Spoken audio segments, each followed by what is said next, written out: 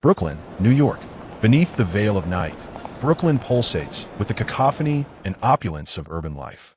The streets, vibrant with the glow of neon lights, teem with a diverse tapestry of humanity: Caucasians, African Americans, and Asians alike. As the largest borough of New York City, Brooklyn boasts a staggering population of 3 million souls.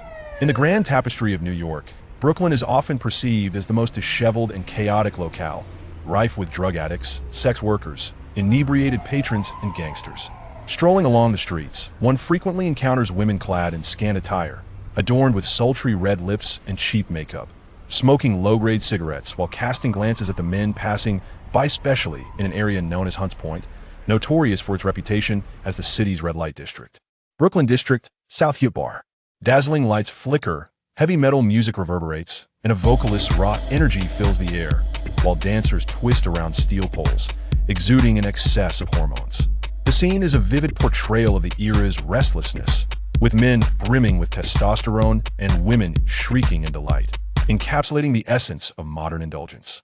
In the bar's basement, a cramped space of less than 30 square meters, dimly lit and infused with a pungent metallic scent, houses a hardwood bed at its center. A blood-soaked young Caucasian lies there, teetering on the brink of death. A middle-aged man, clad in a white coat and wearing glasses, drenched in perspiration, frantically works to stitch the gaping wound in the young man's abdomen, his hands trembling with anxiety. In the corner of the room, 3 men stand by the door, firearms in hand. The leader, a burly African-American, furrows his brow with concern. "I can't do it." The bespectacled middle-aged man suddenly turns to the trio, swallowing hard as he speaks. The imposing leader regards him with a stoic expression, drawing a small black cylindrical object from his pocket, a pistol silencer. Truly, it's hopeless. He's beyond saving. "I beg you," panic-stricken. The middle-aged man attempts to retreat, but stumbles and falls, inadvertently knocking over a box containing surgical instruments, the clatter echoing sharply in the otherwise silent basement. With an impassive demeanor, the African-American leader affixes the silencer, raises his weapon, and fires. A crimson hole appears in the middle-aged man's forehead as he collapses backward, his gaze fixed vacantly on the basement ceiling, his life extinguished. The leader exchanges a glance with his companion, a bald white man who promptly opens the door, calling out. Soon, 2 individuals enter, dragging the lifeless body of the middle-aged man away. "Is there still hope for my brother?" the bald man inquires, his eyes ablaze with fury as he gazes at the ailing figure on the bed. "Let's wait. It's all happened too swiftly. There may still be a chance." The African-American leader responds in a low voice. As the words hang in the air, the door creaks open, revealing a young man, perhaps in his mid-20s. He stands at the threshold, distinctly Asian in appearance, yet his striking sea-blue eyes betray his mixed heritage. "Tang Yu coming." The imposing black man seemed to exhale with relief as he admitted the young man and closed the door behind him. The young man, clad in a leather jacket, remained silent, merely nodding as he approached the bedside, gazing down at the ailing white youth. Saving the white youth's eyes sparkled with a flicker of hope, his lips quivering as he weakly uttered, "Who is he?" "The doctor." Concurrently, the bald young man engaged in a brief exchange with the black man before hastening to the side of the young man, urgently inquiring, "Is there still hope?" "There is," the young man replied, yet made no move, continuing to observe the gravely injured white youth. "Robby, your finest marksman, has sustained serious injuries this time. Stop dawdling, go save him." The bald young man glared at the young man, his temper flaring as he raised the gun he held, aiming it at him. The young man furrowed his brow and turned to face the bald youth, then glanced at the black man behind him, calmly asking, "New recruit?" "Robby's brother, just arrived from New Jersey." "Robby, lower the gun," the black man implored the bald youth. The bald young man abruptly turned to the black man, who gestured for him to lower his weapon. Turning back to the young man, his face still etched with fury, the gun trembled in his hand from agitation, yet he ultimately relented. At that moment, a perspiring man burst into the basement, gasping for breath as he thrust an envelope into the black man's hands, evidently having rushed over. "Tang J here." Without even glancing, the black man tossed the envelope to the young man named Tang J. Tang J deftly caught the envelope, prying it open to reveal 2 stacks of crisp dollar bills within. Raising an eyebrow, he tucked the envelope into his pocket and retrieved a small cloth roll from another pocket. He approached the side of the bed, unfurling the cloth to reveal a meticulous array of surgical instruments, including scalpels and hemostatic clamps. Tang J typically carried only these essentials, relying on the client to provide other materials such as gauze and antiseptics, which were conveniently placed on the table beside the bed. He then extracted a pair of sterile gloves from his jacket pocket, donned them, and leaned in to examine the injuries of the youth named Robby intently, muttering to himself, "These wounds are quite severe, gunshot wounds all over 2 stab wounds." Half an hour later, Tang J departed, leaving Robby, now swathed in bandages and receiving a blood transfusion, safely beyond the brink of death. "Boss, who is he, and why do we pay him first?" The bald young man inquired. "He is Dr. Tang J, a genius who exclusively caters to our mafia's affairs, charging exorbitant fees and demanding payment up front." As he spoke, the black man shook his head, adding, "He has saved my life before, as well as Marlos. Now, no one in the entire New York mafia dares to touch him." Marlos, a name steeped in legend throughout America, was the godfather of the largest mafia in New York. Tang J hurriedly departed from the bar and took a taxi back to his residence on Oak Street, a quaint yet aging studio apartment. Upon entering his room, he extracted an envelope and tossed it onto the bedside table. As he shed his clothing, his slender frame became apparent. He was neither tall nor robust, possessing a lean physique with a hint of muscle definition. He retrieved a hamburger and some milk from the refrigerator, climbed into bed, reclined against the pillow, and casually picked up the remote control to turn on the television, munching on his food while watching the evening news. At approximately 4 o'clock this afternoon, an explosion occurred at Johns Hopkins University in Maryland. The site of the blast was the biological laboratory located in the northern part of the campus, which has now been reduced to rubble. Rescue operations are still ongoing, and the casualties are yet to be fully assessed. This report is brought to you by Phyllis Robb. Welcome to this edition of the WWS World Fighting Championship, which brings together martial arts experts from around the globe. In the previous round, Japanese Kendo master Koji Aoi eliminated the Filipino stick fighting champion, Rafael. This round features a showdown in barehanded combat between Muay Thai champion Bong and Russian boxing champion Munaviki. Today, President Osama delivered a speech at the University of Toronto, focusing on the World Health Organization has arrived in Iraq with a current foreign minister. Tang J, somewhat distracted, absent-mindedly pressed buttons on the remote, switching channels incessantly. None of the programs captured his attention for more than 2 minutes. As he stared at the television, a sudden thought crossed his mind, prompting him to irritably switch off the screen and toss the remote aside. Chewing his food, he gazed at the ceiling, feeling a deep sense of despondency. The following morning, precisely at 7:30, Tang J opened his eyes, leaped out of bed, stretched his limbs, and drew back the curtains to gaze outside. He then engaged in some exercise, performing push-ups and sit-ups, before donning his attire and heading out for a jog, returning to the apartment around 8 o'clock. After a refreshing shower, Tang J transformed his attire from the casual wear of the previous night to a sharp suit and polished shoes. He applied some hair gel to fix his hairstyle and smiled at his reflection, revealing a standard, formulaic smile. In that moment, the despondent young man had metamorphosed into an optimistic and ambitious professional. Clutching the envelope in his briefcase, he set off for the nearest bank, where he deposited $20,000 from the envelope into a designated account at the ATM. Subsequently, Tang J made his way to the subway station, embarking on a 30-minute journey that brought him to the world's foremost financial hub, Manhattan, New York, home to the renowned Wall Street. Green Dot Biopharmaceutical stands as one of the most prestigious pharmaceutical companies in the United States and ranks as the 3rd largest drug supplier globally, with its headquarters situated in a 30-story office building in the southern part of Manhattan, entirely owned by Green Dot. At 8:50 in the morning, Tang J appeared punctually in the office of the president of Green Dot Biopharmaceuticals. He was, of course, not the president, but rather the president's assistant. Although Tang J typically abstained from coffee, he found himself obliged to carry a cup into the office each day, as there were others who would partake. At 9 o'clock, the rhythmic sound of high heels echoed promptly outside the office door. The translucent glass door allowed Tang J to catch a glimpse of a graceful silhouette beyond. He hurriedly stood up, coffee in hand, as a poised woman in her 30s entered the room. With golden hair and azure eyes, she exuded an aura of maturity, embodying the quintessential Western beauty. However, her expression was akin to that of a corpse, imparting a sense of harshness. At the moment she stepped in, the once bustling office fell into a hushed silence. This woman was Hillary Hawes, the current CEO of Green Dot Corporation. "Boss," Tang J approached and presented the coffee to Hillary.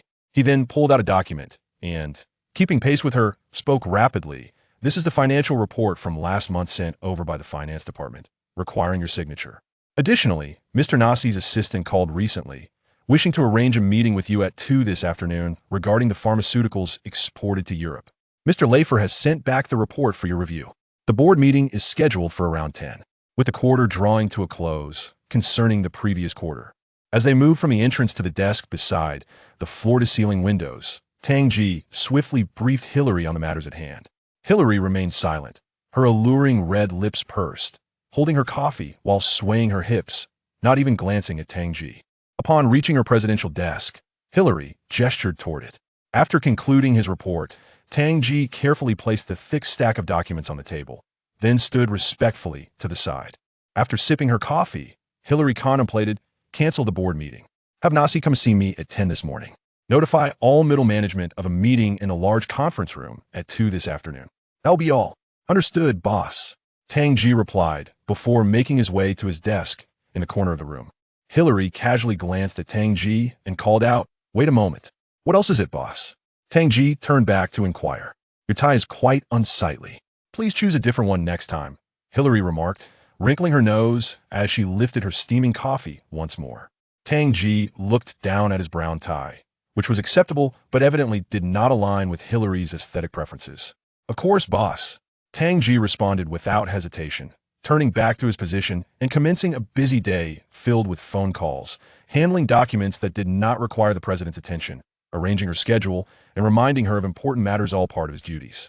Tang J valued this job greatly, as it afforded him an income exceeding $60,000 a month. Many within the company aspired to attain his position, compelling Tang J to diligently meet all of his boss needs. During the lunch hour that day, he left the office to purchase a new tie. In the afternoon, in the corridor outside the conference room, he spoke cheerfully into the phone. "Hi, Dr. Meehan, the money was transferred this morning." "Yes, I understand I'll have another some sent over once I receive my salary in a few days." "How is she doing?" "Oh, that's good to hear. Please tell her I'll visit her this weekend." "All right then." With a sigh of relief, Tang J ended the call at 6 o'clock in the evening. After a long day of labor, Tang J returned to his residence in the Brooklyn district via subway, drawn to this place by its affordable rent. Upon entering the dilapidated apartment, Tang J instinctively checked his voicemail, finding nothing. Each month, he received 2 or 3 calls for his underground business, catering exclusively to critically injured patients suffering from gunshot and stab wounds, which when he primarily served the underworld, only those associated with gangs could reach him. Known as an underground physician in New York, many were aware of Tang J, yet few had encountered him personally. For 2 years, his dual existence had continued unabated, all in pursuit of greater financial gain. On the morning of May 20th, 2015, at 7 o'clock, the still sleeping Tang J was abruptly roused by a cacophony erupting outside his window. The thunderous banging at his door filled him with an ominous foreboding, for his keen sense of smell detected a faint metallic scent of blood. As the day dawned, it was supposed to unfold like any other ordinary day, with the American metropolis shaking off its nocturnal slumber to resume its usual hustle. Yet, suddenly, the world transformed into an unforeseen chaos that caught everyone off guard. Streets, residential areas, shopping centers, government buildings, military bases, research facilities, and even the White House, all corners of America plunged into disarray, and this turmoil spread uncontrollably. Awakened from his slumber, Tang J heard the distant sounds of car crashes mingling with high-pitched screams and strange, guttural roars. The faint scent of blood lingered in the air, unmistakably emanating from within the very building he inhabited. The relentless banging at the door shifted Tang J's focus, and through the chaos, he discerned peculiar cries resonating from the corridor outside. "Is anyone there? Please, open the door. They're coming. Help me." The frantic pleas of a woman followed the pounding, and Tang J recognized the voice. It belonged to Manila, his neighbor. Though not well acquainted, their long-standing proximity had fostered a semblance of familiarity. Manila, merely 22, was a prostitute sharing the adjacent apartment with another woman named Bulucci. What has happened to her? The thought flickered through Tang J's mind, but he had no time to ponder. The urgency of the situation compelled him to investigate. He was oblivious to the unfolding events outside. In his boxer shorts, Tang J leaped from his bed, seizing the baseball bat that lay beside him. "What is wrong, Manila?" Tang J inquired with a calm urgency as he approached the door. Through the peephole, he could only glimpse the panic-stricken visage of Manila, as if she had encountered some unspeakable horror. The aged apartment's poor soundproofing amplified the eerie howls from outside, accompanied by unsettling sounds reminiscent of a dog tearing into raw flesh, the metallic scent of blood growing ever more pungent. "Please hurry." "Ah." Manila's voice crescendoed into a piercing scream, and through the peephole, Tang J could see a bloodied hand grasping her shoulder, pulling her out of view. Without a moment's hesitation, Tang J flung open the door and dashed outside, the scene before him rendering him utterly astonished. To his right, approximately 7 or 8 meters away, a middle-aged man, devoid of clothing and slightly overweight, was pinning a similarly unclad woman to the ground in front of Manila's door. Both figures were drenched in blood, the woman's life essence flowing from her body, as the man leaned down, feasting upon her flesh. The woman's abdomen had been ripped open, a grotesque tableau of innards spilling forth. Tang J recognized this woman. She was Bellucci, the prostitute who shared an apartment with Manila. Her throat had been savagely bitten, and she appeared lifeless. It seemed that the man devouring her was a guest who had stayed over the previous night. Meanwhile, to the left, at a distance of 4 or 5 meters, another naked man was forcefully restraining Manila on the ground, attempting to bite her as well, emitting bizarre howls. Manila struggled, pressing against his shoulders, her screams piercing the air. Tang J momentarily froze, but there was no time for contemplation.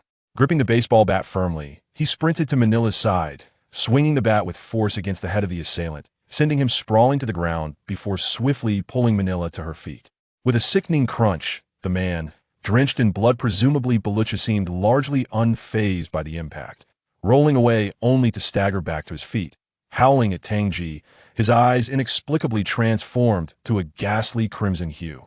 The man began to lurch toward Tang J, his face contorted in a menacing snarl, his movements slow yet deliberate, maintaining a pace comparable to that of an average person, albeit with an unsettling stiffness, as if his muscles were rigid. On the other side, the middle-aged man who had been devouring Bellucci had risen to his feet, noticing Tang J, and commenced his own advance, howling ferociously. "What is happening?" Tang J queried, a hint of trepidation in his voice, as he pulled Manila back toward his room, having never encountered such a nightmarish scenario. "They've gone mad, completely mad. They ate Bellucci."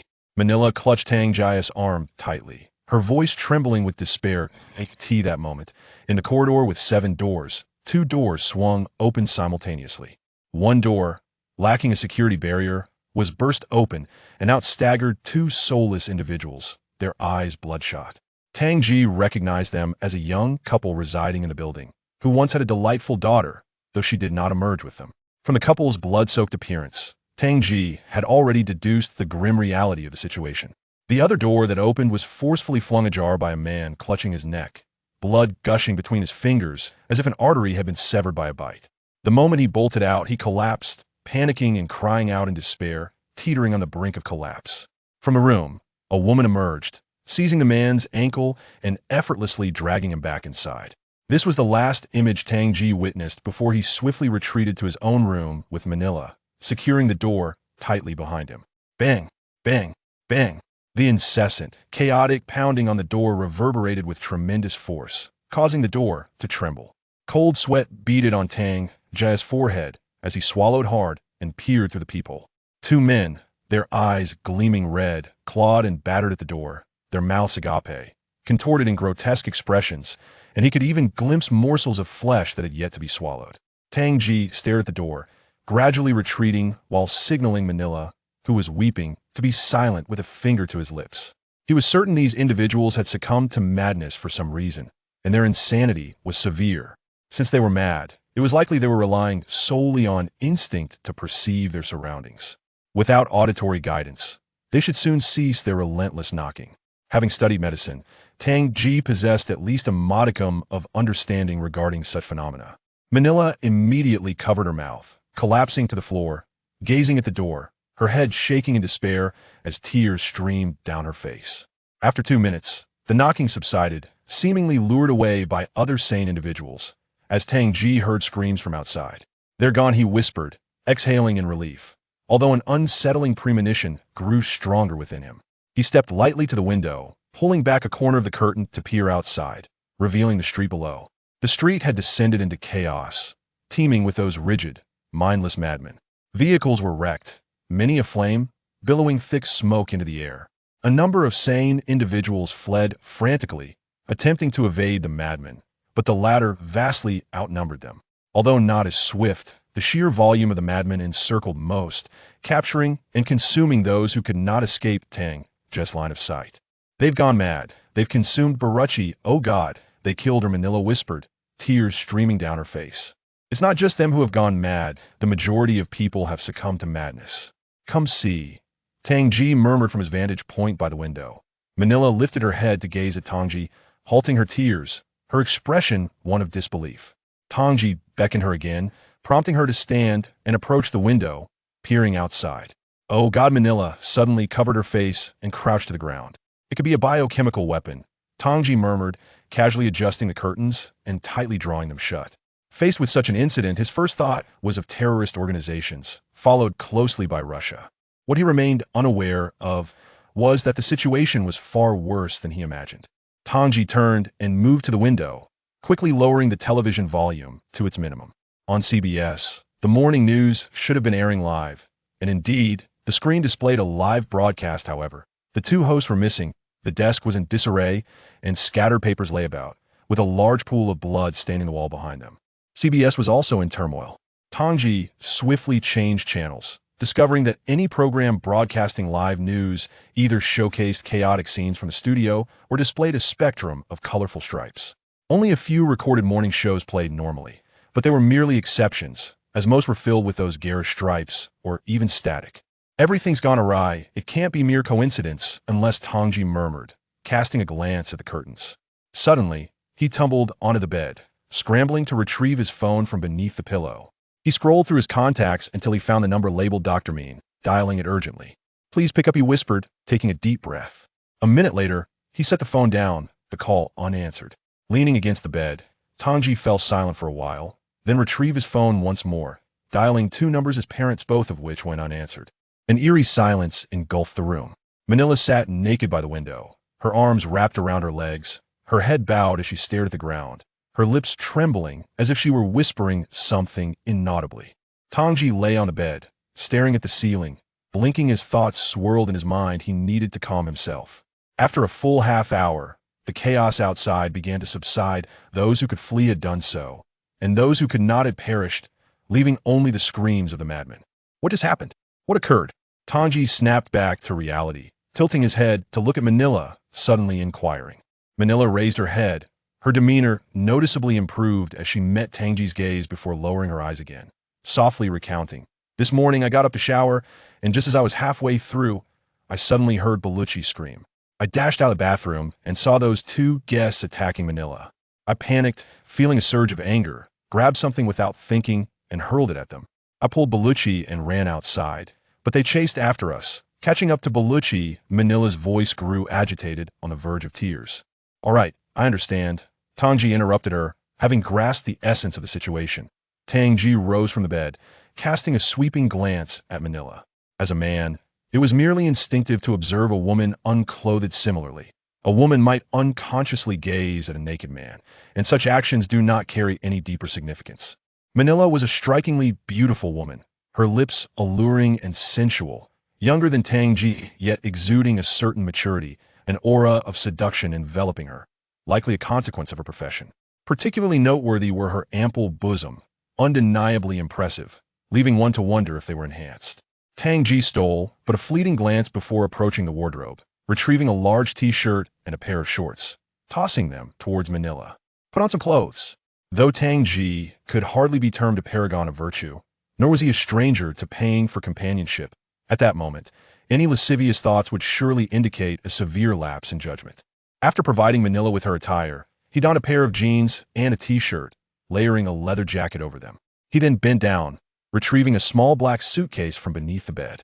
Upon opening it, he revealed a silver-gray handgun, a 9mm Beretta 92F, colloquially known as the M9. This model is among the most commonplace handguns in a nation rife with firearms. Tang J had procured this weapon for protection due to his involvement in the underworld, although he had yet to employ it in earnest over the past year. He had, however, practiced at the shooting range, and handling this firearm posed no challenge for him. Aside from the handgun, the suitcase contained 2 magazines and a box of ammunition. The remaining space was occupied by pristine surgical instruments, including scalpels, hemostatic clamps, bandages, antiseptics, and suture each meticulously new.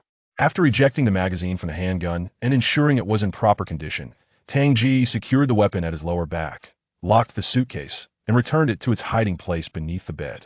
Now dressed, Manila stood by the window, tending to her hair. She glanced at Tang J, then at the gun at his waist, her eyes betraying an enigmatic expression. Manila had long since relocated to the dilapidated apartment on Oak Street, having moved there 6 years ago when she embarked on her career as a prostitute at the tender age of 16.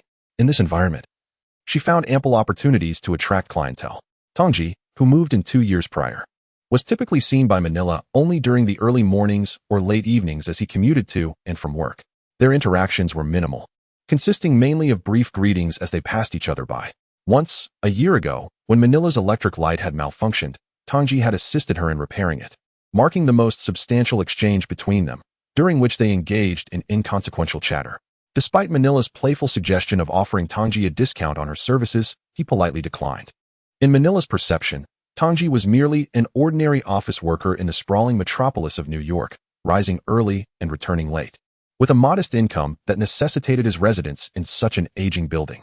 Beyond his striking appearance, a testament to his mixed heritage, she had seldom identified any remarkable qualities in him.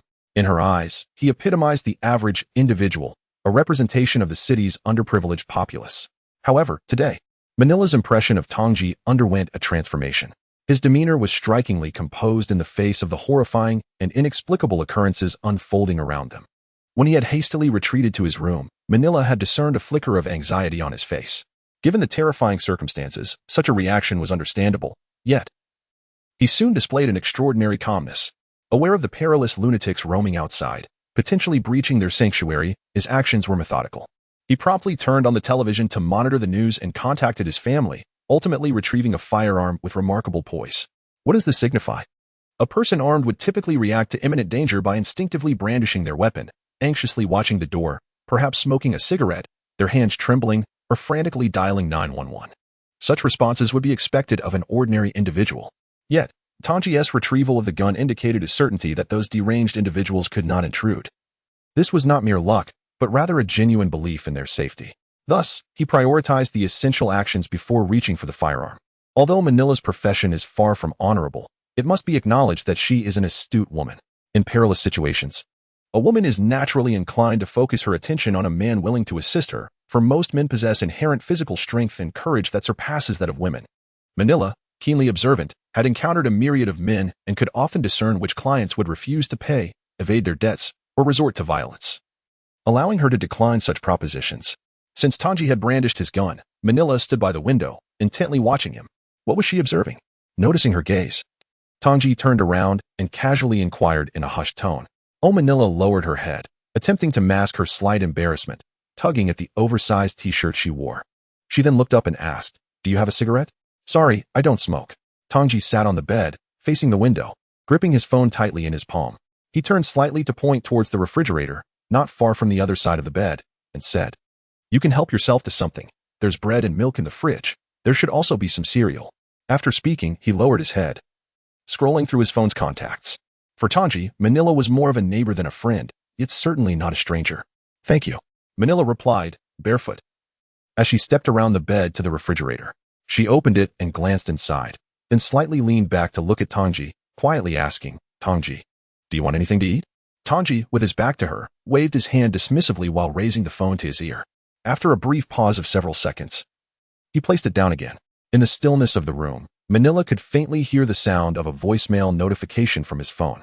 2 hours later, around 10 in the morning, Tang J lay on the left side of the bed, near the window, with his left hand resting behind his head and his right hand on his body, unconsciously spinning a sharp scalpel in his hand. The rapid motion created an indistinct silver blur, only becoming recognizable as a scalpel when it momentarily stilled. He was watching television, the volume low, repeatedly switching channels. But nearly all the broadcasts either displayed no signal messages or colorful static stripes. Faint gunfire could be heard from outside. In a gun-toting America, this was quite normal, as some sane individuals retaliated against the lunatics, though the outcome was often tragic, given the sheer number of madmen. Initially intrigued, Tang J's interest waned, and he lay in bed, waiting. In light of such significant events, the U.S. government would surely respond in some manner. Yet as of now, Tang J remained oblivious to what had transpired, resigning himself to waiting and not leaving his apartment. Manila sat at the other end of the bed, hanging up the phone, and turned to Tang J to say, "No one answered." "Neither did mine," Tang J replied, still focused on the television, the scalpel continuing its dance in his hand, not bothering to turn around. Tang J was not well acquainted with many people. Most were colleagues, along with a few mob bosses, all of whom he had already attempted to contact, but to no avail. Suddenly, an emergency broadcast interrupted the program. A scene of a black soldier, likely in his mid-30s, appeared on the screen. His uniform was slightly wrinkled and stained with a significant amount of blood. This was military footage, typically reserved for wartime broadcasts. Tang J straightened up, placing the scalpel on the bedside table, while Manila abruptly raised her head, turning her gaze toward the television. "I am Captain Tracy Mai of the Everett Naval Base in Washington State. Regrettably, I must inform everyone that due to an unknown virus spreading globally, satellite imagery indicates that a widespread outbreak occurred simultaneously around the world at 6:58 a.m. Washington time on May 20th, 2015. Those infected by this virus will first perish, only to resurrect devoid of reason, exhibiting extreme aggression towards all living beings, including humans, driven by an insatiable hunger for flesh. This virus possesses a highly contagious nature, transmitted through saliva and blood. Normal individuals bitten by an infected person will transform into the infected themselves within a span of 10 minutes to 6 hours. Preliminary estimates suggest that approximately 70% of the global population has already succumbed to the airborne virus. They are no longer human, or perhaps we might refer to them as zombies. In encounters with these zombies, please do your utmost to evade them or, if necessary, eliminate them. Their bodies are impervious to harm, with the sole fatal vulnerability located in their heads. Do not hesitate. They may have once been your friends, family, or mentors. But upon infection, they cease to be so. They are now zombies. You must put an end to them. The African-American soldier appeared somewhat fatigued, having endured 3 hours since the outbreak began. One can only imagine the horrors he has faced in that brief span. After he spoke, the television screen abruptly shifted, revealing a middle-aged woman in a white lab coat, approximately 40 years of age, holding documents. Adjusting her glasses, she addressed the camera. Results of the viral assays indicate that this virus spreads within the body in a manner akin to snake venom. Individuals bitten must swiftly excise the tissue surrounding the wound, which carries a certain probability of halting the virus's progression. Once the virus invades the central nervous system, the afflicted will succumb within 10 minutes to 6 hours, after which the central nervous system undergoes mutation, reanimating the deceased as zombies. Preliminary analyses suggest that the emergence of this virus is linked to the explosion at the biological laboratory of Johns Hopkins University in Maryland 15 days prior. At the onset of the outbreak, ordinary individuals who had not yet transformed into zombies had already developed antibodies, rendering them immune to the airborne virus. Currently, the national administrative apparatus is entirely incapacitated. This pandemic affects all of humanity. Just half an hour ago, it was reported that the president passed away in his office at 9 a.m., officially plunging the United States into a state of anarchy. Survivors are urged not to await governmental or military rescue, but to strive for self-preservation. The apocalypse has descended upon humanity. Television communications will soon cease. Thereafter, as long as we endure, we shall broadcast the latest updates. May God bless America. May God bless America. Voices echoed from the television before the screen went black, displaying a message of no signal. As the image faded, he remained fixated on the television, his mind a blank slate. He had initially believed this to be a large-scale terrorist attack, perhaps a bioweapon. Even when unable to reach anyone by phone, he held on to that notion, never contemplating the prospect of an apocalypse, as it seemed utterly implausible, unless a nuclear war were to erupt. Regrettably, he was mistaken. There exist elements in this world far more terrifying than nuclear weapons, capable of propelling all of humanity to the precipice of death, bereft of governmental orchestration and military support. Regardless of one's identity before the apocalypse, after its onset, all that remains is a singular designation, survivor. Silently, Tang J descended from his bed and approached the window, slightly parting the curtains to gaze outside. "I am a survivor," he murmured to himself. Standing by the window, he surveyed the chaotic streets and the wandering undead, his expression clouded with confusion, as if suddenly at a loss for what to do next. Meanwhile, Manila sat on the floor on the opposite side of the bed, whispering fervently to God, her back against the bed. Oak Street, an antiquated commercial thoroughfare, featured buildings no taller than 7 stories. The ground level housed various shops, while the floors above were occupied by rental apartments, home to those residing at society's lowest echelon. The street was wide, with wrecked vehicles emitting thick plumes of smoke. And the ground bore numerous dismembered corpses. Bloodstains permeated the area, and the air was thick with the scent of carnage. Though the number of zombies appeared limited, this was merely an illusion. Should a living soul unexpectedly appear on this street, the gathering of zombies would far exceed one's imagination. The undead possessed immense strength, unperturbed by fear, and carried a lethal virus. It could be said that even the strongest adult male would find a frail zombie perilous. The only solace lay in the fact that these zombies did not move swiftly. They seemed incapable of running but could walk at an alarming pace. When encountering zombies, two courses of action proved effective: either flee or fight. There were no alternatives. Tang J gazed out at the street for a considerable time before regaining his senses. He crouched beside the television, opened the drawer beneath it, and rummaged through its contents. Soon, he retrieved a picture frame containing the image of a woman, a beautiful, bald Caucasian dressed in a hospital gown, her age indiscernible, likely no more than 30. She held a bouquet of flowers, her complexion pale. Yet she smiled sweetly at the camera. Swiftly, Tang J dismantled the frame, extracted the photograph, scrutinized it earnestly, and ultimately pressed a kiss upon it before tucking it into the inner pocket of his coat. Adjusting his phone to radio mode and lowering the volume to its minimum, he plugged it in to charge atop the television. Tang J then approached the bed, retrieving a black suitcase, which contained 2 empty magazines and a substantial number of brass-colored 9mm Ruger cartridges. The magazine of the M9 pistol he wore was fully loaded, and the remaining bullets conveniently filled the 2 additional magazines. One by one, Tang J loaded the bullets into the magazines until both were full, then stowed them in the left pocket of his coat. He retrieved a pistol suppressor from the suitcase and placed it on the bedside table. The black suitcase still held a selection of new medical supplies. Tang J hastened to a nearby cabinet, extracted a backpack, and returned to the bed, emptying the contents of the suitcase into the bag before discarding the black suitcase aside. "What are you planning to do?" Manila threaded her fingers through her hair, sweeping it back behind her head, and glanced at Tang J with a troubled expression. "Prepare yourself. Uncle Sam will not come to our rescue. And I certainly do not wish to be devoured by zombies." Tang J met her gaze, suddenly struck by a thought. He moved to a nearby wardrobe and retrieved a pair of lace-up flats from the shoe rack, gently placing them beside Manila. "Put these on. They may not fit perfectly, so tighten the laces." "Thank you." Manila had rushed out during her shower, barefoot, and immediately complied with Tang J's instruction. He quickly donned another pair of shoes himself, then approached the bedside to retrieve a suppressor from the nightstand. Affixing it to his handgun, he moved to the windows, pulling the curtain aside just enough to create a narrow gap and slightly opening the window, peering outside as he raised his weapon. Tang J maintained his aim, observing the street below. Once Manila had finished putting on her shoes, she watched him with a look of confusion, taking a cautious step closer. Tilting her head slightly, she inquired, "What are you doing?" Having seen the news, Manila was acutely aware of the multitude of zombies outside, an unending horde that would waste both time and ammunition. She could not comprehend Tang J's actions. Silently, Tang J focused on a zombie near the center of the street, beside 2 cars that had collided. He vaguely recognized it as a former employee of the children's clothing store downstairs, a girl not yet 20, now transformed into a zombie, her uniform cap stained with blood, bared teeth glistening, eyes bloodshot, and nails darkened, resembling a character from a horror film.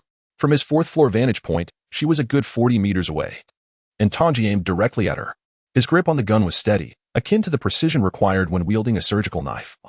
The foremost principle in surgery is that the hand holding the instrument must remain unwavering. Although the M9 handgun weighed over a kilogram, Tang J held it with remarkable steadiness. Noticing his silence, Manila continued to observe him intently. In a moment, he squeezed the trigger. The suppressed shot produced a muted thud, and a bloodied hole suddenly appeared in the zombie's left eye socket, causing it to collapse against the car with a significant thud. Tang J swiftly drew the curtain shut and inhaled deeply. His original intention had been to shoot the zombie at the temple, but fortune favored him with a direct hit to the head. "This is my first time firing at a living target. I need to ensure that I can do this," Tang J explained, releasing a sigh of relief. He was confident in his ability to save lives with a knife, just as he was capable of taking them, unperturbed by the sight of blood, a vision he had long since grown accustomed to. However, the sensation of wielding a gun was distinctly different from that of a knife. It was akin to someone accustomed to brawling with stones yet hesitant to stab with a blade. The latter was undeniably far more lethal. Tang J needed to affirm that he could shoot without hesitation, without a moment's doubt. After experiencing the act of shooting, it became clear that this resolve would be easily attainable. In a world overrun by flesh-eating zombies, any hesitation could prove fatal. "What do you intend to do? I mean, what are your plans?" Manira turned to lean against the wall, glancing at Tang J. Her perception of Tang J had evolved into something increasingly unique and palpable, no longer the vague familiarity it once was. He exuded an unsettling calmness. While countless survivors across America might crumble at the news broadcasted from military bases, Tang J remained silent, preparing meticulously for survival. How much food do we have left in the refrigerator? Tang J pondered, tucking his gun into the small of his back. Previously, he had stored enough provisions for several days. Typically breakfast and dinner, yet he hadn't kept track of the exact quantity. Manila, however, had recently inspected the fridge and consumed some items. "Oh, I didn't pay much attention earlier. Let me see," she replied.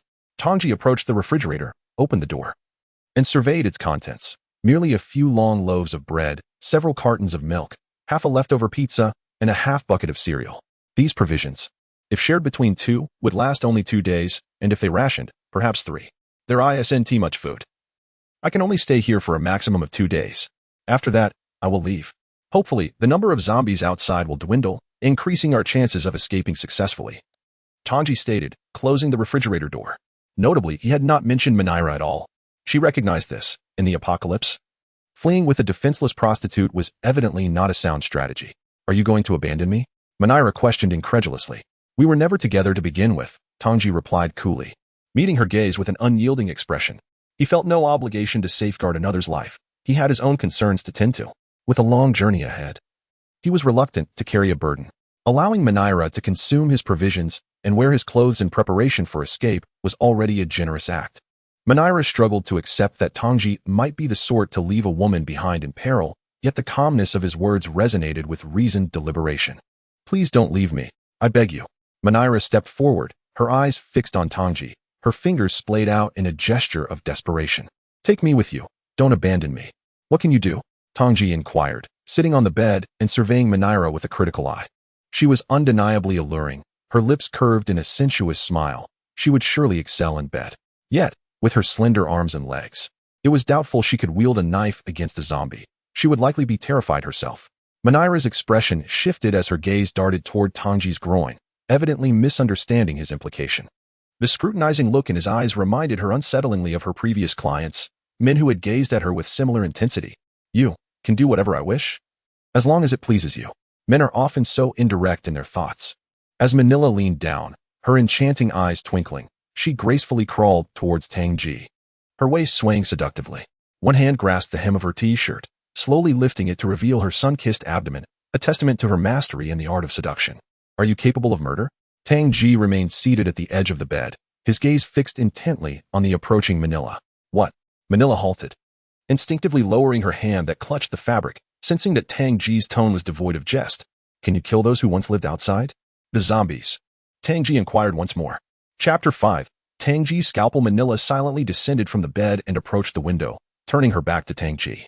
She slightly parted the curtains, embracing herself as she gazed at the street outside, observing the grotesque figures of the zombies, remaining utterly silent. Manila was not a frail woman. Not in body, but in spirit. In the United States, being a call girl is legal, requiring regular health checks and tax payments, qualifying them as legitimate taxpayers. However, some call girls evade these checks and taxes, rendering them illegal. Manila belonged to this latter category. Thus, she avoided taxation, but was consequently deprived of legal protection. Some clients frequently shortchanged her or outright refused to pay, and worse still, some would resort to violence against her. Manila would never report such incidents to the authorities. As she lived in fear, tax evasion could land her in prison. Having embarked on her profession at the tender age of 16, Manila had long lost count of the number of clients she had entertained, young, elderly, ordinary, or grotesque. Regardless of their appearance, as long as they had money, anything was permissible. Wealth dictated her existence. She had endured numerous tribulations, even battling a history of drug addiction, though she eventually overcame it, which fortified her spirit. Yet, zombies were not to be trifled with. Fear could not simply be dismissed. Tang J sat at the edge of the bed, pondering if he had overlooked something, when he heard a faint sobbing sound. Turning to investigate, he noticed Manila's shoulders quaking. "Honestly, there is no need to cry. If you muster your courage, leaving this place is not beyond reach. Moreover, perhaps you could accompany me outside," Tang J said, his tone tinged with resignation. "Really? Thank you so much," Manila exclaimed, abruptly turning around to wipe her tears, her eyes alight with surprise. "Do not misunderstand. When I say accompany me, I mean you run behind me. I will not assist you in evading trouble. If you are caught by a zombie, it merely indicates that you did not run fast enough. I will not return to save you. Do you understand?" Tang J gestured as he clarified. Understood. Manila nodded rapidly, a smile creeping onto her face. She grasped Tang J's intent. He would lead her, but would not risk his life for her sake. This implied that if she kept close to Tang J, any trouble she encountered would also become his concern. As long as she stayed close, she would be under his protection. Noon arrived. Tang J was straightforward, seldom allowing his emotions to infiltrate his dealings. The atmosphere between them was amicable. Manila seemed to flirt with Tang J, even during meals, often smearing cream on her lips and delicately licking it off while gazing at him. Yet, Tang J remained oblivious to her advances, occasionally wearing a half-smile that made Manila realize he was not ignorant, but rather restrained. In the afternoon, the sun began its descent as early summer lingered. The weather still relatively mild. The air was cool, yet the hearts of men were cold. The stench of blood had yet to dissipate. Zombies roared in the distance, and sporadic gunfire echoed outside, mingled with distant cries for help, muffled and indistinct. Tang J repositioned the solitary armchair in the room to the window's edge, reclining slightly as he sat upon it. His gaze traversed through the narrow slit of the curtains, beholding the azure sky, while a surgical scalpel twirled deftly between his fingers. Beside him lay his mobile phone, tuned to the radio mode. The scalpel consists of two primary components, the blade and the handle. There are 8 varieties of handles, while the blades boast an impressive 24 variations. Currently, Tang J wielded a 4-handle, measuring 14 centimeters in length, paired with a 24 blade, approximately 5 to 6 centimeters long. Its form reminiscent of the tip of a dagger. Theoretically, this scalpel is ideally suited for superficial incisions during surgery. However, in practice, any pointed object has the potential to inflict fatal harm, especially a knife. The scalpel is crafted from S30V steel, a material widely utilized in military equipment and recognized as one of the finest for blade crafting, possessing high hardness, albeit slightly lacking in flexibility, making it suitable for short knives and daggers. Prior to the viral outbreak, Manila had only a cursory acquaintance with Tang J. Their single extended conversation occurred a year ago when he assisted her in repairing a lamp. During that encounter, she learned of his medical studies, thus rendering his casual manipulation of the scalpel unremarkable to her. Aren't you afraid of cutting yourself? Manila inquired softly as she crouched beside the armchair, her voice gentle. Her V-neck t-shirt allowed Tang J's eyes to immediately behold the alluring contours of her décolletage, strikingly radiant. Manila commenced her playful antics. The scalpel in Tang J's grasp abruptly halted its whirl, and with a flick of his wrist, he cast it away. A sharp thud resonated. I should be fine. Thank you for your concern, Tang J replied, mustering a strained smile, his humor a mere facade to accommodate Manila's emotions.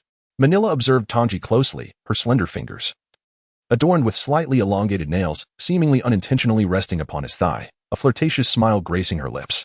Suddenly, as if recalling something she had overlooked, she turned her attention toward the wall opposite Tang J. Unbeknownst to her, the scalpel had embedded itself firmly within the wall, the blade having penetrated deeply. As she glanced back, a flicker of realization dawned upon her. The scalpel was securely lodged in the wall, its blade cutting insignificantly. Manila gradually rose, her eyes gleaming with curiosity as she approached the wall, traversing the distance of 7 or 8 meters. With a gentle pull, she extracted the scalpel and traced her fingers along the gouge it had carved, her gaze scrutinizing the depth, 3 to 4 centimeters at least. Such an indentation in a concrete wall would be formidable for an adult wielding a dagger with force, a testament to the scalpel's lethal potential. Manila's hand gradually shifted to the right, approximately 10 centimeters away from a gap, where another incision had been made by a scalpel. Her hand moved again. She touched another one. Manila stepped back, gazing at the wall on the right side of the bed, painted a pale blue, which was riddled with hundreds of incisions, all created by a scalpel. She had never noticed this since entering the room, perhaps due to the disarray of Tang J's space, compounded by her own fear, which made it easy to overlook such trivial details. Throwing knives? Manila suddenly turned, gripping the scalpel, her expression tinged with disbelief. Just a bit of boredom, Tang J replied, pursing his lips slightly and turning to gaze out at the sky. Indeed, it was merely a pastime for him. Every individual wielding a knife seemed to harbor an impulse to see if they could embed it in the wall. Tang J was no exception. The scalpel, an essential tool for his profession, seemed an inappropriate object for such reckless amusement, yet this was not the case. Scalpel blades are designed for single use, though robust. They are not meant for reuse. This precaution is taken to prevent the transmission of pathogens that could harm patients, and also because repeated use inevitably dulls the blade. A blunt scalpel can lead to uneven pressure during use, potentially causing severe harm to patients. Therefore, medical blades are strictly disposable. The blades Tang J used in surgery would not be employed again. Each operation required a variety of blades, sometimes several dozen. Initially, he discarded them, but later, out of sheer boredom to pass the time, he began to repurpose them, primarily to alleviate the long, lonely nights spent waiting for calls in his apartment, rarely venturing outside. It is easy to imagine how tedious this existence must have been. If a person spends most nights throwing knives for over a year and does so poorly, they would certainly be considered incompetent. Tang J would never disclose to Manila that the wall had been reconstructed after he had removed half of it from his own room. The incisions on the wall were made in the last 3 months, as there was no need for him to boast about his proficiency with the scalpel. That could kill the zombies outside, right? Manila squatted before the sofa, holding the scalpel and looking intently at Tang J. It should suffice, Tang J replied in a flat tone. Seemingly unperturbed by the newfound survival skill he possessed, he turned back to take the scalpel from Manila's hands. In Tang J's view, being adept at throwing knives was a trivial consolation compared to having a firearm. The shadows in his heart remained unrelieved by such small comforts. Chapter 6. The roar of dawn on the first day of the apocalypse. Apart from the initial turbulence, Tang J spent the remaining time in tranquility.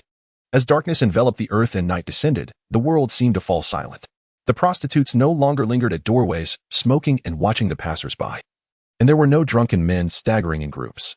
The vibrant hues of neon lights had vanished from the city of New York, and those lively scenes would never return. Tang J contemplated leaving his apartment, for it was not a sanctuary. Though the door appeared sturdy, if 4 or 5 zombies were to pound against it simultaneously, their subconscious would not temper the force of their assault. Unfettered by concerns of muscle or bone injury, their strength greatly surpassed that of humans, making it likely that the door could be breached. He refrained from barricading the door with any object, knowing it was the sole exit from the apartment. The unpredictability of zombies, creatures that defied logical behavior, posed a threat.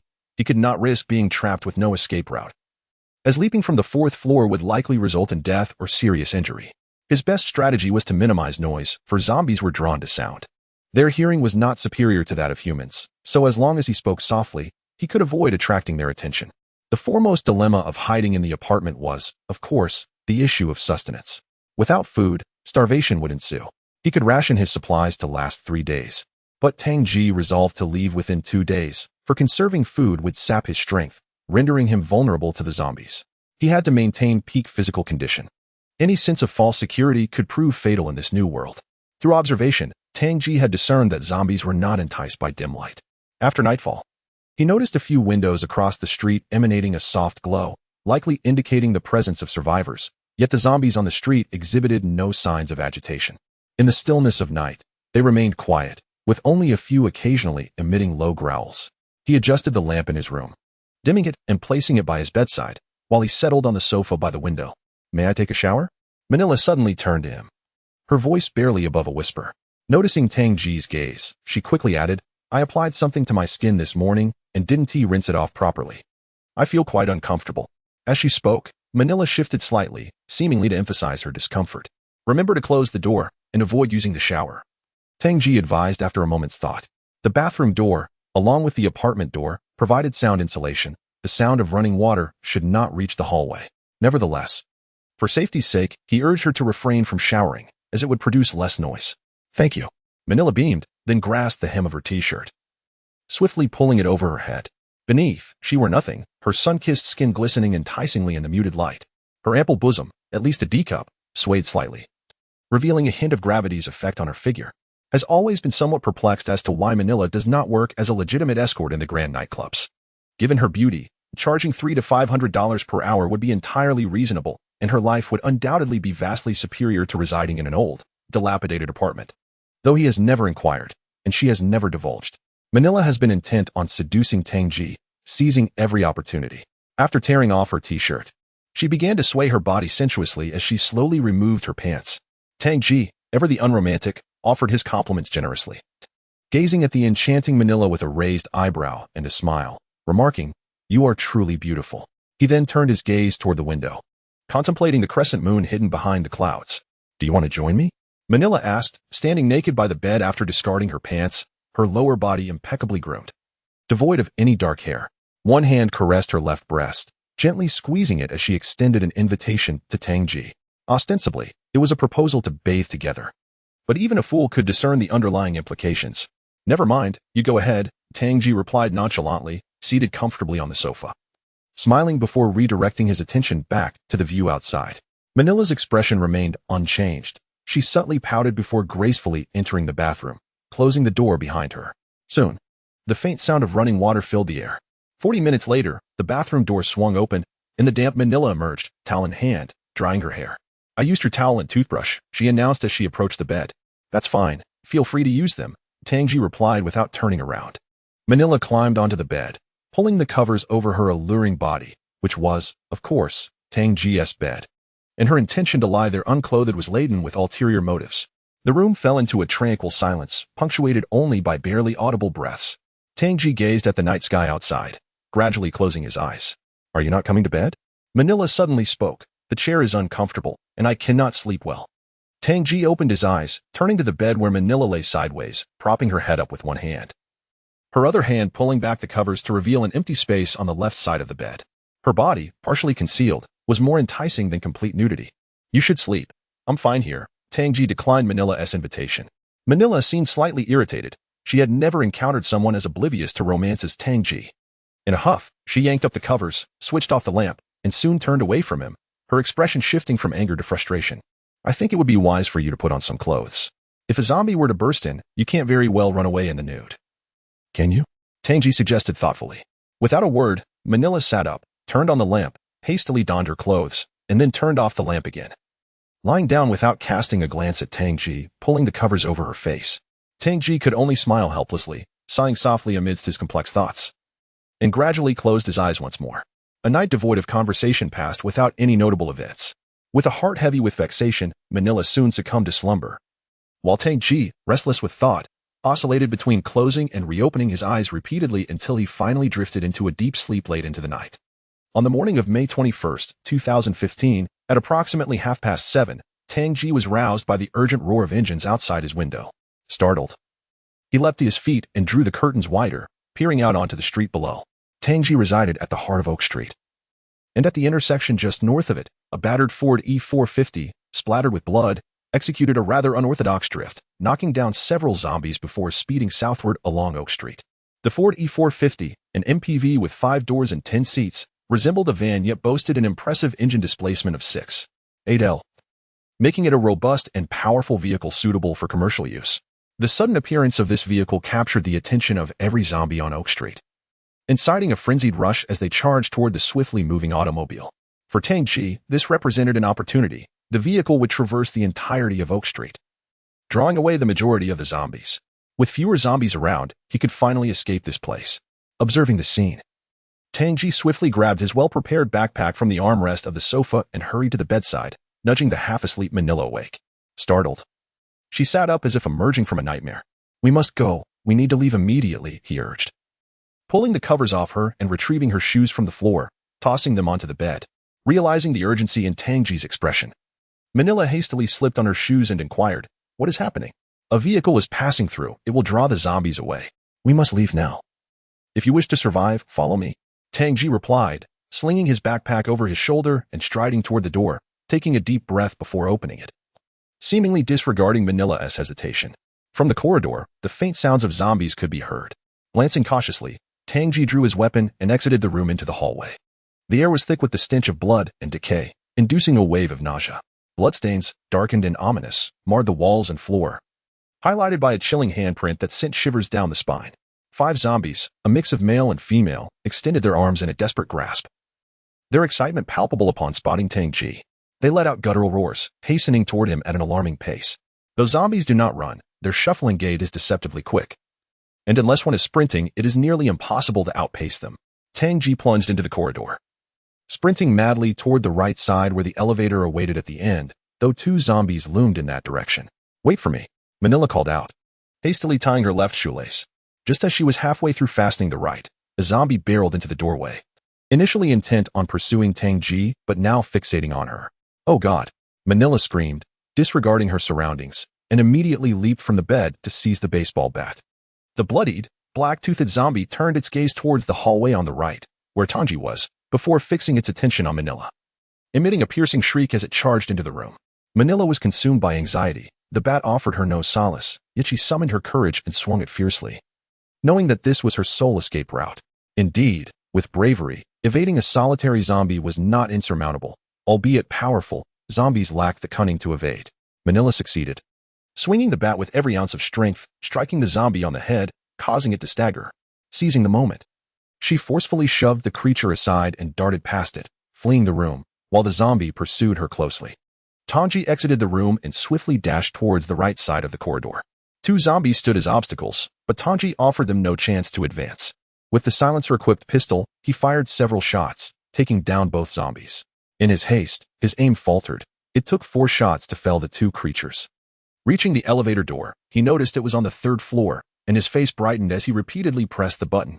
Within 2 seconds, the elevator arrived. Tang J, gun in hand, anxiously watched as the doors opened to reveal an empty interior. He quickly slipped inside, hesitating momentarily before pressing the button for the 1st floor. But ultimately did so. He had heard Manila's piercing screams yet resolutely refrained from any other actions. The elevator doors began to close slowly, and just before they fully shut, a slender hand slipped through the gap, preventing the doors from sealing. Tang J initially raised his weapon in alarm but soon lowered it. Reaching out to pull the hand's owner into the elevator, Manila, who had followed him, gasping heavily as the zombies' roars drew near. Hurry, hurry, Tang J urged. Watching the doors close again, he chose not to take the stairs, knowing they connected every floor-S corridor. Running from the 4th to the 1st could attract countless zombies. Suddenly, the grotesque visage of a zombie appeared outside the partially closed elevator doors, leaving a narrow gap. The creature, in a frenzy, reached its hand towards the elevator. Tang J bit his lip and fired multiple shots. He could not allow the zombie to breach the threshold, for even a mere arm could force the doors open again. With each shot, a mist of blood erupted from the zombie's shoulder, severing its arm entirely. With a thud, the elevator doors closed and began its descent. Tang J exhaled in relief. Are you really going to leave me behind? Manila demanded suddenly, her voice cutting through the silence of the cramped elevator. Still clutching the bat, and struggling to catch her breath. You're not dead, are you? Tang J replied casually, shutting his eyes briefly before reopening them. Ding! At that moment, a crisp chime signaled the elevator's arrival at the 1st floor, and the doors opened slowly. Chapter 7. Human Nature. The elevator doors opened slowly with a soft chime. Tang J raised his left index finger in a gesture for silence and cautiously peered outside. The ground floor of this aging apartment building led to a secluded corridor, connecting the elevator with the stairwell nearby. At the end of the corridor stood an iron door, which opened onto the street. This corridor did not connect to any of the other shops or residences on the 1st floor.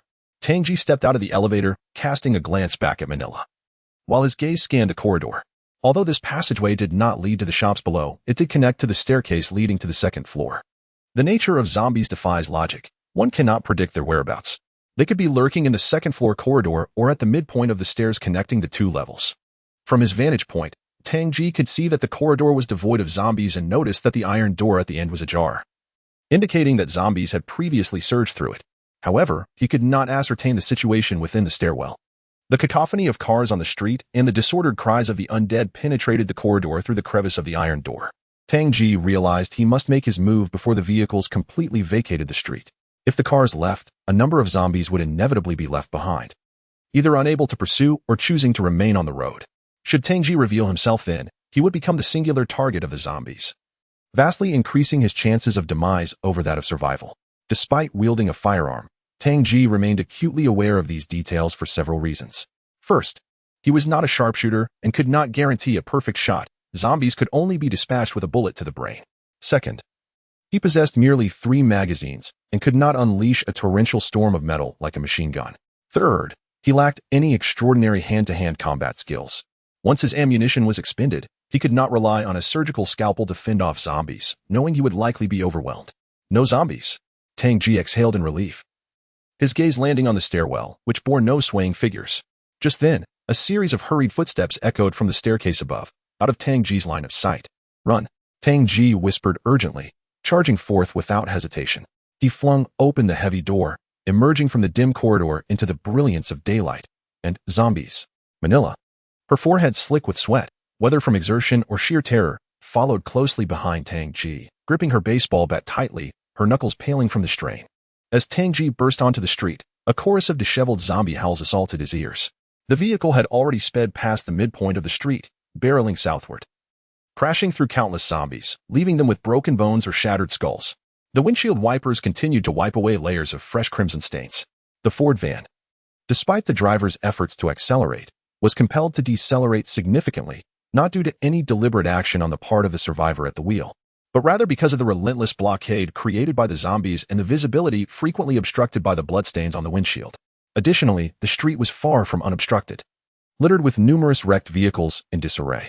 Nevertheless, it was evident that the survivor possessed exceptional driving skills, managing to navigate without colliding with any abandoned cars at that precarious speed.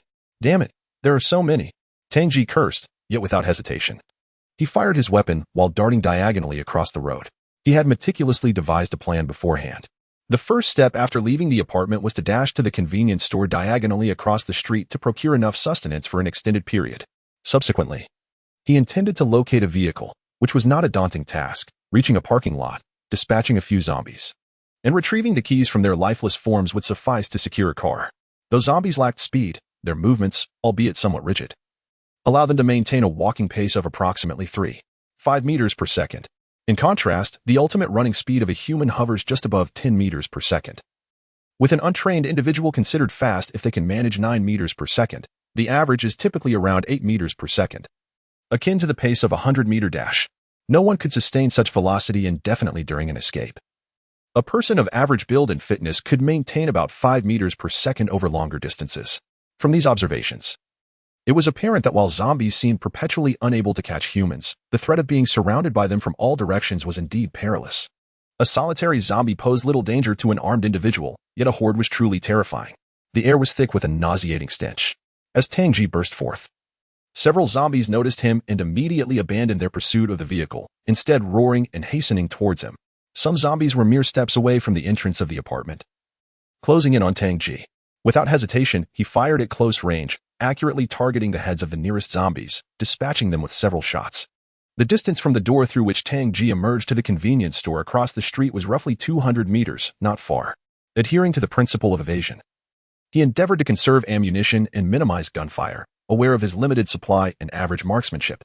Soon, he found himself in the middle of the road. Having taken down 6 zombies along the way, he promptly pressed the magazine release button, allowing the empty magazine to drop from the grip of his firearm.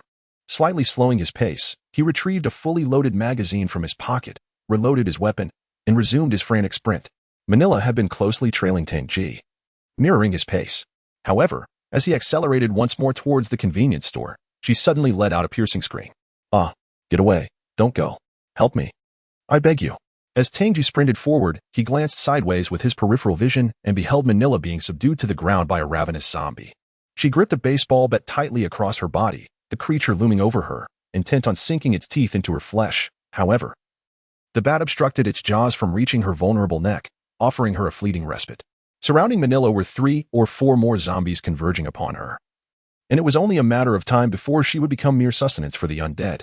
Lying on the ground, her face turned sideways and her head tilted back, Manila screamed, straining her eyes in the direction above her, desperately hoping to catch a glimpse of the swiftly retreating Tang J. He briefly turned his head, and a ripple of concern surged within him as their eyes met. The distance between them was not great, allowing him to perceive the despair intertwined with a plea in her gaze. Tang J resolutely redirected his attention, continuing his pace, which deepened the hopelessness in Manila's eyes. Yet, a flicker of exhilaration ignited within her when she noticed Tang J slow down. Damn it, Tang J muttered under his breath in frustration, clenching his left fist and swinging it powerfully in front of him. He realized he could not triumph over his own conscience, and, in a sudden surge of resolve, turned back to dash toward Manila. The distance between them had shrunk to about 10 meters. He first raised his weapon and dispatched the other zombies that were advancing toward her, then reached her side and dispatched the one pinning her down. With a swift motion, he pulled Manila to her feet and urged her towards the convenience store. This delay allowed the zombies, once far behind, to close in significantly, and soon, more than 50 zombies were amassed on the street, drawn toward Tang J. As he dragged Manila along, he fought off the undead lunging at him from the front and sides. Though they managed to reach the entrance of the convenience store across the street, his magazine was emptied once more. This was unnecessary, but to save Manila, he had expended far more ammunition than intended. The convenience store was modest in size. The viral outbreak had occurred at 7 in the morning when the store had yet to open, its doors and windows secured with rolling shutters. Tang J swiftly reloaded his weapon and fired twice, obliterating the lock on the shutter. With a forceful pull, he yanked the shutter open, and he and Manila slipped inside, quickly shutting it behind them. Inside, the store was dimly lit, with sunlight seeping through the narrow gaps around the edges of the windows, rendering the interior almost obscured from view. The moment they entered, the rolling shutter rattled violently, accompanied by the sound of relentless pounding. Shoo! Keep quiet. Tang J whispered urgently as he crouched to grasp the mechanism for raising the shutter. After speaking, he fell silent. The convenience store was enveloped in an eerie stillness, save for the barely audible sound of their breathing. An oppressive atmosphere began to permeate the air. Chapter 8. The heart of Manila. The roll-up door of the convenience store, primarily intended for theft prevention, was made of sturdy galvanized steel. However, after a brief period of relentless battering by the undead, it showed signs of deformation. If the assault persisted, it would undoubtedly succumb. Fortunately, the zombies possessed neither high intelligence nor strong memory. After 2 minutes of futile pounding, they ceased their efforts, seemingly forgetting their initial purpose and the fact that a human had slipped inside just moments prior. Tang J let out a sigh of relief. Remaining in a crouched position for 2 full minutes without moving, his legs began to feel slightly numb as his eyes adjusted from the brightness to the enveloping darkness. Even the faintest glimmer of light failed to reveal much, yet with time, his vision acclimated to the shadows, allowing him to discern the general layout of the convenience store. The establishment was less than 50 square meters, devoid of a back entrance, featuring 3 rows of shelves. Apart from the wall near the entrance, the other 3 walls were adorned with various items, including children's toys, everyday necessities, and remarkably inexpensive kitchenware. The merchandise was meticulously arranged, predominantly consisting of food items. To the right of the roll-up door, nestled within, stood the cash register, adorned with a poster of the latest Coca-Cola product. The store was remarkably tidy and had not suffered any damage. Tang J gently tugged at the motionless Manila, rising to stretch his legs. "Follow me," he whispered, lowering his voice to a near inaudible level as he guided Manila to the back of the store. Once there, he felt secure enough to speak a bit louder. "There are some inexpensive travel bags on those shelves. If we nest 2 together, they will be sturdier. Gather food, particularly items with a long shelf life. Feel free to take anything you like, but remember, do not make too much noise. It's very dark here, so be cautious." Manila nodded, her eyes adapting to the darkness and reflecting the faintest light, making them appear much brighter.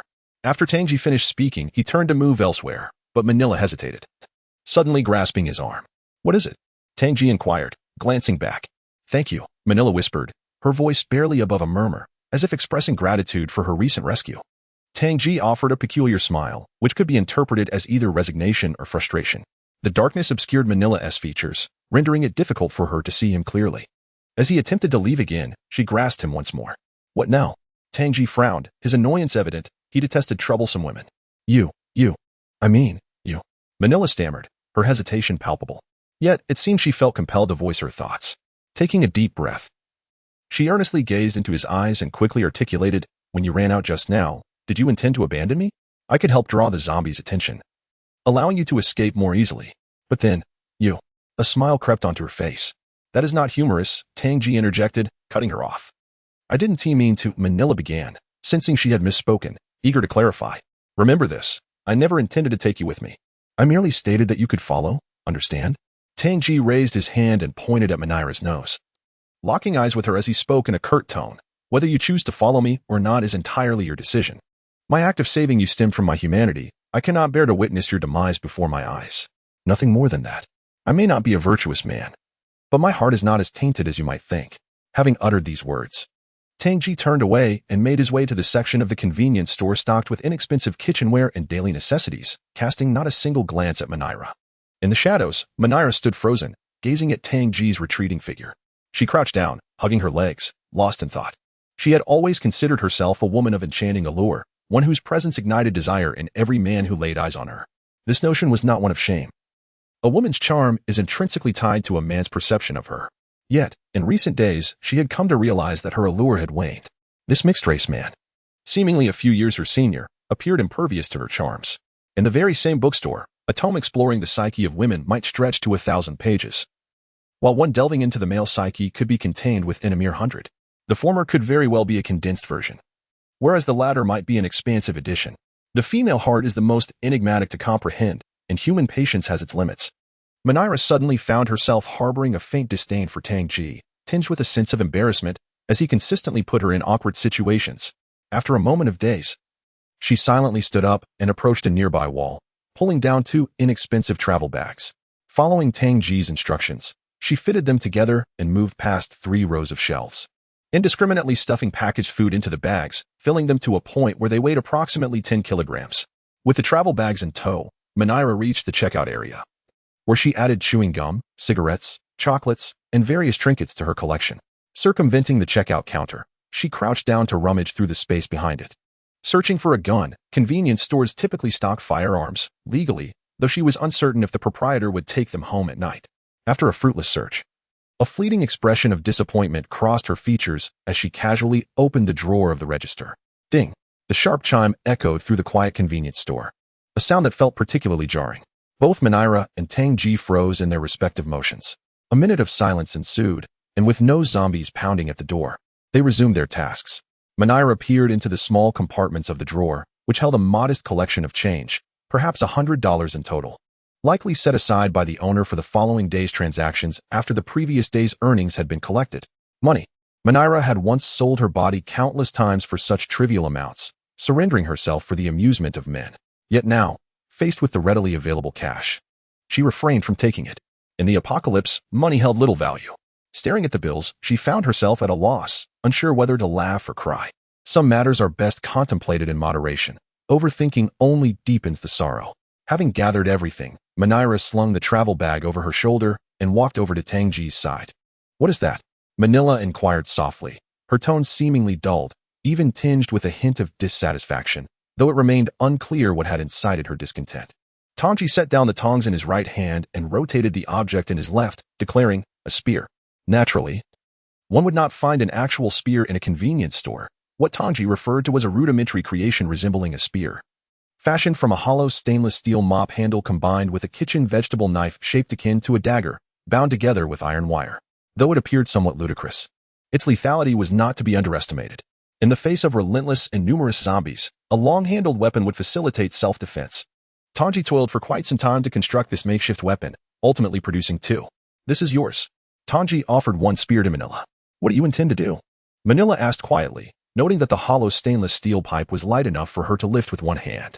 "Pack it for me," Tang J replied, rising with the spear in hand, accepting the not overly heavy travel bag from Manila and slinging it over his shoulder. "We must vacate this place immediately. I observed outside before I entered, and the number of zombies has significantly decreased. Most have been drawn to another street. I plan to head north on Oak Street. Take a left at the intersection onto Vigo Street, where there is a parking lot. I am to find a car we can drive away in, and then leave this place behind." "Is it just this to cover nearly a kilometer to that parking lot?" Manila questioned, shaking the spear in her hand, her brow furrowed. "We could easily remain here. The provisions can sustain us for a considerable time, and there is no need to take such risks. Vigo Street lacks residential areas." The vehicle that just passed turned onto Oak Street, and it did not bring many zombies with it, indicating that the number on that street is low. "I refuse to stay here. You may choose to remain, but I must depart," Tang J asserted. His initial plan had not been so pressing. Yet upon deducing that zombies were scarce on Vigo Street, he altered his course of action. It represented an opportunity. That parking lot was the closest one in the vicinity. Seizing the moment while the zombie presence was diminished was the prudent choice. Taking risks was essential. Otherwise, given enough time, for reasons unknown, zombies could congregate nearby, leaving Tang J trapped here indefinitely. Having spoken, Tang J moved towards the roll-up door, which had been slightly distorted by the zombies' relentless pounding, creating a concave shape and revealing some gaps along the edges, less than a centimeter wide, but sufficient for Tang J to glimpse the outside. Manila, holding the spear, gazed at Tang J's retreating figure, feeling an impulsive urge to strike him down. His words were infuriating. What did he mean by saying she could stay here? What purpose would a woman serve in such a place? To await death? Tang J peered through the gap, observing 4 or 5 zombies ambling aimlessly at the entrance. Taking a deep breath, he crouched, placing the spear on the ground, gripping his gun in his right hand while grasping the handle beneath the roll-up door with his left. With a sudden surge, he stood and pulled forcefully upward. The sound of tearing metal echoed. The rolling shutter door emitted a jarring, teeth-gritting friction due to its deformation, making it quite a challenge to lift. Nevertheless, Tang J swiftly raised it to a height of over half a meter, allowing sunlight to flood into the convenience store. He quickly crouched down, seized his spear, and darted outside, firing several shots that shattered the skulls of the nearest zombies, before sprinting fiercely northward. At this moment, Manila faced 2 choices. One was to pull down the rolling shutter, secure in the knowledge that the zombies would be distracted by Tang J, allowing her a safe respite within the store. The other was to follow Tang J to the parking lot in search of a vehicle to escape the bustling city of New York, albeit at the risk of encountering death along the way. After a brief hesitation, Manila crouched low and dashed after Tang J. The fleeting comfort of safety foretold an imminent demise. She did not wish to remain alone, for it was almost certain she would soon fall prey to the zombies. Before the apocalypse, New York epitomized prosperity, but in the aftermath, it became far more perilous than most other regions in America due to its dense population, which invariably meant a greater number of zombies. It could be imagined that during the outbreak, the survival rate of humans in rural areas would surpass that of large cities. The streets still reeked of a nauseating odor, causing Manila to wrinkle her nose in discomfort. Her health remained intact, and she was uninjured, enabling her to keep pace with Tang J for the time being.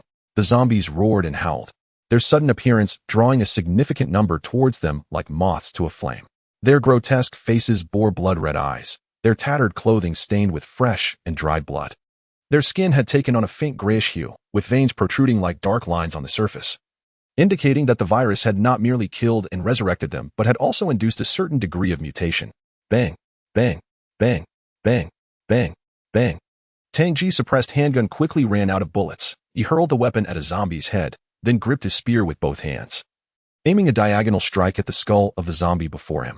With a sickening squelch, half the zombie's head was cleaved away, blood and brain matter erupting forth, splattering Tang J with gore. He swiftly repositioned the spear, pushing the fallen zombie away and continuing his reckless dash forward. Close behind him, Manila kept pace, panting heavily.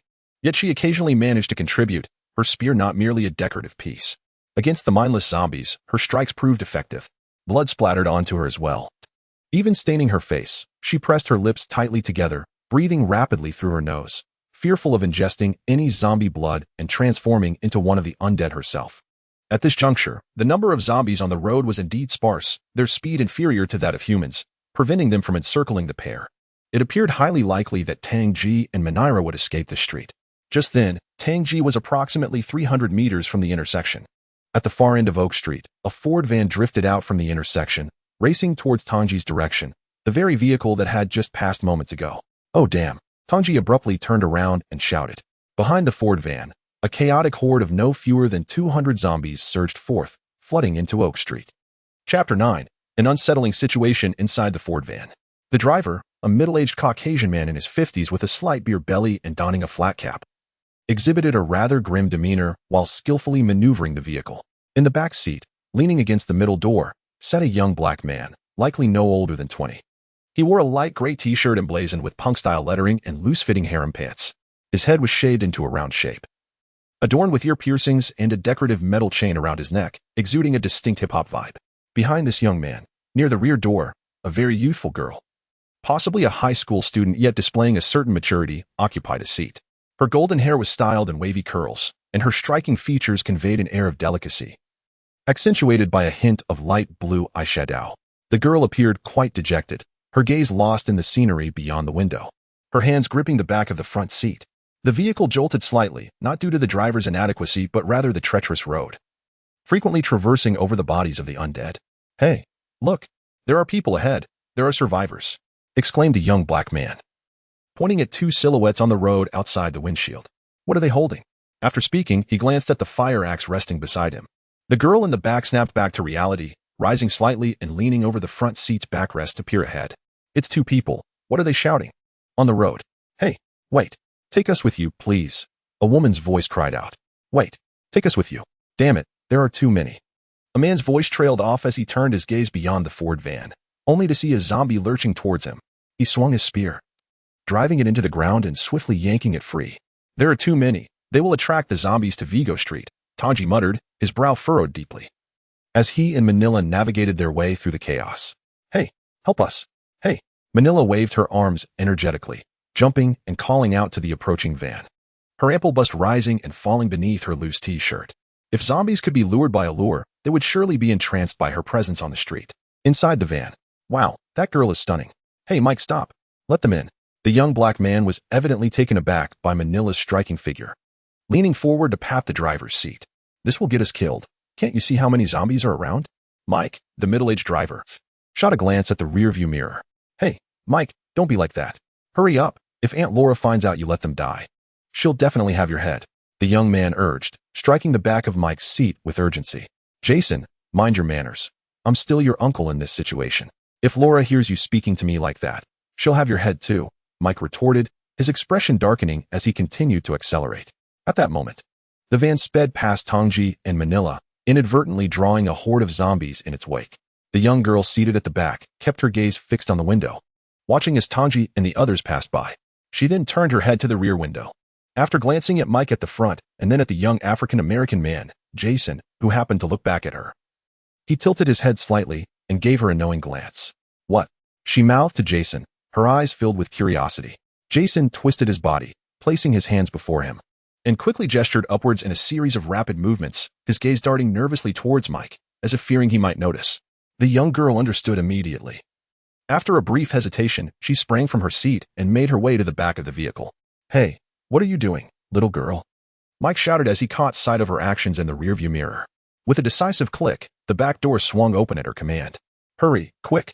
she called out to Tang J and Manila, who were sprinting after the moving vehicle. Simultaneously, Jason leaped to the rear, wielding a fire axe. A zombie approaching from the side was swiftly dispatched by a decisive swing that cleaved its head in two. "Damn it, get away!" Mike cursed. The situation was irreversible, and the two children had to take the risk to bring the others aboard. With one hand pressing down his cap and the other gripping the steering wheel, he turned to look behind, his remaining hand grasping the seat's backrest. "Kids, hold on tight," Mike bellowed, then slammed on the brakes, bringing the vehicle to a sudden halt before quickly reversing. "Oh God!" Manila exclaimed in surprise. The vehicle had not traveled far, merely 100 meters, as she and Tang J dashed towards the reversing van. In just a few seconds, Tang J, slightly lagging behind, felled another zombie.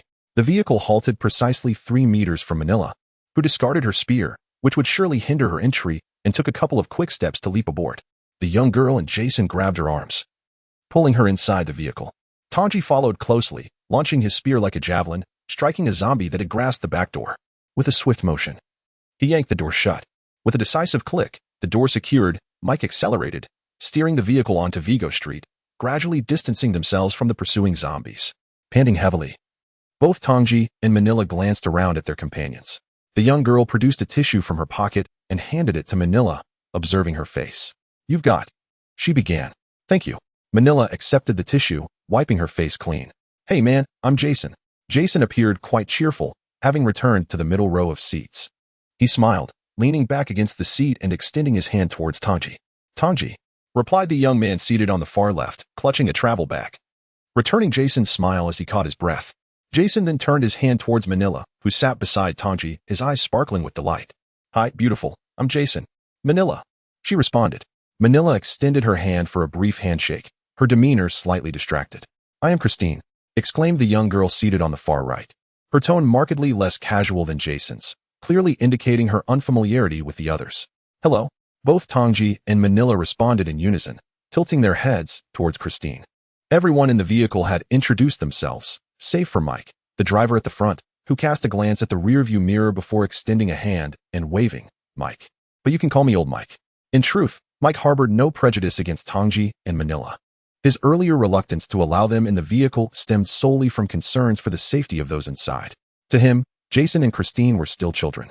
Despite Jason being of legal age, they remained youthful in the eyes of their elder. Now that Tang J and Manila had boarded without incident, he bore no ill will towards them. Tang J's plan to retrieve his vehicle from the parking lot had been thwarted.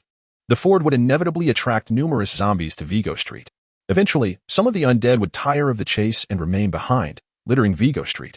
The Ford sped onward, navigating through 2 more streets, with zombies relentlessly pursuing them. Whenever some fell behind, others would surge from the sides, an unending tide, merely a matter of numbers.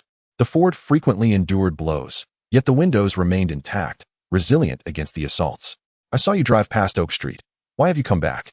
Tang J finally emerged from his state of shock, exhaling as he addressed Jason in the front seat. "We intended to visit that gun shop, but there were too many zombies." "So?" Jason shrugged. "Where are we headed?" Manila inquired suddenly, leaning toward the window. The street they traversed was unfamiliar to her, populated by a significant number of zombies. Jason's expression shifted to one of hesitation as he glanced at Old Mike in the driver's seat. Old Mike merely peered at the rearview mirror, silent. "We're going to the Dream House clothing store on Westgate Street. There are 2 more people there," Christine interjected. Westgate Street, much like Oak Street, was an antiquated thoroughfare, strewn with wrecked vehicles, corpses, and pools of blood. The Dream House clothing store, a modest establishment on this street, had its doors and windows secured with rolling shutters, having never opened since the outbreak began. A Ford careened out of the right-side intersection onto Westgate Street, executing a slight drift as it sped down the road, colliding with numerous zombies, who pursued the vehicle with frenzied roars. Adjacent to the Dream House store lay a narrow alley, approximately 5 meters wide, a dead end. The Ford slowed slightly at the alley's entrance before swiftly navigating into the constricted space. Old Mike's gaze remained fixated on the left side rearview mirror, where the distance to the alley's wall was less than a centimeter, while the vehicle's body was a mere 10 centimeters from the barrier. The Ford vehicle edged closely against the alley wall, coming to a halt deep within the narrow passage. The left side middle door of the car aligned perfectly with an iron gate embedded in the wall. With a distinct click, the gate swung open, indicating that someone inside had heard the vehicle's approach and was aware of the return. The window of the left side middle door was lowered, and Jason first tossed out a fire axe before climbing out through the window and entering through the iron gate. A throng of zombies, howling and clamoring, surged into the alley, surrounding the Ford and battering against it. They noticed the figure climbing out of the car's left side, but due to the vehicle's proximity to the wall, less than 10 centimeters, they were unable to squeeze through. Their bodies wedged helplessly between the Ford and the wall as they reached in vain. It was a cunning strategy, reliant on precise driving skills, allowing only a single successful escape. "Hurry, everyone get out," Old Mike shouted from the front seat, gesturing for the others to swiftly exit through the window. The Ford was no armored vehicle. If they lingered inside for too long, the incessant pounding from the zombies would surely shatter the glass, necessitating swift action. Kristen, Manila, Tang J, and Old Mike hastily maneuvered out of the Ford and into the safety of the iron gate, which slammed shut behind them. Inside the gate lay the Dream House clothing store, dimly lit, showcasing an array of men's and women's apparel across nearly 100 square meters, with large posters of outfits worn by certain female celebrities adorning the walls. This iron gate appeared to serve as the back entrance to the store. Upon entering, they were greeted by a towering, muscular Caucasian man, nearly 2 meters tall, adorned with tattoos, alongside a middle-aged African-American woman. "Where are the guns?" The intimidating man, with slanted eyes and a hawkish nose, pierced with a nose ring, held a SIG P210 pistol in one hand, subtly aimed at the African-American woman he was gripping. His gaze shifted to Tang J in Manila, and he raised his gun, questioning, "Who are they?" The situation seemed to take a disconcerting turn. Chapter 10. Sinister Andrew. As they were pursued by zombies on the road, Old Mike began to explain, his expression tense, feeling somewhat intimidated by the imposing white man before him. The white man cast a displeased glance at Old Mike, then shifted his gaze to Tang J and Manila. Clearly displeased with Old Mike's return with company, he deliberately scrutinized Manila but ultimately remained silent. "Where are the guns?" the white man demanded, gripping a black woman beside him with his left hand, positioning her defensively in front of him, a gun aimed at her head. The woman appeared to have recently wept, her eyes slightly swollen. "The guns. There are too many zombies outside the armory. We couldn't make it there," Old Mike hesitantly explained, his gaze fixed on the white man, fearful of any impulsive reaction. Tang J had already discerned the predicament. The white man was holding the black woman hostage, coercing Old Mike and his companions to retrieve firearms from the armory and return them to him. "Useless," the white man cursed, his attention suddenly drawn to the travel bag in Tang J's possession. He swiftly aimed his gun at Tang J, tilting his head towards Old Mike and demanding, "What's in that?" "We don't know. He brought it with him," Old Mike replied immediately, with Jason and Christine behind him shaking their heads. Ever since entering the clothing store, they had remained silent. Even Jason, who was usually personable, dared not engage with the intimidating, muscular white man. "Hand that over," the white man ordered, glaring at Tang J. Tang J possessed 2 bags, a small backpack slung over his shoulders and a long travel bag he held in his hands, the latter appearing particularly suspicious. With bloodstains and a disheveled appearance, Tang J narrowed his eyes slightly, assessing the formidable figure of the white man who could easily overpower him. He tossed the travel bag toward him. From Old Mike's demeanor towards the white man, it was evident that this individual was no benign character, possibly even a gang member before the apocalypse. However, Tang J did not know him and saw no reason to provoke him. The disparity in strength was glaring. Food could be sought again, but a few bullets could lead to an untimely demise. Tang J was adept at discerning the situation, a skill that had ensured his survival while serving the gang for over a year. Upon obtaining the bag, the white man shoved the black woman aside, causing her to fall into Old Mike's embrace. She anxiously searched Old Mike's body and asked, "Are you hurt?" "Laura, it's fine. I'm all right," Old Mike reassured her, holding the black woman close. Laura leaned against his shoulder momentarily before lifting her head, her expression fraught with concern. "What about the children?" she asked, her gaze darting to Jason and Christine behind Old Mike. "Aunt, we're fine. Mrs. Brown, I'm doing well," Jason and Christine sequentially spoke, from which one could infer that Old Mike was likely named Mike Brown. Hence Christine referred to Laura as Mrs. Brown. Jason was Laura's nephew, while Christine might be the child of a family friend of Mike and Laura or possibly a neighbor. Tang J pieced together the general relationships among them and began to observe the clothing store, while Manila stood anxiously to one side. Food, splendid, and this. A burly white man rummaging through a travel bag extracted a box of condoms, casting a glance at Tang J, then at Manila beside him. Tang J swiftly turned to look at Manila, who immediately averted her gaze, displaying an expression that urged him not to look at her. You better behave and not cause me any trouble. The white man pulled up the travel bag, sweeping his gun across the group with his other hand. Then cautiously made his way inside the clothing store, his footsteps echoing as he ascended the stairs to the second floor. Old Mike clearly exhibited a relieved expression, wrapping his arm around Laura as they both proceeded upstairs. We should go up. The first floor is unsafe, Old Mike gestured. Indeed, it was true. For the clothing store had windows on 3 sides, all covered with roller shutters. Any noise could attract the attention of zombies, and the shutters could not withstand the persistent battering from the undead. Moreover, there were numerous zombies outside, drawn in by the Ford vehicle. Thus it was decidedly safer to retreat to the second floor, where even if noise were made, the zombies could not leap through the windows. Who was that person? Tang J inquired quietly, following behind Old Mike with Jason at his side, feeling somewhat disgruntled after having his bag stolen. Andrew, he lives near my aunt's house. We escaped together during the outbreak. Be cautious around him. He has a short temper and is prone to violence. He has indeed killed before, Jason replied in a hushed tone, tilting his head slightly. Oh, understood. Thank you. Tang J responded, glancing casually at Manila, who was now walking alongside Christine, seemingly lost in thought. Tang J continued to ask Jason trivial questions, primarily about the personal circumstances of the individuals, to which Jason answered as they ascended to the second floor of the clothing store. The clothing store comprised merely 2 levels. The first was dedicated to selling garments, while the second served as a storage area filled with an array of new clothing, including some women's lingerie. To the right of the entrance on the second floor, a small lounge had been established, furnished with 2 sofas and several chairs, leading into a small resting area adjacent to the lounge. Upon entering the second floor, the burly white man, Andrew, carried Tang J's travel bag into the resting room, shutting the door firmly behind him. After Old Mike and the others ascended to the second floor, they casually chose a few spots to settle down. Manila, with a sense of curiosity, rummaged through the garments stacked in a corner, her attire now marred by bloodstains and grime, leaving her feeling sticky and uncomfortable. Furthermore, having gone without a bra for the past couple of days, she found herself somewhat unaccustomed to such a state. The prolonged absence of undergarments was not without its adverse effects on her appealing figure. Manila selected several articles of clothing, including undergarments, and proceeded to the restroom adjacent to the small lounge, presumably to cleanse herself and change her attire. The second floor of the clothing store was rather modest in size, merely a little over 100 square meters, which included a small lounge and restroom. Much of the floor space was cluttered with clothing, rendering the humble lounge quite cramped. Measuring no more than 10 square meters, Tang J had pulled a chair into a corner of the room, leaning against the wall in silence. Old Mike sat on the sofa, cradling Laura, who was inexplicably in tears, and he was offering her quiet comfort. Opposite them, the high school student, Christine, sat on the sofa, preoccupied with a mirror, continuously arranging her hair and occasionally pouting at her reflection, seemingly quite attentive to her appearance. Meanwhile, Jason stood by the window, slightly parting the curtains to gaze outside. The room remained enveloped in a tranquil hush, with the distant moans of zombies clearly audible from outside. However, for the moment, they were in a safe haven, free from immediate concern. Suddenly, the door to the lounge creaked open, and Andrew emerged with a stern expression, a handgun holstered at his waist. His gaze swept across the group, showing little concern for Manila's absence, before settling on Christine. Setting down the mirror, Christine looked at Andrew with palpable anxiety.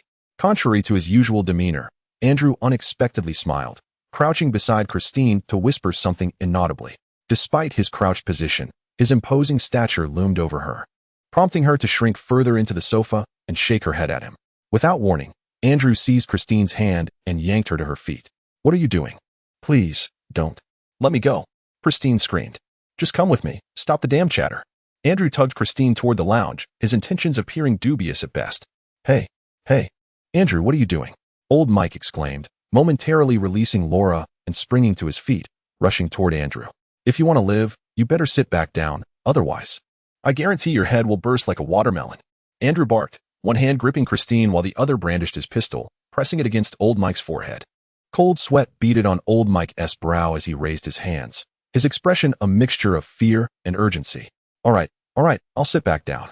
His words stumbled out as he retreated to the sofa, while Jason, who had also rushed toward Andrew, halted in his tracks, obediently stepping back to the window. That's right. Don't provoke my anger, Andrew said with a satisfied smile, turning his gaze towards the nearly tearful Christine as he pulled her toward the lounge. Christine struggled desperately, pleading, "Please, don't do this. I can't." Tang J sat silently in the corner of the room, his brow furrowed deeply as he observed the scene. As far as he knew, Christine was only 16 this year, though she appeared somewhat more mature. Chapter 11. An unexpected rescue. Tang J appeared to be an amiable individual. Yet beneath the surface, his heart perpetually rejected the notion of friendship. It was no easy feat to become someone he would invest in, and for Christine, it was apparent that while Tang J harbored no overt compassion, he remained unmoved by her plight. Andrew, a towering figure, possessed a physical advantage over Tang J, who was at a distinct disadvantage not only in stature but also in weaponry. Andrew wielded a gun while Tang J was armed with a surgical knife. Concealed within the pocket of his leather jacket, it was evident that Tang J had but a single opportunity to strike. Should he fail to incapacitate Andrew instantly, his fate would be sealed. Thus, Tang J refrained from impulsive actions, perhaps deeming Christine, a mere attractive stranger, not worth the risk. Seated in a corner of the room, Tang J silently observed as Andrew gradually drew Christine into the lounge, her head bowed in silence, a look of despair etched across her features. "Let me go, please. Don't do this."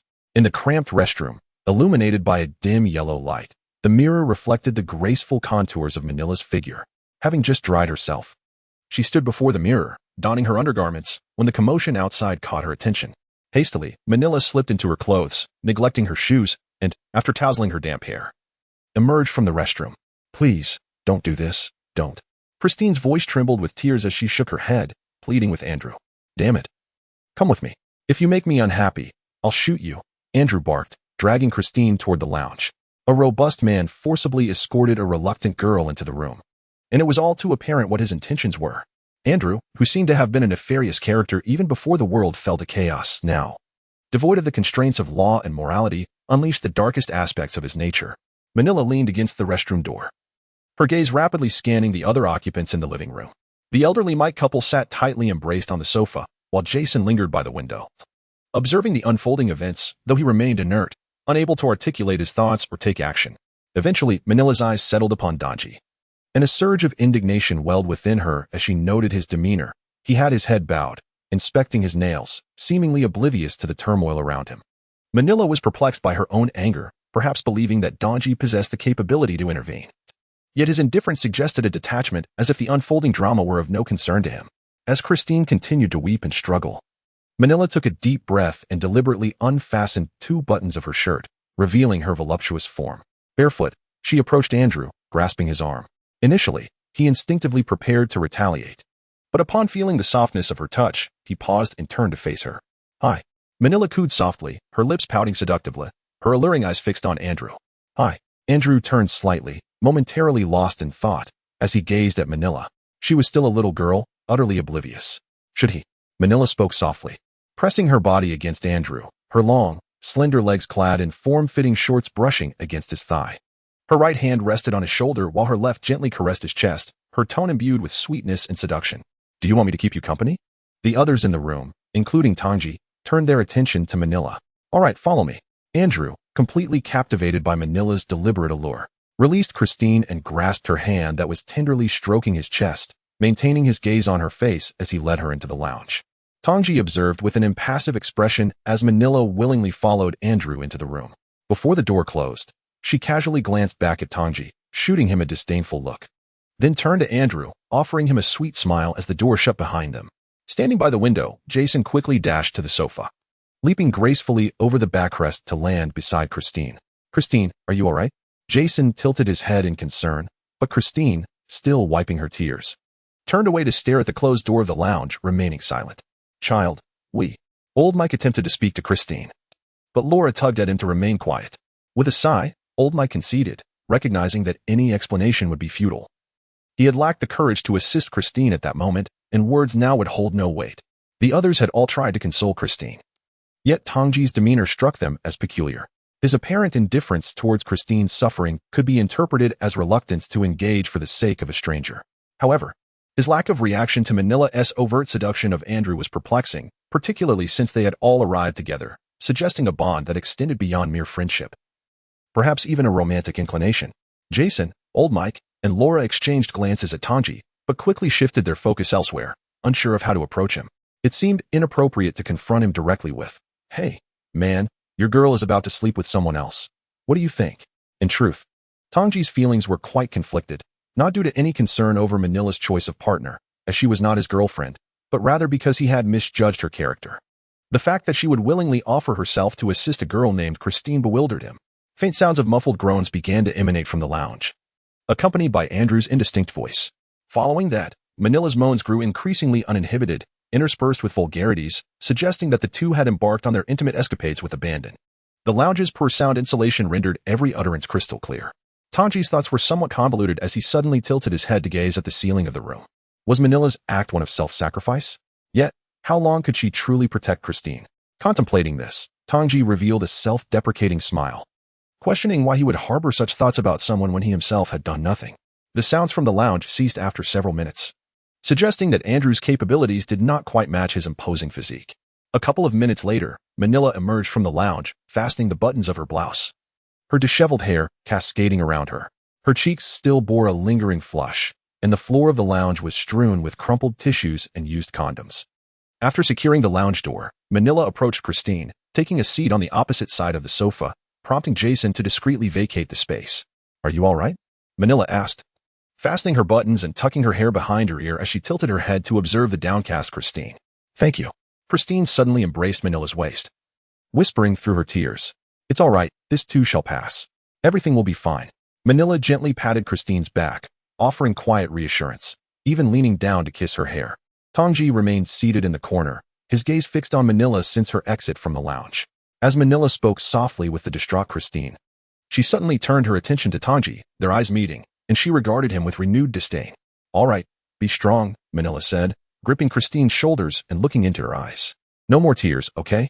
Christine nodded, and Manila affectionately ruffled her hair before rising and situating herself in the corner of the living room, leaning against the wall with her legs drawn up. She sat beside Tang J's chair, yet did not cast a glance in his direction. Tang J found himself at a loss for words. Despite their proximity, the atmosphere felt distinctly awkward.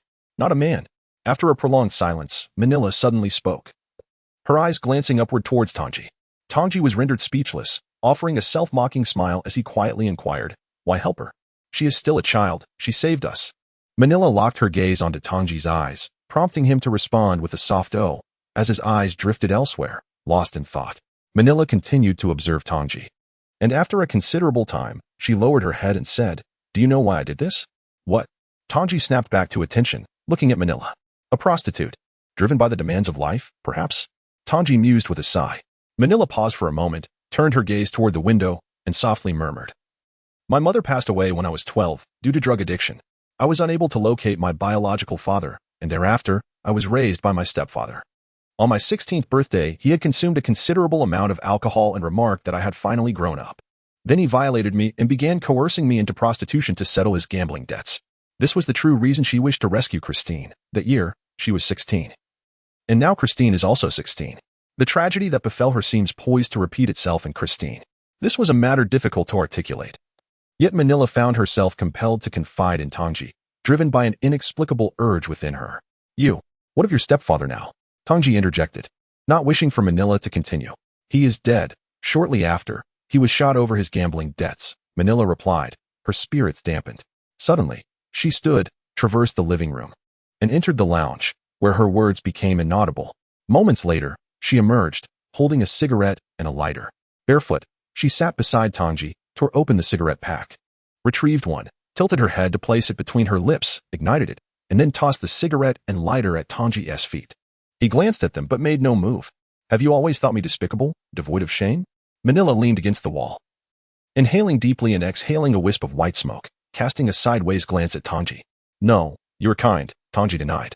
Manila chuckled lightly, pinching the cigarette between her fingers for another drag, flicking the ash off, and shaking her head at him, clearly unconvinced by his words. Tang J, reluctant to elaborate further, suddenly raised his gaze toward the closed door of the lounge and inquired, "What is he doing? Sleeping?" Manila looked at Tang J, then followed his gaze, whispering, "He has some marijuana with him. He is smoking." "Oh, he is using drugs?" Tang J's expression shifted slightly. "Marijuana, the most inexpensive and widespread narcotic in the world, has a history of human consumption spanning over 1,000 years. Those who indulge in it may experience hallucinations, chaotic thoughts, paranoia, and a distorted sense of self. In summary, marijuana consumption renders one mentally impaired.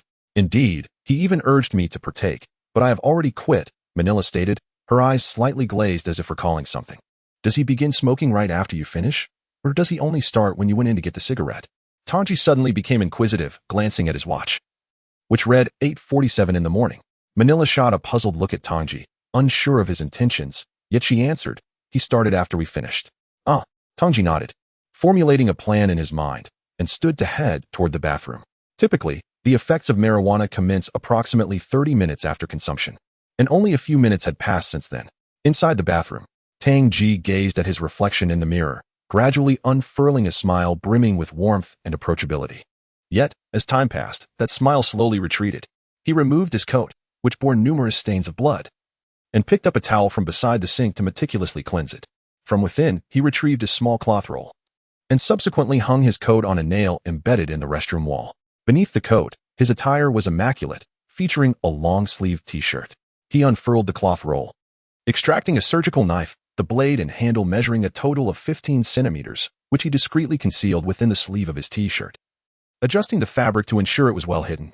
A glance at his watch revealed the time to be 8:58. Taking a deep breath, Tang J once more smiled at his reflection, revealing a set of gleaming white teeth.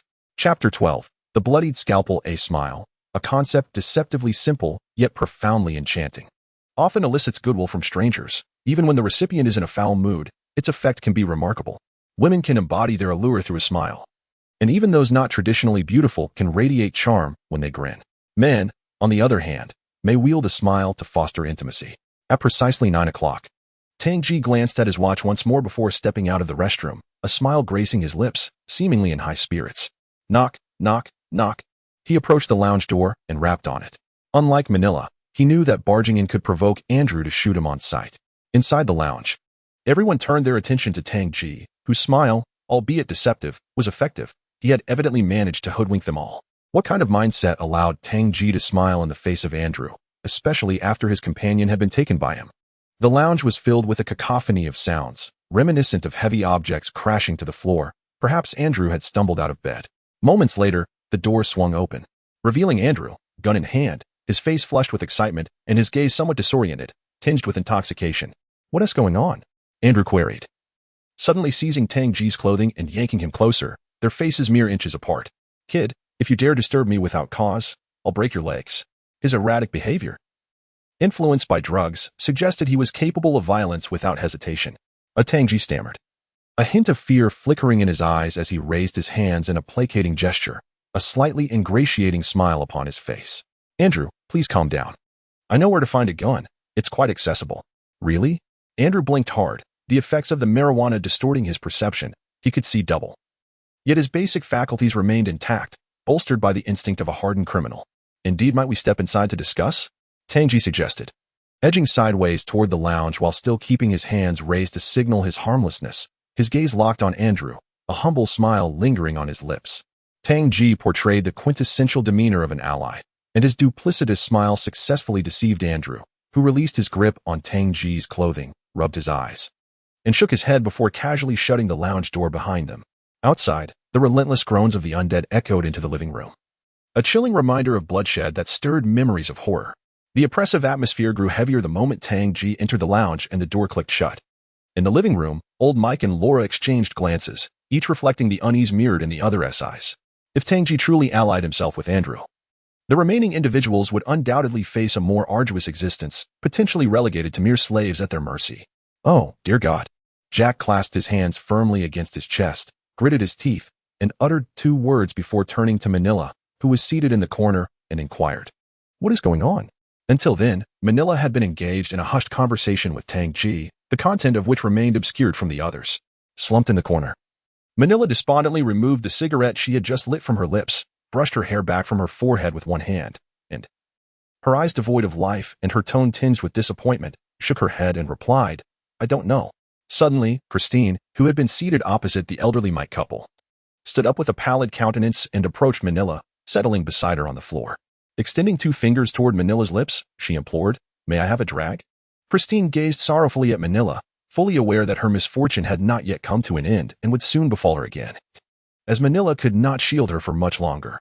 Without a word, Manila relinquished the cigarette she had taken a few puffs from to Christine, who then clutched it between her lips, while Manila retrieved a pack of cigarettes and a lighter from the ground, reigniting another smoke. American law has clear stipulations regarding tobacco and alcohol consumption. One must be 18 to smoke and 21 to drink. Otherwise, it constitutes a violation. Furthermore, enabling underage individuals to indulge in such vices is also unlawful. Allowing a mere 16-year-old high school student to smoke is inherently wrong. Yet this world has become desensitized to such matters. Laura, observing this scene from a distance, contemplated interjecting but ultimately chose silence. It appeared to be Christine's inaugural experience with smoking. She coughed a few times initially before Manila reclaimed the cigarette, gently patting her back and advising, "Don't smoke." "I'm fine," Christine retorted, snatching the cigarette back, shifting slightly aside, and clenching it between her lips once more. Manila ceased her objections for Christine. The notion of a future had evaporated. Be it zombies or Andrew, both represented her nightmares.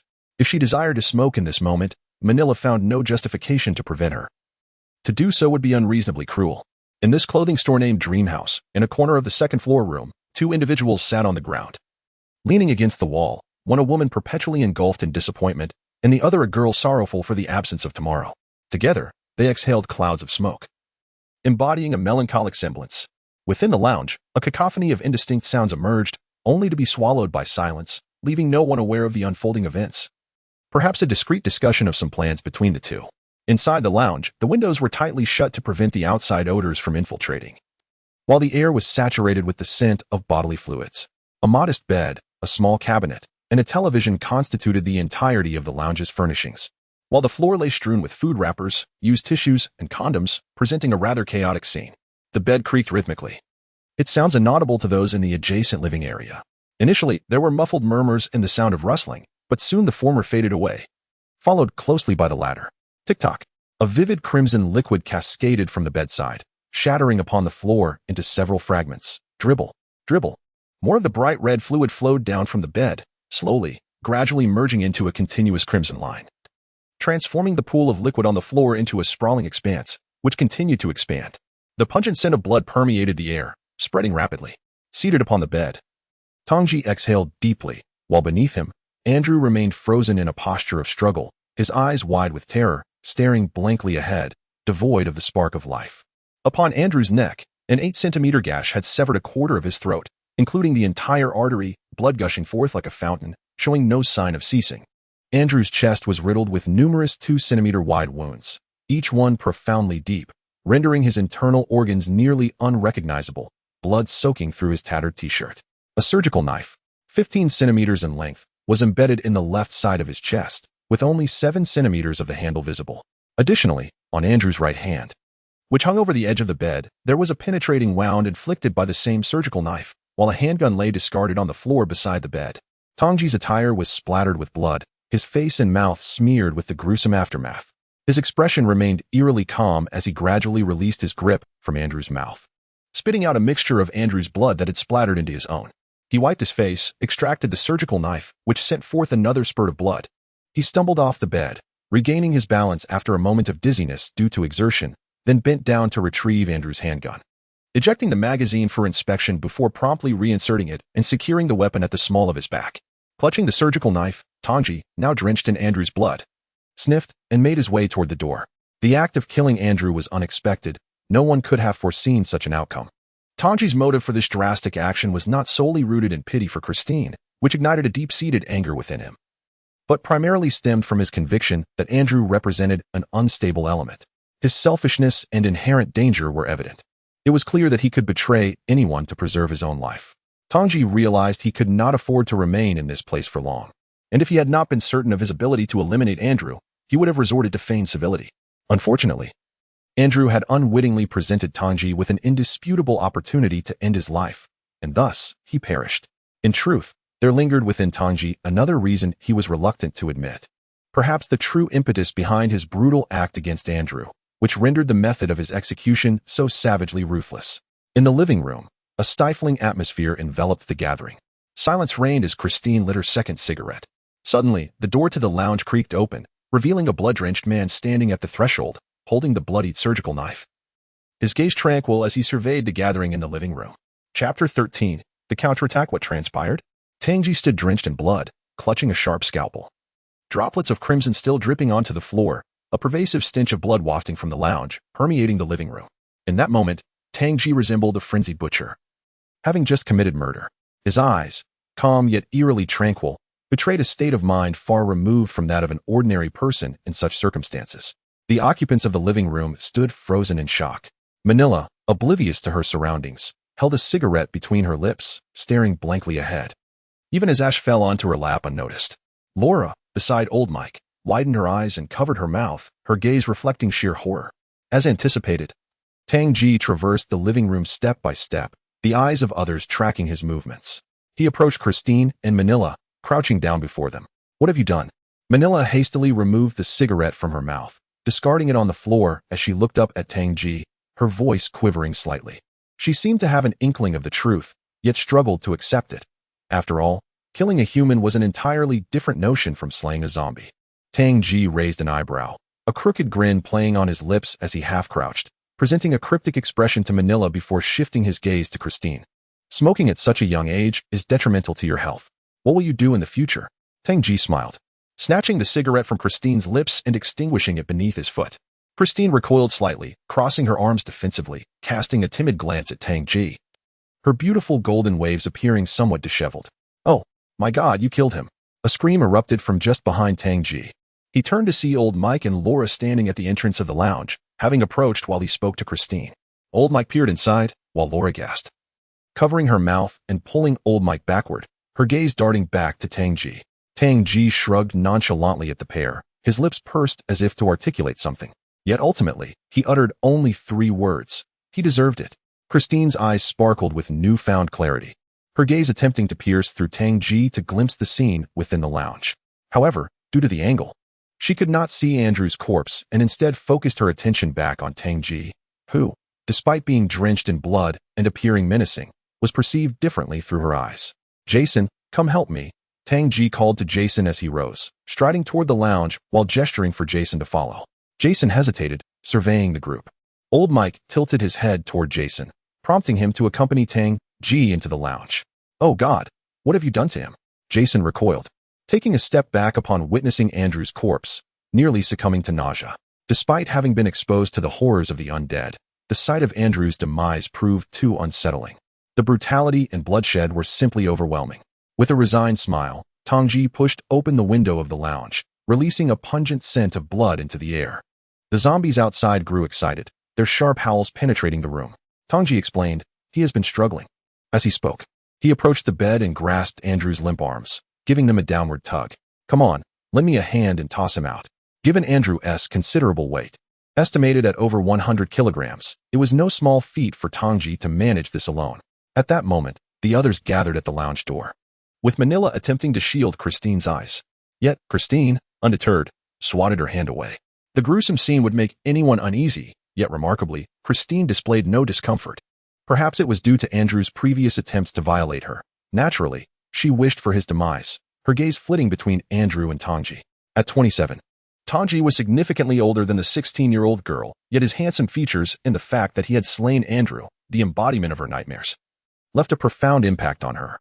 American girls mature swiftly, and thus, Christine harbored a peculiar sentiment towards Tang J. With a thud reminiscent of a sandbag, Andrew's lifeless body was unceremoniously hurled out of the window. The street below was immediately flooded with zombies, drawn by Tang J and Jason's presence, their cries echoing towards the Dream House clothing store. Meanwhile, those already gathered outside the store lunged at Andrew's corpse, blood splattering as they quickly devoured him. Tang J merely glanced before shutting the window, muffling the cacophony of the zombies. He retrieved the travel bag that Jason had taken earlier and exited the lounge, firmly closing the door behind him, ensuring that room would likely remain undisturbed. Is anyone hungry? Tang J tossed the travel bag onto the old coffee table nestled between 2 sofas. As he peeled off his blood-soaked t-shirt, he made his way to the bathroom. The door clicked shut behind him. Jason glanced at his own blood-stained clothes, shaking his head. It seemed he would have to wait a while before it was his turn to clean up. The bathroom was far too cramped. He hastily wiped his bloodied hands against the side of his shirt and considered reaching for the travel bag Tang J had just discarded, but hesitated, noticing the others remained still. Exchanging hesitant glances. Straightening up from his half-bent position, Jason felt a bit awkward. Manila, observing the uncertainty among the group, quickly approached the coffee table. Bending down to unzip the travel bag. Inside were an array of provisions, chocolates, canned meats, bread, ham, and other ready-to-eat items, along with cigarettes, chewing gum, and condoms, all of which Manila had added last. Everything's fine, Tang J is quite a decent fellow. Manila expressed her initial intention to commend Tang J, but reconsidered, recalling his previous demeanor towards her. As she spoke, she retrieved some food from her travel bag and tossed it to a few individuals nearby. Manila was acutely aware of their thoughts. Tang J appeared gentle, silent, and composed, yet he had brutally slain Andrew, who posed him no immediate threat. The gruesome scene had indeed terrified them, revealing that Tang J was not as benevolent as he seemed.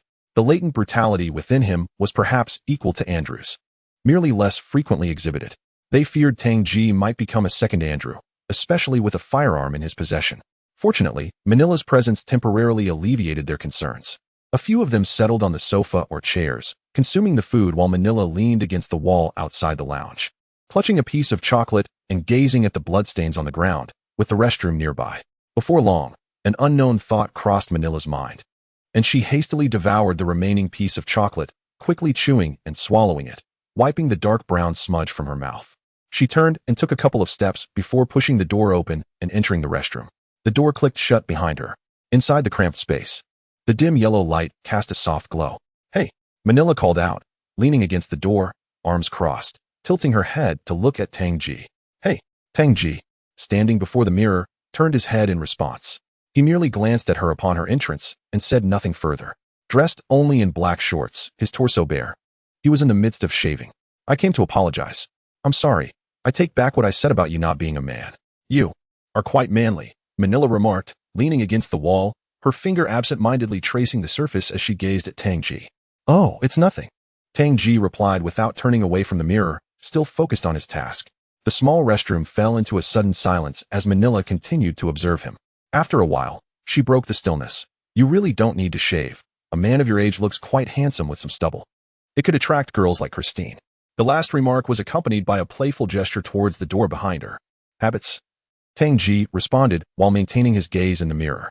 More than a day had passed since the apocalypse began, and a light stubble had begun to grow on his face. Accustomed to being clean-shaven, he opted to remove it upon discovering the razor in the restroom. Once again, silence enveloped the small space, as Tang J appeared disinclined to engage in conversation, his mood seemingly low. "Are you still upset with me?" Manila suddenly stepped forward, resting her hands on the sink, tilting her head to catch a glimpse of Tang J's face in the mirror. "No," Tang J denied. "Would you like me to make it up to you?" Manila murmured, taking another step forward, her hand gently caressing Tang J's face, slow and tender. Her ample bosom pressed against his arm, deliberately ignoring his denial. Tang J set down the razor and turned to look at the nearby Manila, slightly furrowing his brow as he remarked, "Is it your habit to seduce men so readily?" It was a hurtful statement. Although Manila was a prostitute, her engagements were a means of survival, a way to earn a living. That was business. To indiscriminately entice men into bed without expectation of reciprocity, unless one suffered from insatiable lust, was quite derogatory. "Is that truly how you perceive me?" Manila's hand froze, her smile fading as she took a step back, her eyes unexpectedly glistening with unshed tears. "Hey, I didn't mean." Tang J realized he had misspoken and sought to clarify. Manila turned away, wiping her eyes as she prepared to leave. In a moment of urgency, Tang J stepped forward and grasped her arm, his tone laced with desperation. "You must let me explain. That was not my intention." In a sudden motion, Manila whirled around, rushing towards Tang J, pushing him against the far wall of the restroom, and kissed him passionately. The entire encounter occurred in an instant, leaving Tang J utterly unprepared. Chapter 14. These people. Tang J instinctively intended to push Manila away, yet her fervent kisses and the way she was shedding her clothes made it impossible. The moment Tang J showed any inclination to part their lips, Manila would immediately push him against the wall, her body pressing against his. Tang J understood that to push Manila away at that moment would undoubtedly inflict further harm upon her. She had ceased to be a stranger in his eyes. Her bravery in assisting Christine during a troublesome situation had garnered Tang J's newfound respect. If Manila had once been perceived as a mere prostitute of no worth in the apocalypse, that perception had drastically shifted. Thus, Tang J refrained from pushing Manila away. He had initially intended to maintain a platonic relationship with her, as he believed such entanglements would hinder his survival. However, within the span of just over a day, an intricate web of emotions had formed between them, perhaps a twist of fate destined to intertwine their paths. It's not my fault, Tang J told himself, somewhat diluting his own conscience. He could have rejected Manila, yet he did not. His body gradually relaxed as he grasped her shoulders, reciprocating her kiss, which was moist and bore the taste of chocolate. The mingling of their tongues, accompanied by saliva, served to bolster their immune systems, an amusing thought for someone with a medical background. Suddenly, Manila pushed him away, her hands moving behind her back to unfasten her bra. Carelessly tossing it aside, bare-chested, she lunged at Tang J, kissing him fervently, while her hand pressed his left hand against her chest, gently caressing it. In the cramped restroom, under the dim light, the two lost themselves in a passionate embrace, gradually tumbling onto the wet floor, the sound of their fervent kisses echoing in the air, punctuated by Manila's soft gasps. Darling, love me. Manila's gaze was dreamy as she pulled down Tang J's trousers, hastily removing her own. Wait, there's no protection. Tang J interjected, attempting to articulate his concern. I'm not sick, Manila asserted confidently. Tang J immediately wanted to clarify that his concern was not about her health, but the possibility of pregnancy. However, she did not afford him the opportunity to explain, and after speaking, she positioned herself on him. A muffled moan resonated within the restroom. After what felt like an eternity, Manila suddenly grasped Tang J's arms, pulling him up as she leaned back, her head striking the restroom door, her body sliding against the damp floor. Your body feels incredible. Manila's cheeks flushed, a rosy hue gracing her features as beads of sweat formed on her forehead. Her hair was disheveled, and her body moved rhythmically. Tang J remained silent, exerting himself above her in a fervent pursuit. Some pursuits, once embarked upon, are challenging to halt and tend to escalate. 20 minutes later, Tang J leaned against the mirror, tilting his head back and gasping for breath. The reflection revealed only his upper body, obscuring any view of Manila. Moments later, Manila stood up, covering her mouth, and hurried to the sink to turn on the faucet, beginning to rinse her mouth. It was evident that she had consumed something inappropriate in an effort to prevent pregnancy. Amidst the sound of rinsing, Manila, her bare skin still adorned with a lingering blush, spat out the water, wiped her mouth, and, supporting herself against the sink, turned to face Tang J, who simultaneously glanced back at her. Their eyes met, and Tang J smiled, a hint of helplessness shadowing his expression, while Manila beamed joyfully in return. In the living room, the atmosphere was peculiar. The soundproofing of the bathroom was inferior to that of the lounge. Although Manila refrained from shouting loudly, her suppressed moans still permeated the space. Old Mike and Laura maintained relatively normal expressions, having experienced much in their advanced years, while Jason and Christine appeared somewhat bewildered. Jason lay horizontally on the sofa opposite Old Mike, his expression conflicted, seemingly pondering something. He found it difficult to comprehend the nature of the relationship between Tang J and Manila, if they were indeed a couple. Manila's calm demeanor upon entering the lounge with Andrew puzzled him. It seemed inexplicable.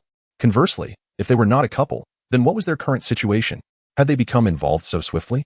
Jason would never have guessed that they were not in a romantic relationship. Yet Manila had attempted to seduce Tang J more than once, albeit unsuccessfully, even resorting to force in the bathroom. In the corner of the living room, young Christine sat, a cigarette dangling from her lips, fixated on the bathroom door. While she appeared unremarkable, her unwavering gaze was decidedly abnormal. No one else would focus so intently on that door, only Christine. The intimate sounds from the bathroom faded shortly, and with a click, the door swung open. Jason sprang upright from the sofa, while Christine hastily discarded her half-smoked cigarette, extinguishing it with her foot. Tang J emerged from the bathroom, wearing only shorts, opening the door slightly before stepping out and closing it behind him. He glanced at the others in the living room before making his way to the clothing pile, sifting through both men's and women's garments, selecting a few before returning to the bathroom with them in his arms. After approximately 2 minutes, Tang J and Manila emerged from the bathroom, both dressed neatly. Manila had tied her hair back with a ribbon, forming a long ponytail that draped over her shoulder. Due to her profession before the apocalypse, she was unperturbed by any curious glances. She had seen it all. Tang J donned entirely new clothing beneath his well-worn leather jacket, which he seemed to favor.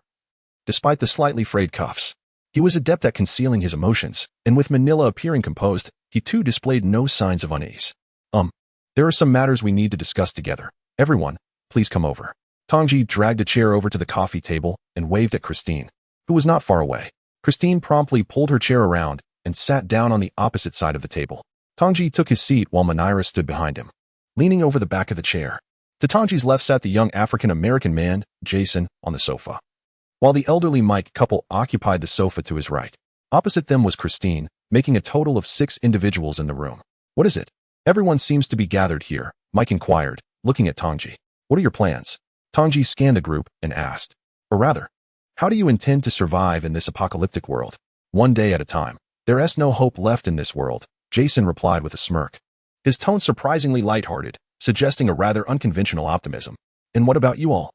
Tang J turned his gaze to the others. The Mike couple exchanged glances. And Mike responded with a question of his own.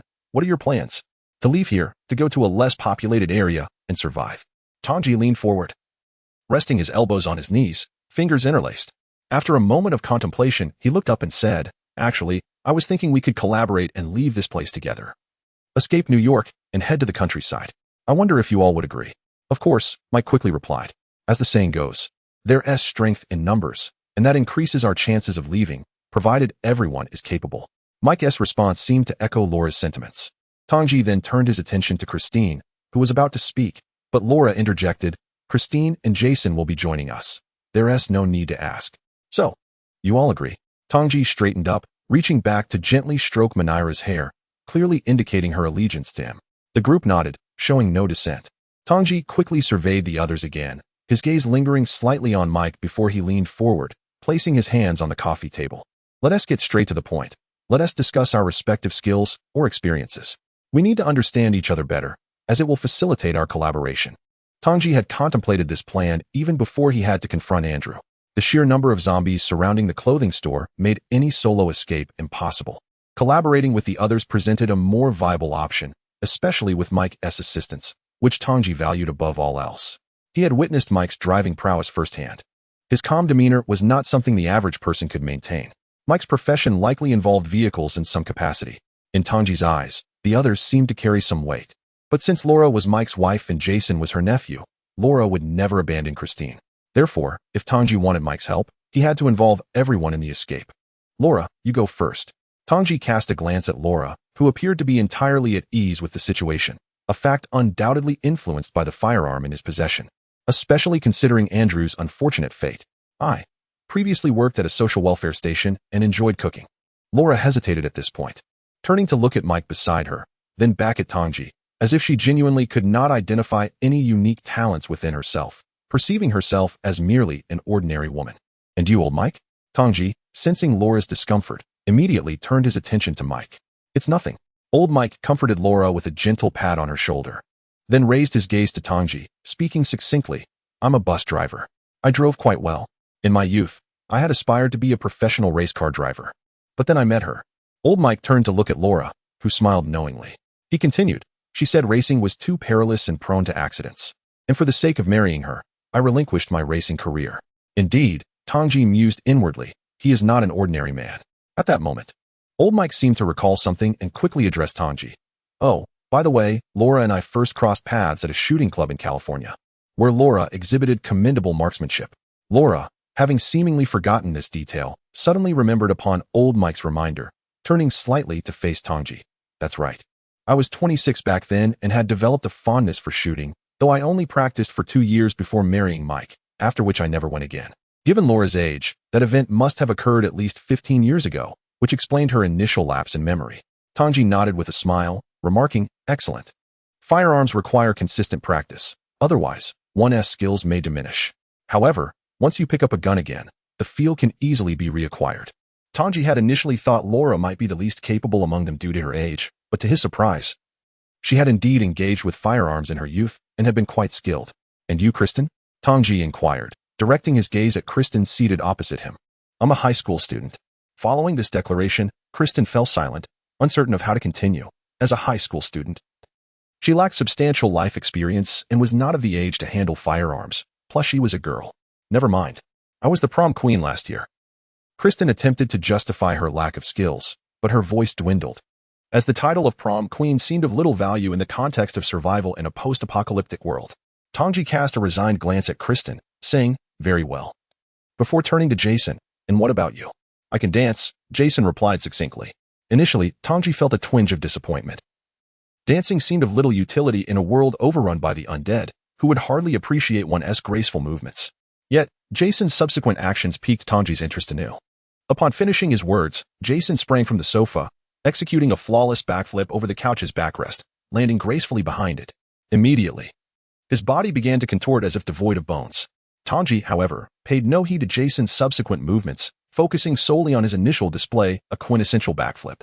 Jason, a street dance virtuoso, possessed a dexterity that, in Tang J's eyes, afforded him a greater chance of survival than himself, for such individuals exhibited remarkable agility, often bordering on the extraordinary, with a level of bodily control far surpassing that of the average person.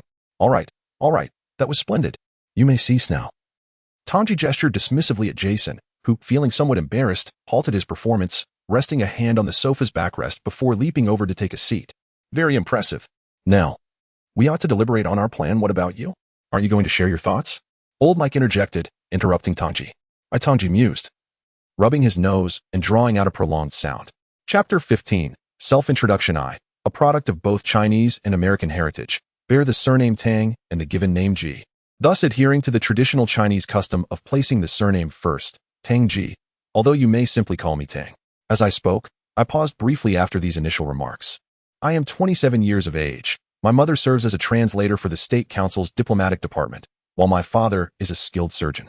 I am proficient in 7 languages: Chinese, English, German, Korean, French, Russian, and Thai.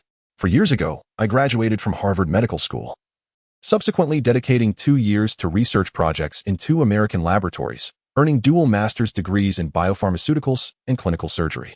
2 years ago, I relocated to New York to pursue my career in the pre-apocalyptic world.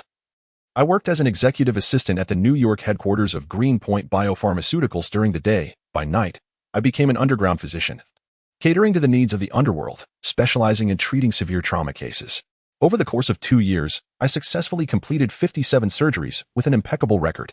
Approximately a year and a half ago, I acquired a firearm and practiced with it, primarily for self-defense given my involvement with the criminal underbelly. However, I must admit that my marksmanship is merely average, neither exceptional nor deplorable. Additionally, I possess considerable skill with a scalpel, adept enough to wield it as a throwing knife. Moreover, I maintain a calm demeanor in the face of adversity. A tranquil heart is essential for performing surgery, which I suppose could be considered a special talent as well. With a smile, Tang J leaned back in his chair. He had spoken at length, divulging many details that few were privy to. The purpose of his extensive self-introduction was to convey to everyone present that he was indeed extraordinary and capable.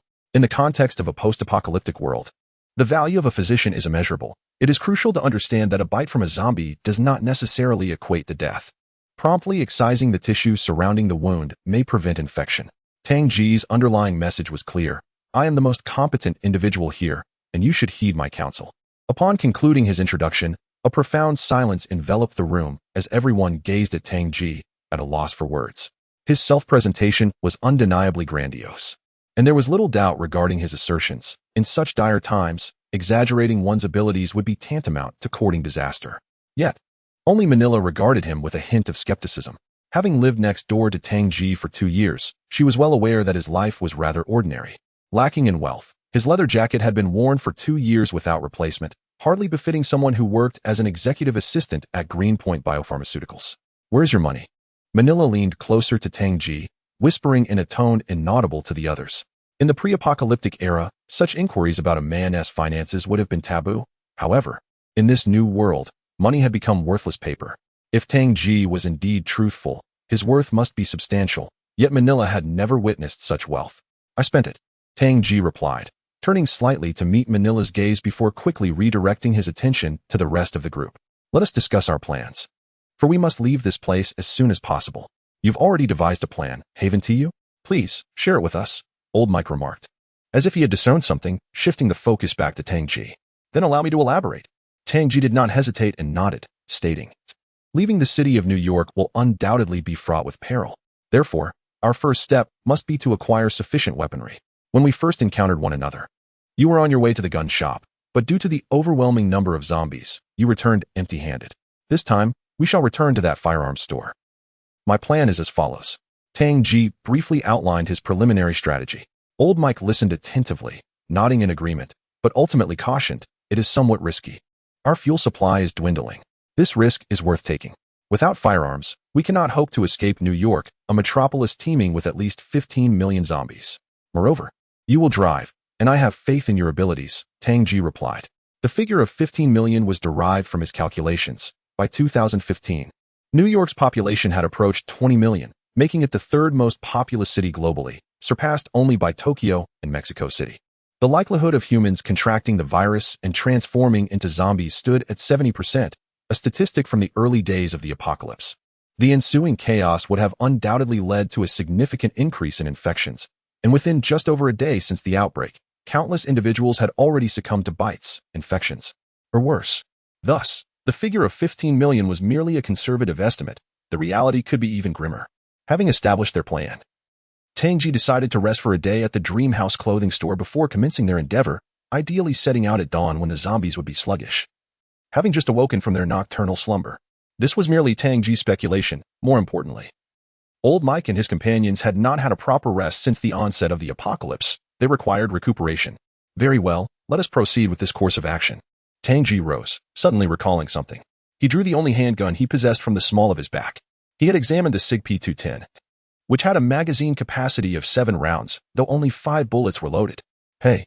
Seeing Tang J suddenly brandish the weapon, the group tensed. And Jason even exclaimed in alarm. Do not be alarmed, Tang J chuckled, adjusting the direction of the pistol with a slight shake of his hand. Holding the gun by its body, he extended it toward Laura with a smile, saying, Here, Laura, take the gun. There are not many bullets. But it is good to familiarize yourself with it. Your marksmanship may surpass mine. Making the most of available resources. Tang J recognized his current capabilities and chose to trust Laura, believing this would strengthen their bond. If he were to retain the firearm, they would likely continue to perceive him as a threat, which was undesirable. Although Tang J was not particularly inclined to engage with strangers, initial interactions might lead them to view him favorably. Over time, however, they would realize his aloofness, which stemmed not from a lack of willingness to connect, but from a preference for limited contact with unfamiliar individuals. If he desired friendship, his demeanor and calm disposition would undoubtedly foster camaraderie. In essence, Tang J's decision to entrust the firearm to Laura was tinged with a pragmatic nature. Nevertheless, he believed that as long as neither of them perished, they would inevitably become friends, for humanity is inherently driven by emotion. Laura displayed a look of surprise as she accepted the handgun, carefully examining it. The weapon appeared relatively new, likely a private firearm that had not been fired excessively, for one would typically provide their own guns and ammunition at the shooting range. Thank you, Laura said, looking up briefly before returning her gaze to the gun. It seemed she had not handled a handgun in quite some time. In America, despite the prevalence of firearms, most households possessing one, these weapons were primarily for self-defense and were generally not permitted to leave their homes. Moreover, shotguns were more common, and individuals of Laura's age would rarely purchase handguns unless for a specific purpose. You're welcome, Tang J replied with a smile. He leaned forward, rummaging through a travel bag on the coffee table, and retrieved a bag of potato chips. As he tore open the packaging, he walked to the window and opened the curtain slightly, peering down while absent-mindedly popping chips into his mouth. Observing the bloodied zombies while indulging in chips, Tang J appeared rather morbid. However, this impression was merely Manila's perspective. In truth, Tang J had a remarkable tolerance for blood and felt no discomfort. His choice of snacks stemmed from the fact that, despite being deemed junk food, chips were high in calories, beneficial for replenishing energy. His interest in the zombies was observational. He hoped to discern some of their anomalies. Moreover, no one had decreed that one could not munch on chips while gazing at zombies. You have quite the appetite, Manila remarked, admiring Tang J's ability to eat in such unsettling circumstances. Feel free to ask anything, Tang J offered, extending the bag of chips toward Manila. Would you like some? Go ahead, Manila declined, pushing the bag back and quietly inquiring, is there something you're not disclosing? Everyone harbors secrets, Tang J replied, turning to Manila with a slight smile, revealing his pearly whites. Creak, creak. At that moment, Christine approached Tang J with her own bag of chips. Chewing as she glanced out the window without so much as a furrowed brow, she then looked at the chips in Tang J's hand, reached out, and popped one into her mouth, crunching it with a shake of her head, seemingly unimpressed by the taro-flavored chips. Want to try mine? It's barbecue flavor, Christine offered, presenting her chips to Tang J. I'll give it a taste. Not bad. We could trade, he suggested. Sure, yours is, well, actually quite decent too. Look at that zombie, Tang J pointed out, observing something clutched in its mouth. It seems to be a liver. No, wait. It must be a lung. A liver isn't that large. It's too filthy to see clearly. In a city shrouded in the shadow of death. On the second floor of a clothing store by the bed, a man and a girl shared their potato chips while critiquing the zombies outside. Tang J did not believe it was inappropriate for Christine to be exposed to such sights. Age was irrelevant. Although repulsive, these creatures were ubiquitous in the world now, and one must confront them. The ability to face zombies with equanimity would significantly enhance their chances of survival in this apocalyptic reality. Manila stood silently to the side, a faint sense of a dark line emerging on her forehead as she redefined the word peculiar within her mind. Chapter 16. A dangerous game. On the second night following the outbreak of the apocalypse, countless souls found themselves ensnared in a restless vigil. Some were frantically seeking escape. Others cowered in insecure sanctuaries, trembling in fear, while a few awaited the inevitable embrace of death, clutching their wounds inflicted by the relentless undead. Darkness enveloped the once thriving metropolis of New York, where the silence was punctuated only by the occasional flicker of a dim light, a testament to the perseverance of life amidst chaos. As night fell, the zombies seemed to retreat into a hushed compliance, with only a rare few emitting guttural roars. Tang J held a steadfast belief that every phenomenon could ultimately be explained through the lens of science. He pondered that the inability to rationalize certain occurrences merely indicated the limitations of contemporary technology. The unexplainable did not equate to the unscientific.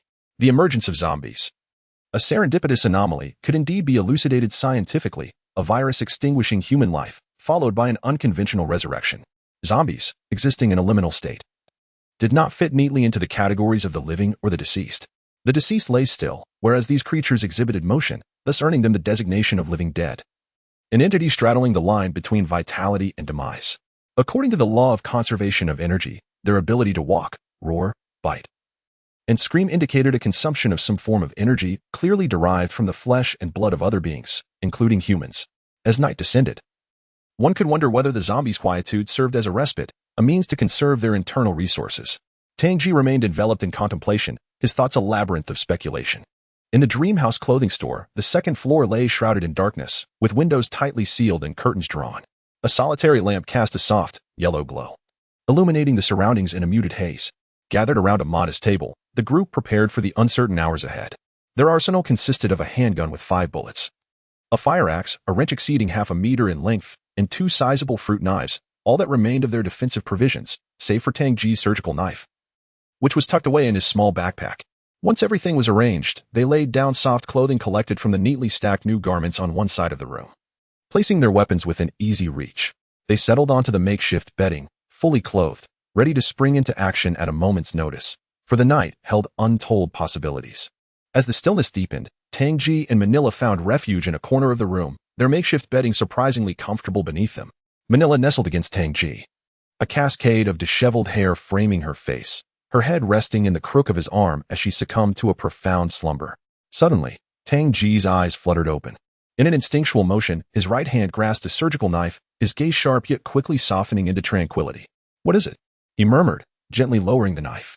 "I was afraid alone over there, so I came to sleep here," came the timid voice from the darkness.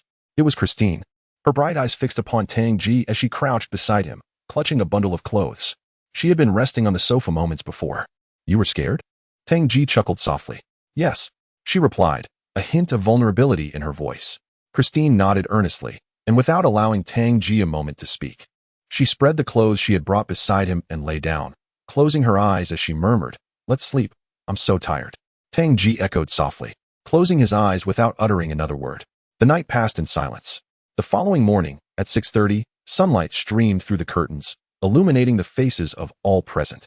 Tang J gradually opened his eyes, sensing something amiss. A stray lock of hair tickled his chin. Looking down, he discovered that Christine had nestled into his embrace at some point, sleeping soundly.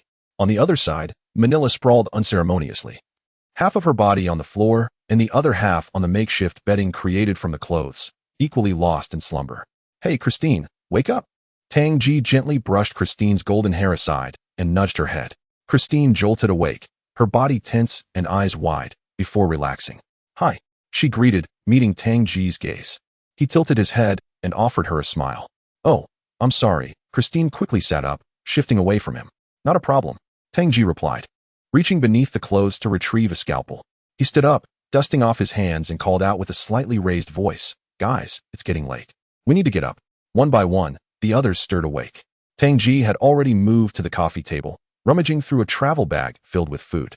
"Everyone, come eat something. We leave in half an hour."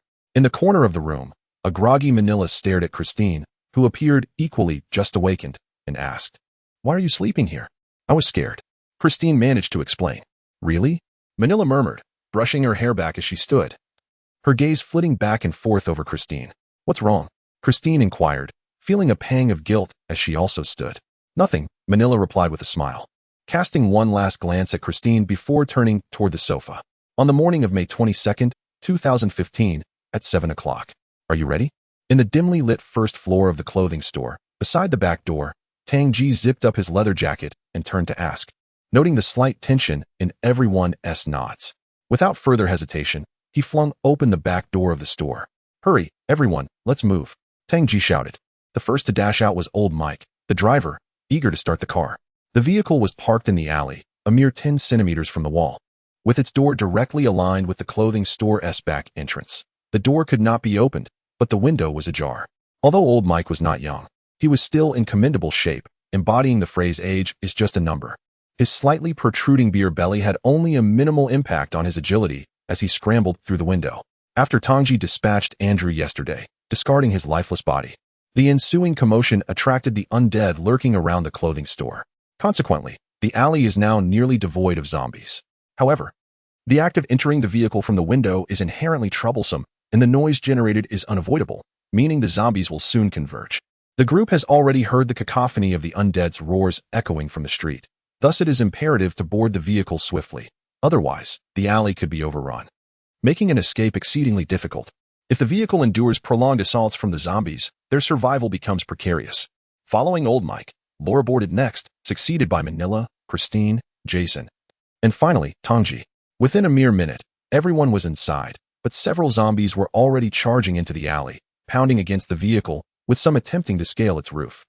Let us go, Tang J exclaimed as he secured the rear windshield. Old Mike had already ignited the engine. As Tang J's words faded, the vehicle jolted backward, colliding with two zombies before swiftly retreating to the alley's entrance.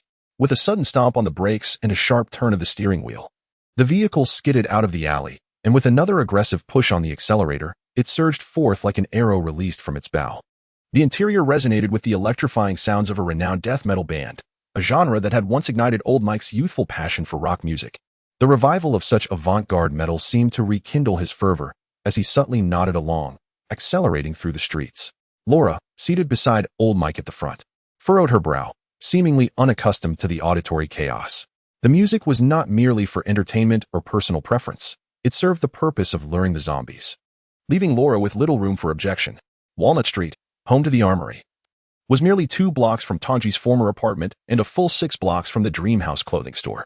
The Ford sped along, shaking off countless zombies as it barreled onto Walnut Street. Once a bustling commercial thoroughfare, it now lay in ruins, a stark contrast to its former vibrance. Abandoned vehicles, pools of blood, severed limbs, and an overwhelming horde of zombies filled the air with a putrid stench. The undead, with their blackened teeth and bloodshot eyes, roamed mindlessly, waiting for the next unfortunate soul to become their meal. The exhilarating metal music fused with the roar of the vehicle as it approached the intersection from the west. Upon hearing the sound, the zombies lifted their heads in unison, drawn toward the source. Suddenly, a dilapidated Ford van skidded around the corner, careening onto Walnut Street. Instantly, the zombies sprang to life, emitting excited howls as they hurriedly converged on the van's direction, their numbers swelling to the thousands, far too numerous to count. So many. Tang J leaned over the empty space between the front seats, gazing at the horde of zombies outside the windshield, muttering softly. As the Ford vehicle entered Walnut Street, it immediately slowed down, having already attracted a considerable number of zombies upon arrival. With the deceleration, they surged forward, frantically pounding against the car. In the face of the approaching undead, old Mike surprisingly brought the vehicle to a gradual halt, the rock music within the car continuously captivating the attention of distant zombies. The occupants were tense. The Ford could not withstand the prolonged assault from the zombies. The moment a single window shattered, remaining inside would be perilous beyond measure. Wait.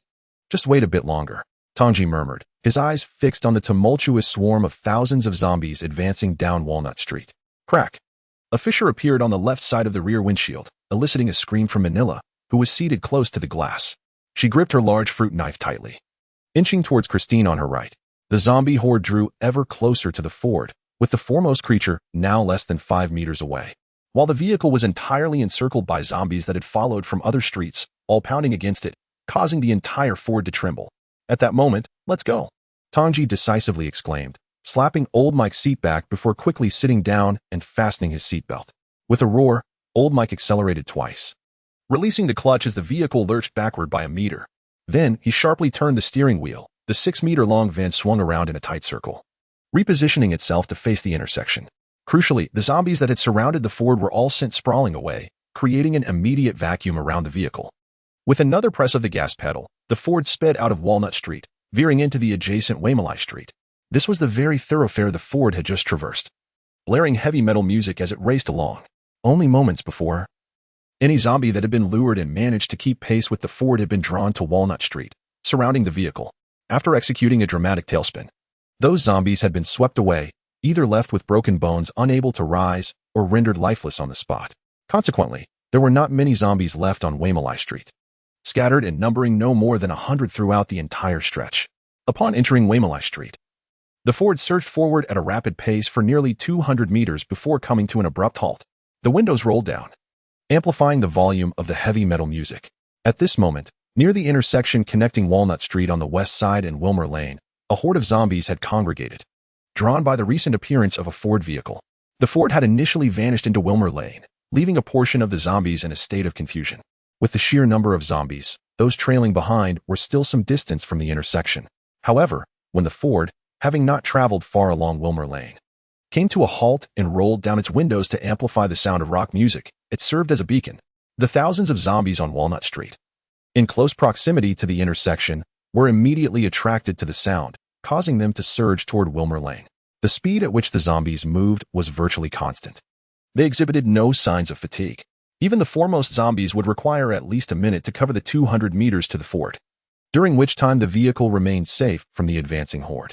The only immediate threat to the Ford and its occupants came from the few zombies that were already scattered along Wilmer Lane. Given their sparse distribution, only a handful of zombies were capable of reaching the vicinity of the Ford within that minute.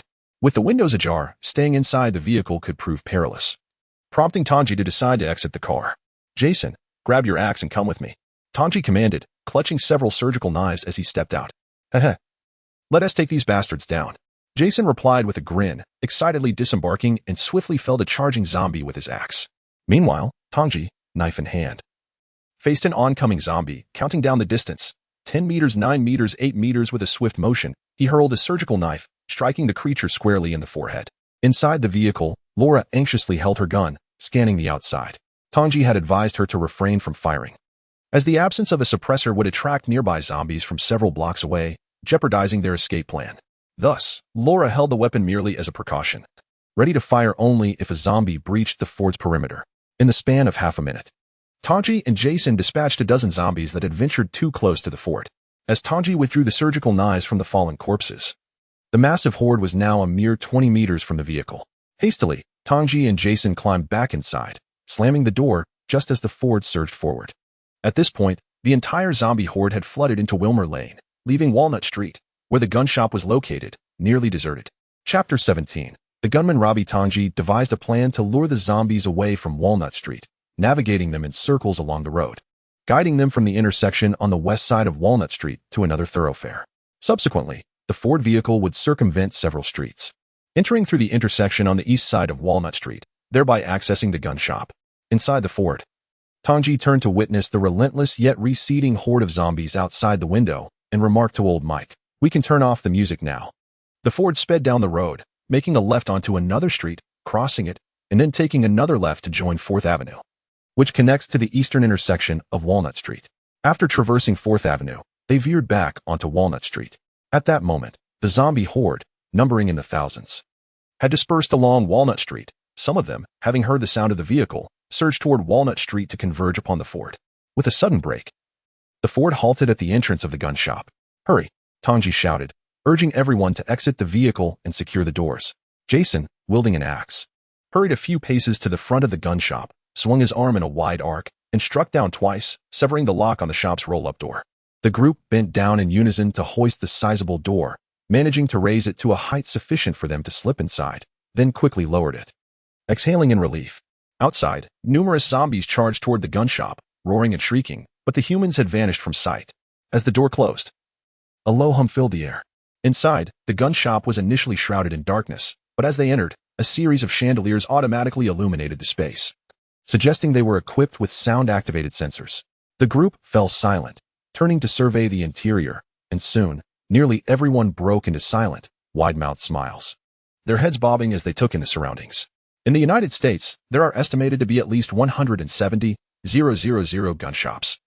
And this one could be considered average, yet it was vast in size, exceeding 300 square meters, with numerous rows of shelves and glass display cases showcasing an impressive array of firearms, from miniature revolvers to heavy machine guns, and even some exquisite antique firearms displayed in a designated area. A firearms collector would surely go wild with excitement. Typically, heavy machine guns are not permitted for sale to individuals in American gun shops, though customers can test fire them. However, in this post-apocalyptic world, with no one to oversee the shop and no national laws in effect, one could take whatever they desired. Avoid the heavier weapons, opt for lightweight, rapid-fire arms with high magazine capacities. And don't forget the suppressors for the handguns. Tang J whispered, prompting the group to disperse within the gun shop, eagerly selecting their weapons. Given the constraints of their escape, they could not carry too much, necessitating careful choices. If Tang J had the means to transport every firearm in the shop, he would have done so long ago, but alas, he lacked such capability. Meanwhile, as Tang J and his companions reveled in their newfound arsenal, 2 blocks away on Elm Street, a group of individuals fled in a state of panic, desperately evading a relentless horde of zombies. Among them was Tang J, who fortuitously recognized one of the group. Tang J had performed surgery on one of them in the basement of a bar in Manila a month and a half prior. This group belonged to the notorious New York gang, the Shark Gang, led by the African-American kingpin, Chang Don.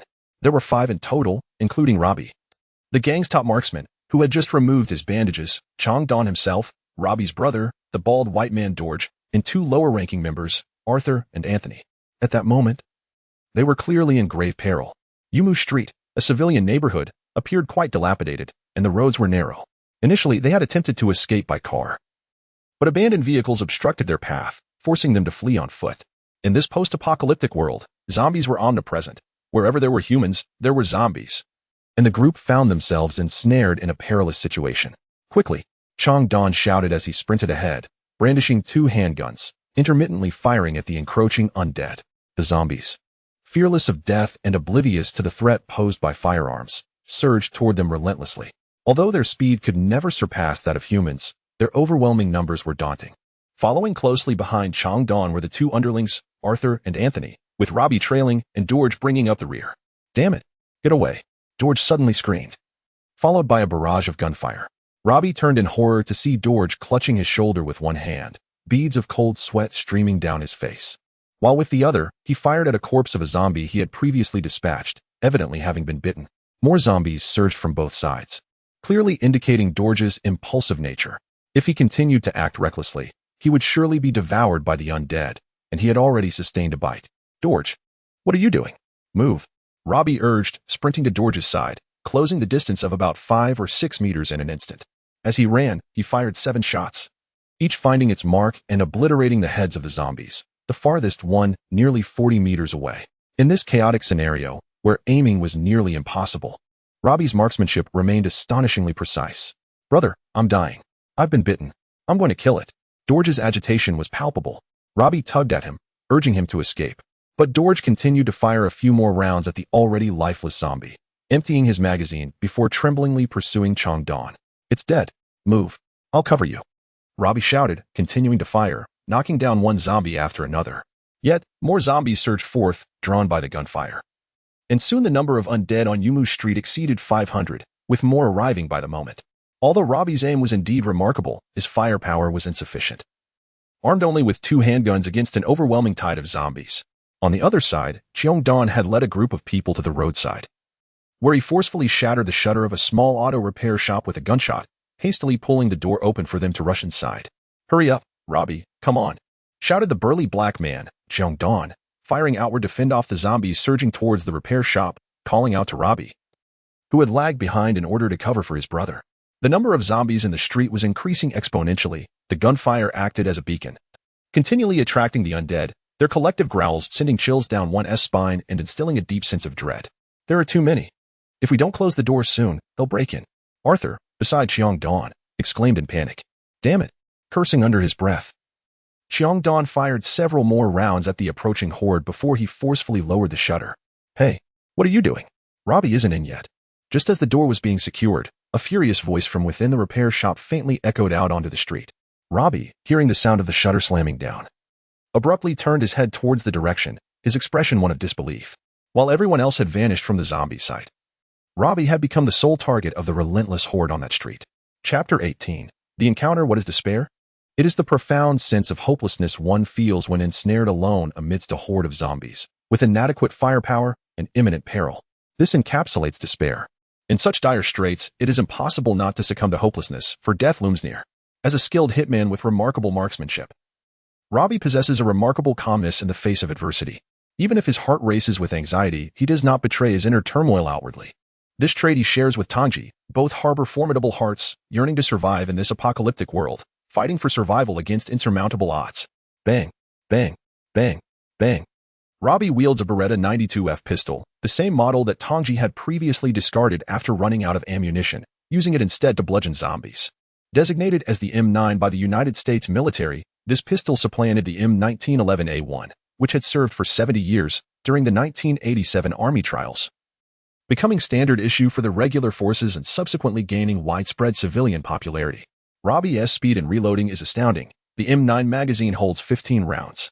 Within a mere 3 minutes, he has emptied 7 magazines, leaving only 2 remaining in his firearm, which are also on the verge of depletion.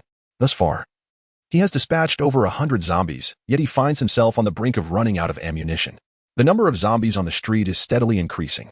Though their movements are not as swift as those of humans, they converge from all directions, gradually encircling him. Robby's method of escape involves shooting a few zombies to create a gap in their ranks, through which he can flee. Inevitably, the zombies will pursue him, and once again, encircle him. This cycle continues. If only Robby's firepower were sufficient, he might still break free from this street before the zombies fully coalesce, evading them. Though he would undoubtedly encounter new threats, he must find a place to conceal himself. Panting heavily, Robby runs. The street is merely half a kilometer in length. Not excessively long, yet his movements are anything but linear. He zigzags, stopping and starting, expending considerable energy, while the relentless zombies pursue him. Robby's left-hand M9 is the first to run dry. Mirroring Tang J's earlier decision, he tosses the empty pistol at a zombie. In such circumstances, wielding an unloaded firearm becomes a burden. One cannot engage in close combat with zombies using a weapon bereft of ammunition. Without sharp edges, it is incapable of dispatching the undead, and a mere scratch could lead to a fatal infection. A true marksman, unless absolutely necessary, would never resort to hand-to-hand combat. Otherwise, they would be better described as a fighter than a marksman. "You scoundrels, worthless wretches," Robby exclaims as he discards one gun and swiftly fires off several rounds from another.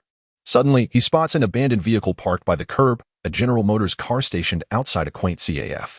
It appears entirely unscathed, suggesting that when the apocalypse erupted, its owner was likely enjoying breakfast inside the CAF. The owners of the vehicles were either devoured by the zombies or had themselves transformed into the undead. For Robby, the prospect of driving away in this car seemed nearly impossible, not due to the absence of keys, for as a high-ranking member of the mafia, his skills in theft were quite adept, yet time was not on his side, and the zombies were relentless. Damn it, Robby cursed under his breath, hesitating briefly. He recalled that only one bullet remained in his handgun. This was an innate talent of a professional marksman, regardless of how many magazines he changed. He always remembered the count of bullets. Die, you wretched creatures. With a sudden surge of determination, Robby lunged forward, opting not to fire but instead forcefully shoved aside an oncoming zombie. Leaping ahead, he twisted in midair, spotting the car a mere 10 meters away. Bang, boom. With his last bullet, Robby chose to shoot the fuel tank of the car, while he himself fell to the ground. This was the best defensive maneuver against a close-range explosion. Crouching low, he braced himself as the vehicle erupted violently. The shops that had opened before the apocalypse on either side of the street had their windows shattered, and the car itself was torn to pieces. The shockwave from the explosion, coupled with flying debris, swept through the vicinity. Humans instinctively knew to stay low to avoid the peril of the shrapnel. But the zombies did not possess such awareness. The closest zombies were obliterated in the blast, their dismembered bodies ignited by the flames that surged forth. Each fragment of the car, whether large or small, wielded a force not dissimilar to that of a bullet. Within a 100-meter radius, numerous zombies were felled, leaving only a scant few still standing. Robby lay on the ground. Though he had evaded the debris, the tremendous roar of the explosion left his ears ringing painfully, and the surrounding cries of the undead became distorted and surreal. Struggling to open his eyes, he lifted his head, perceiving a world that swayed as if it were a mere illusion. A dilapidated Ford sped down the road, careening into zombies, splattering blood and guts across the windshield, thus keeping the wipers perpetually in motion. Inside the vehicle were 6 individuals, accompanied by over 50 weapons, predominantly handguns and automatic rifles. With only 2 shotguns among them, old Mike had a penchant for shotguns. Given the vast array of firearms in the shop, taking merely a handful was hardly sufficient. But they were constrained in their capacity to carry more. In addition to the firearms, numerous small black bags, not overly large, filled the seats and floor of the vehicle, each containing ammunition. They had procured an extensive assortment of bullets. However, the weight was relatively light. For instance, a 9mm bullet typically weighed between 12 to 18 grams. With the variation attributed to differing materials and propellant amounts used, yet the disparity was not substantial. Thus, 1,000 bullets would weigh only a little over 10 kilograms. A burden hardly significant for an individual, provided it was not a prolonged load. The actual operational lifespan of a medium-sized handgun typically ranges between 6,000 to 10,000 rounds, often exceeding 2 to 3 times its expected lifespan. The longevity of automatic rifles is even greater, generally falling between 10,000 to 20,000 rounds. This implies that unless one were to carry several hundred to 1,000 kilograms of ammunition, it is theoretically impossible to render all firearms inoperative. The rationale for possessing multiple firearms lies in the inherent failure rate associated with any weapon. Although this rate is minimal, it is prudent to be prepared for unforeseen circumstances. Listen, gunfire. Just ahead, Tang J sat in the middle row of the vehicle, fiddling with a Colt 2000 handgun. Outside, zombies were howling in pursuit, and he faintly discerned a distant gunshot. The sound of gunfire is limited in its reach, particularly within an urban environment, and traversing more than a block is already considered a significant distance. Coupled with the noise from the vehicle and the external cacophony, discerning gunfire from afar proved to be quite a challenge. Indeed, there are many gunshots. Jason, seated beside Tang J, set down his renowned AK-47 and leaned in to listen before nodding. It must be over on Elm Street. We need to pass through there. Should we take a detour? Old Mike in the front suddenly interjected, adding, we're running low on fuel. Let us drive straight through, Tang J declared, placing down his Colt 2000 and picking up an M16 assault rifle. He had procured numerous such rifles from the gun shop. Like the AK-47, the M16 is a globally celebrated lightweight weapon, a small-caliber assault rifle. To Tang J, utilizing a large-caliber rifle against zombies seemed a gross misallocation of resources, as zombies do not seek cover. A 5.56mm round and a 12.7mm round, when striking a zombie's head, would both be lethal, yet the latter is significantly heavier. Despite the apparent wastefulness of employing larger caliber firearms against zombies, Tang J nonetheless acquired a 12.7mm sniper rifle from the shop, the Barrett M82A1. Renowned as the finest sniper rifle in the world, often referred to as the king of snipers, he collected over 100 various rounds for this rifle. Not out of personal whim or a collector's passion, but for a more pragmatic purpose. At Elm Street, at the North Crossroads, a Ford vehicle sped in from another street. The gunfire had attracted a horde of zombies. Tang J furrowed his brow, gazing out the window as he muttered. Just as the vehicle was about to cross the intersection onto the adjacent street, he suddenly shouted, striking old Mike C back. Stop, stop, stop. I know that person. Pull over. Tang J had spotted Robby, yet the overwhelming roar of zombies masked the sound of the Ford vehicle approaching merely 200 meters away. Get down. Cover your ears.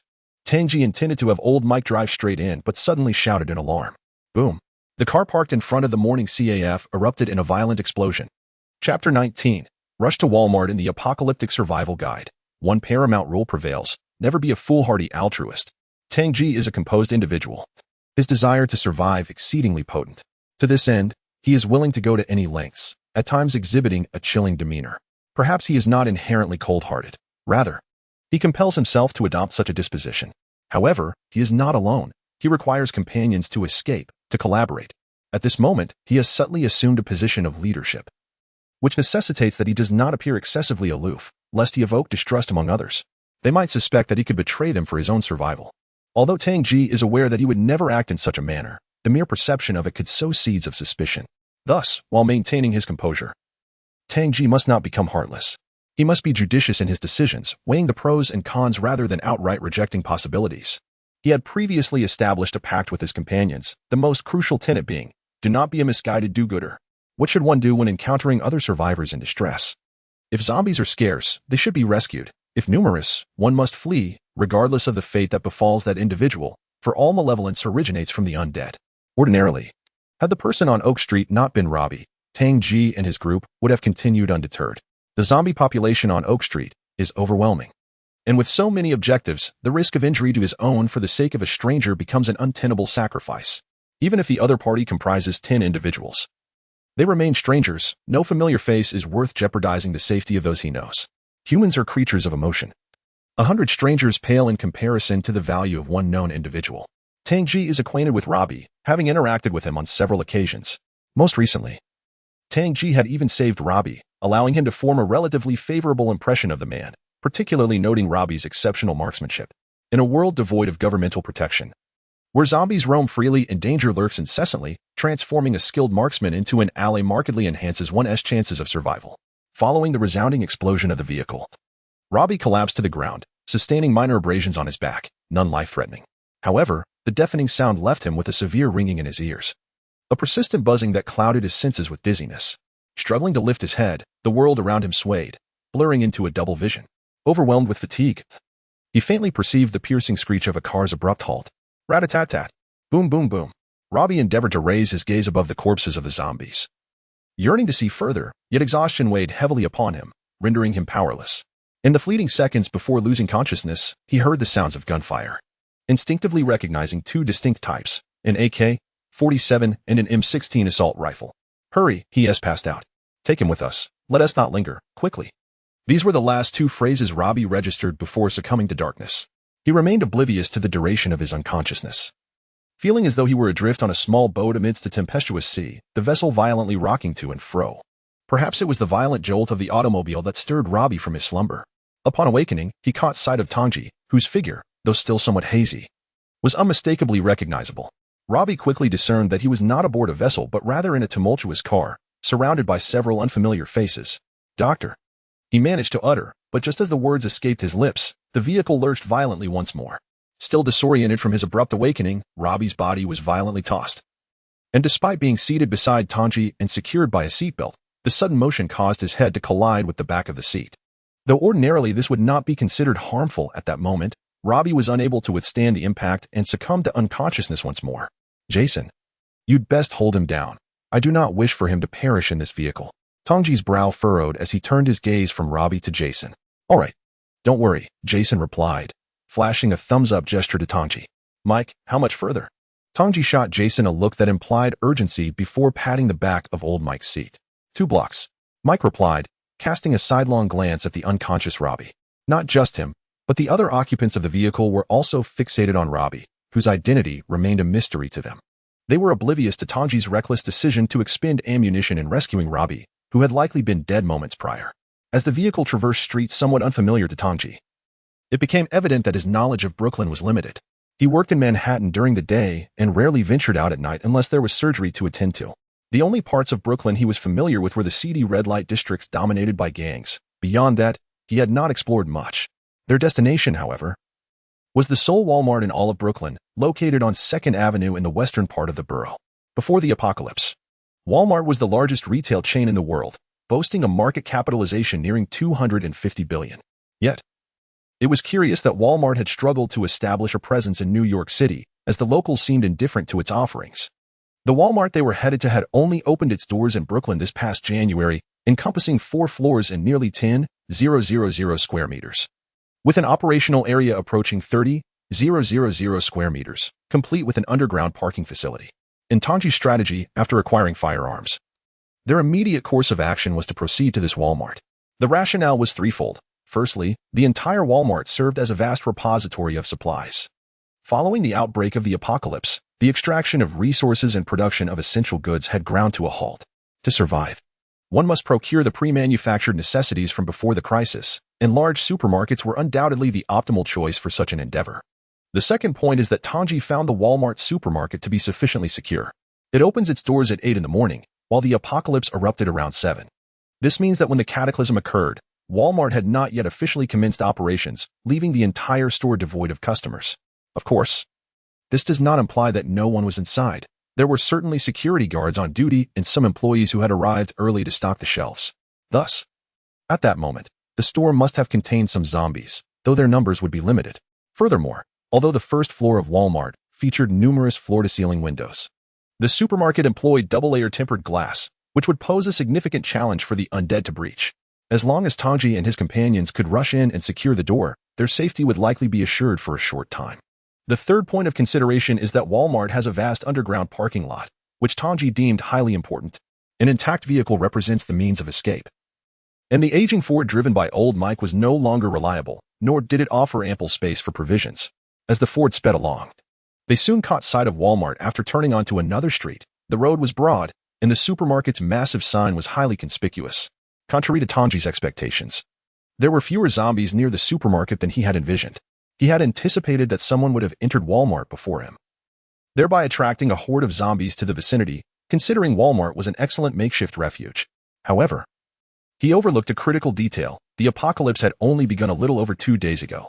Most survivors were still hiding in their homes, and only a scant few dared to venture out. Individuals like Tang J, who could think calmly and possess some degree of mobility, were even rarer. As they approached Walmart, the road began to widen, and the distribution of zombies was not as dense as in other areas. The surface was smooth, allowing for a relatively stable drive. "Prepare yourselves," Tang J called out, strapping on 5 long guns and slinging several bags filled with handguns and ammunition over his shoulders, weighing him down by more than 30 kilograms. His physique was robust enough to handle the load for a short duration. Upon hearing Tang J's command, everyone, except old Mike who was driving, began to gather supplies. Suddenly, with a screeching halt, the Ford came to a stop about 30 meters from the supermarket's glass entrance. Hindered by the steps and the barriers meant to prevent shopping carts from leaving the premises, Tang J and the others rushed out of the vehicle, with old Mike being the first to disembark, wielding a shotgun, loaded and ready. He swiftly raised his weapon and shattered the skull of an approaching zombie, then turned to grab 2 bags brimming with ammunition from the side of his seat. After scanning the area to confirm that they were temporarily safe, he was the first to dash toward the supermarket. Tang J and Jason assisted the unconscious Robby out of the car, one hand clutching a handgun, while Manila and Christine closely trailed them. Laura, who possessed slightly better marksmanship, brought up the rear as they fought their way backward. Given the sparse distribution of zombies nearby and their inability to outrun humans, the entire process unfolded with more suspense than danger. "Damn it! The door is locked from the inside," old Mike suddenly shouted from the front. Logically, the supermarket should have commenced preparations for business by 7 o'clock, with employees already inside. Thus, it is unreasonable for the door to remain locked. Therefore, the only explanation for the door being secured at this time is that there are indeed living individuals within the confines of the Walmart supermarket. Chapter 20. Entering. "Hello. Is anyone there? Hello?" Thud, thud, thud. Outside the Walmart, old Mike pounded on the glass doors, calling out to those within, convinced that anyone inside should be aware of their presence, given the sounds of approaching vehicles and gunfire. A few others joined him, retreating while continuing to knock. As the street-s zombies began to converge around them, the gunfire had attracted even more of the undead, hastening their arrival to the street. If they could swiftly gain entry and escape to the second floor, the zombies would soon lose their target and cease their frenzied assault on the supermarket's glass. Of course, they could shatter the glass with their firearms, as it was merely tempered glass, not bulletproof. Walmart did not require such extravagance. It was not a classified research facility that necessitated bullet-resistant windows. However, it was evident that if they employed their wits, such an approach would be ill-advised. If the glass were broken, not only would they gain entry, but the zombies would follow suit, rendering the entire supermarket unsafe. The undead would certainly not afford them the luxury of gathering supplies before they could escape to their vehicle. Faced with a horde of zombies, the firearms they possessed would serve little purpose, as the undead were endless. Weapons in this apocalyptic era were primarily tools for facilitating escape rather than extermination. Fortunately, the initial number of zombies on this street was not overwhelming, providing them with a temporary reprieve. Yet, this respite would not last long, and their foremost desire was to enter the supermarket. "Hello? Is anyone there? Open the door. Please, help us. We beg you, open up." They pounded on the glass, their voices rising in desperation. Through the glass, they could see that the supermarket's entrance was secured with chains, and 4 padlocks were visibly in place, indicating that someone had intentionally fortified the door to prevent the zombies from breaking in. This further confirmed their suspicion that there were indeed people inside. The number of surrounding zombies grew increasingly alarming, and Tang J and his companions had to make a swift decision. If no one emerged, or if those inside had perished, their options were limited. They could either return to their vehicle and drive away, though the Ford's fuel tank was nearly empty, or they could circle the supermarket in search of alternative entrances. It was unlikely that the supermarket had only a single point of access, but it could be surmised that if there were indeed people inside, all entrances would be secured. Just as Tang J hesitated over whether to depart, a commotion erupted from within the supermarket, followed by the sight of a figure bursting around the corner of the entrance passage, approximately 20 meters from the main door, wielding a revolver. It was a young black man, roughly the same age as Tang J, clad in the uniform of a supermarket employee, his clothing stained with blood. A baseball cap adorned his head, and it was evident that a set of keys hung from his waist. "Stop banging! Get out of here, damn it! God! You've drawn them all here!" The young man shouted, panic evident in his expression as he fled from a side passage, nearly tumbling in his haste. It was clear he was greatly frightened by the zombies and was determined to prevent Tang J and his companions from entering. "Open the door, please." Manila pressed her body against the glass door, occasionally glancing back and firing at the young black man who had suddenly appeared inside. Hesitating for a moment, he turned and fled down a side corridor, his footsteps fading away. "Hey!" Tang J shouted suddenly, snatching the shotgun from old Mike's hands. "Come over here and open the door, or I will shatter the glass. You have 3 seconds. 3, 2. Just then, the young black man came scrambling back from the corridor, rolling and rushing toward the entrance, discarding his handgun and quickly retrieving a set of keys from his waist, shouting, "Don't shoot. I'm coming." His expression was one of sheer panic. The growls of the zombies grew louder and more numerous, while gunfire continued unabated. The supermarket was situated at the far end of the street, adjacent to an intersection, and at this moment, it appeared that at least 1,000 zombies were surging toward Tang J and the others. Although they were scattered across the wide street, their sheer numbers were overwhelming, and more zombies in the distance were drawn to the sound of gunfire. Quickly, everyone thought, watching as the young black man frantically tried to unlock door after door. Several times, the key slipped from his trembling hands, and Tang J was filled with frustration. No one was devoid of anxiety at this moment. With 4 long locks and 1 chain lock, the young man took a full half-minute to finally open the door, by which time the front of Walmart was already littered with the bodies of zombies. A group rushed inside. "You nearly got us killed," Jason exclaimed as he entered, immediately releasing Robby and angrily pressing his gun to the young man's head. Jason, who had always maintained an optimistic outlook on life, loved music and street dance, exuding a hip-hop vibe, but that did not mean he was without temper. At times, his anger could be quite fierce. The young man instinctively raised his hands, backing away under the threat of Jason's gun, sweat beading on his forehead. "I'm sorry, I'm sorry." Seeing this, Tang J said nothing, exchanging a glance with Manila, who hurried over to help him support the unconscious Robby as they moved further inside, with Christine following closely behind. Laura and old Mike were the last to enter, hurriedly locking the door again, securing it with the chain lock, which they wrapped tightly around the door handle. As they finished locking the door, many zombies had already reached the entrance, banging against the glass. The tempered glass, known for its high temperature resistance and impact durability, was difficult for the zombies to break through, especially since the glass used for the floor-to-ceiling windows and main door was double-layered and thickened. However, it was understood that over time, it would not withstand the relentless assault. "Hey, Jason, what are you doing?" Laura exclaimed upon seeing him furiously pressing the gun against the young man's head. She rushed over and tapped him on the back of the head. "Let us go. We can't waste any more time here." Jason helplessly called out to Laura's departing figure, and the momentum he had just gathered was extinguished by Laura's abrupt action. He dropped his gun and shot a fierce glare at the young black man, who was slightly older yet far less imposing, before pursuing Laura. As he passed through the entrance of the corridor, he bent down to retrieve the revolver that the young man had carelessly discarded in his panic, casting another sharp glance back at him. Robby felt as though he had just emerged from a long, harrowing dream, in which the world had transformed into a nightmarish landscape overrun by flesh-eating zombies. One by one, the people around him fell victim to the ghoulish creatures, and he witnessed his own brother being devoured before his eyes, torn apart by the ravenous undead. Then, he himself was slowly consumed, his body a bloody mess, drenched in gore. With a start, Robby jolted awake. A sharp pain coursed through his entire body, and as he opened his eyes, confusion clouded his vision, which soon cleared. The first thing that caught his eye was a long row of shelves, stocked with an array of instant noodles, varieties galore, the entire shelf dedicated solely to them.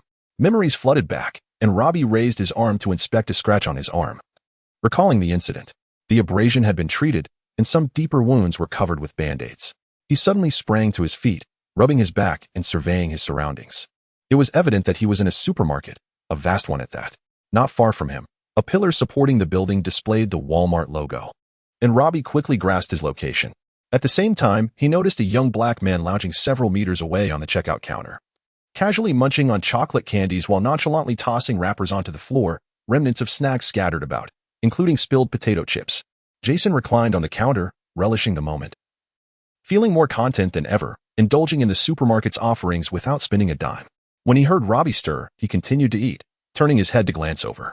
In an instant, he leapt down from the counter, discarding the chocolate candies in his hand, brushing off his clothes, and approached Robby with an AK-47 slung over his shoulder, extending a hand in a surprisingly warm greeting.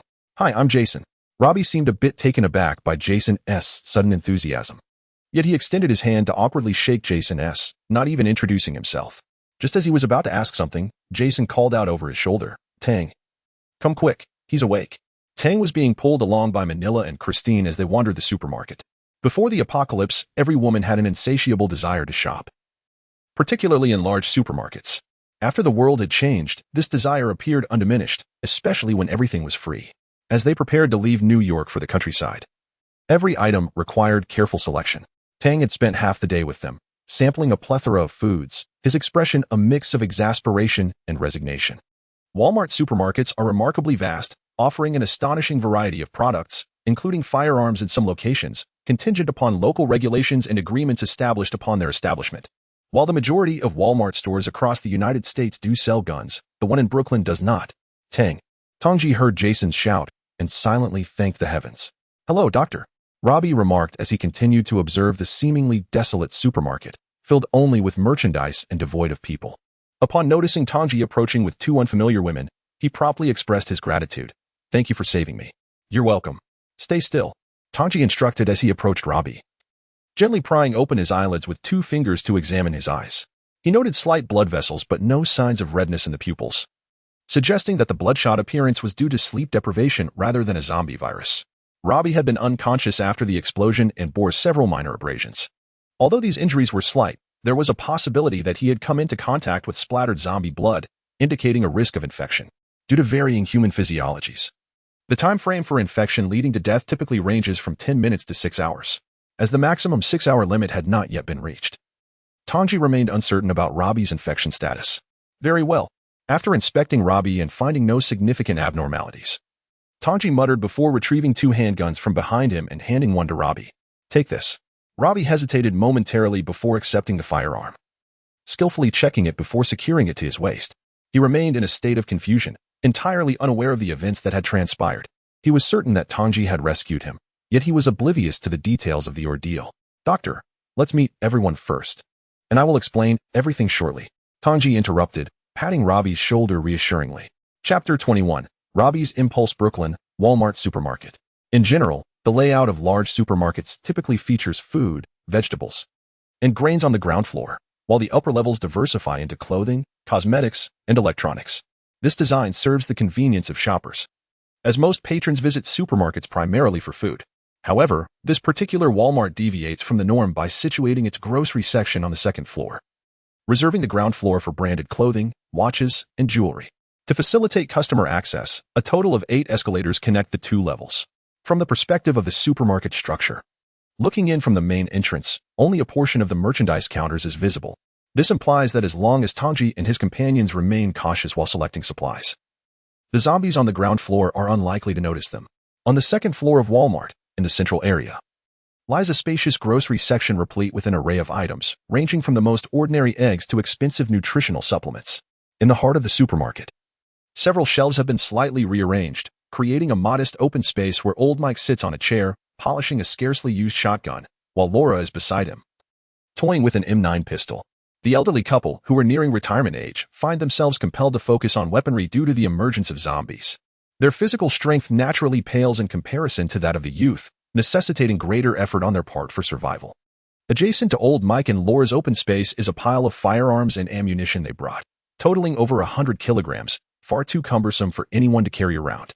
Not far from them, a despondent young African-American man in a store uniform slumps against a shelf, his head bowed in contemplation. Before Tang J and his group entered, he was the sole survivor in this post-apocalyptic setting.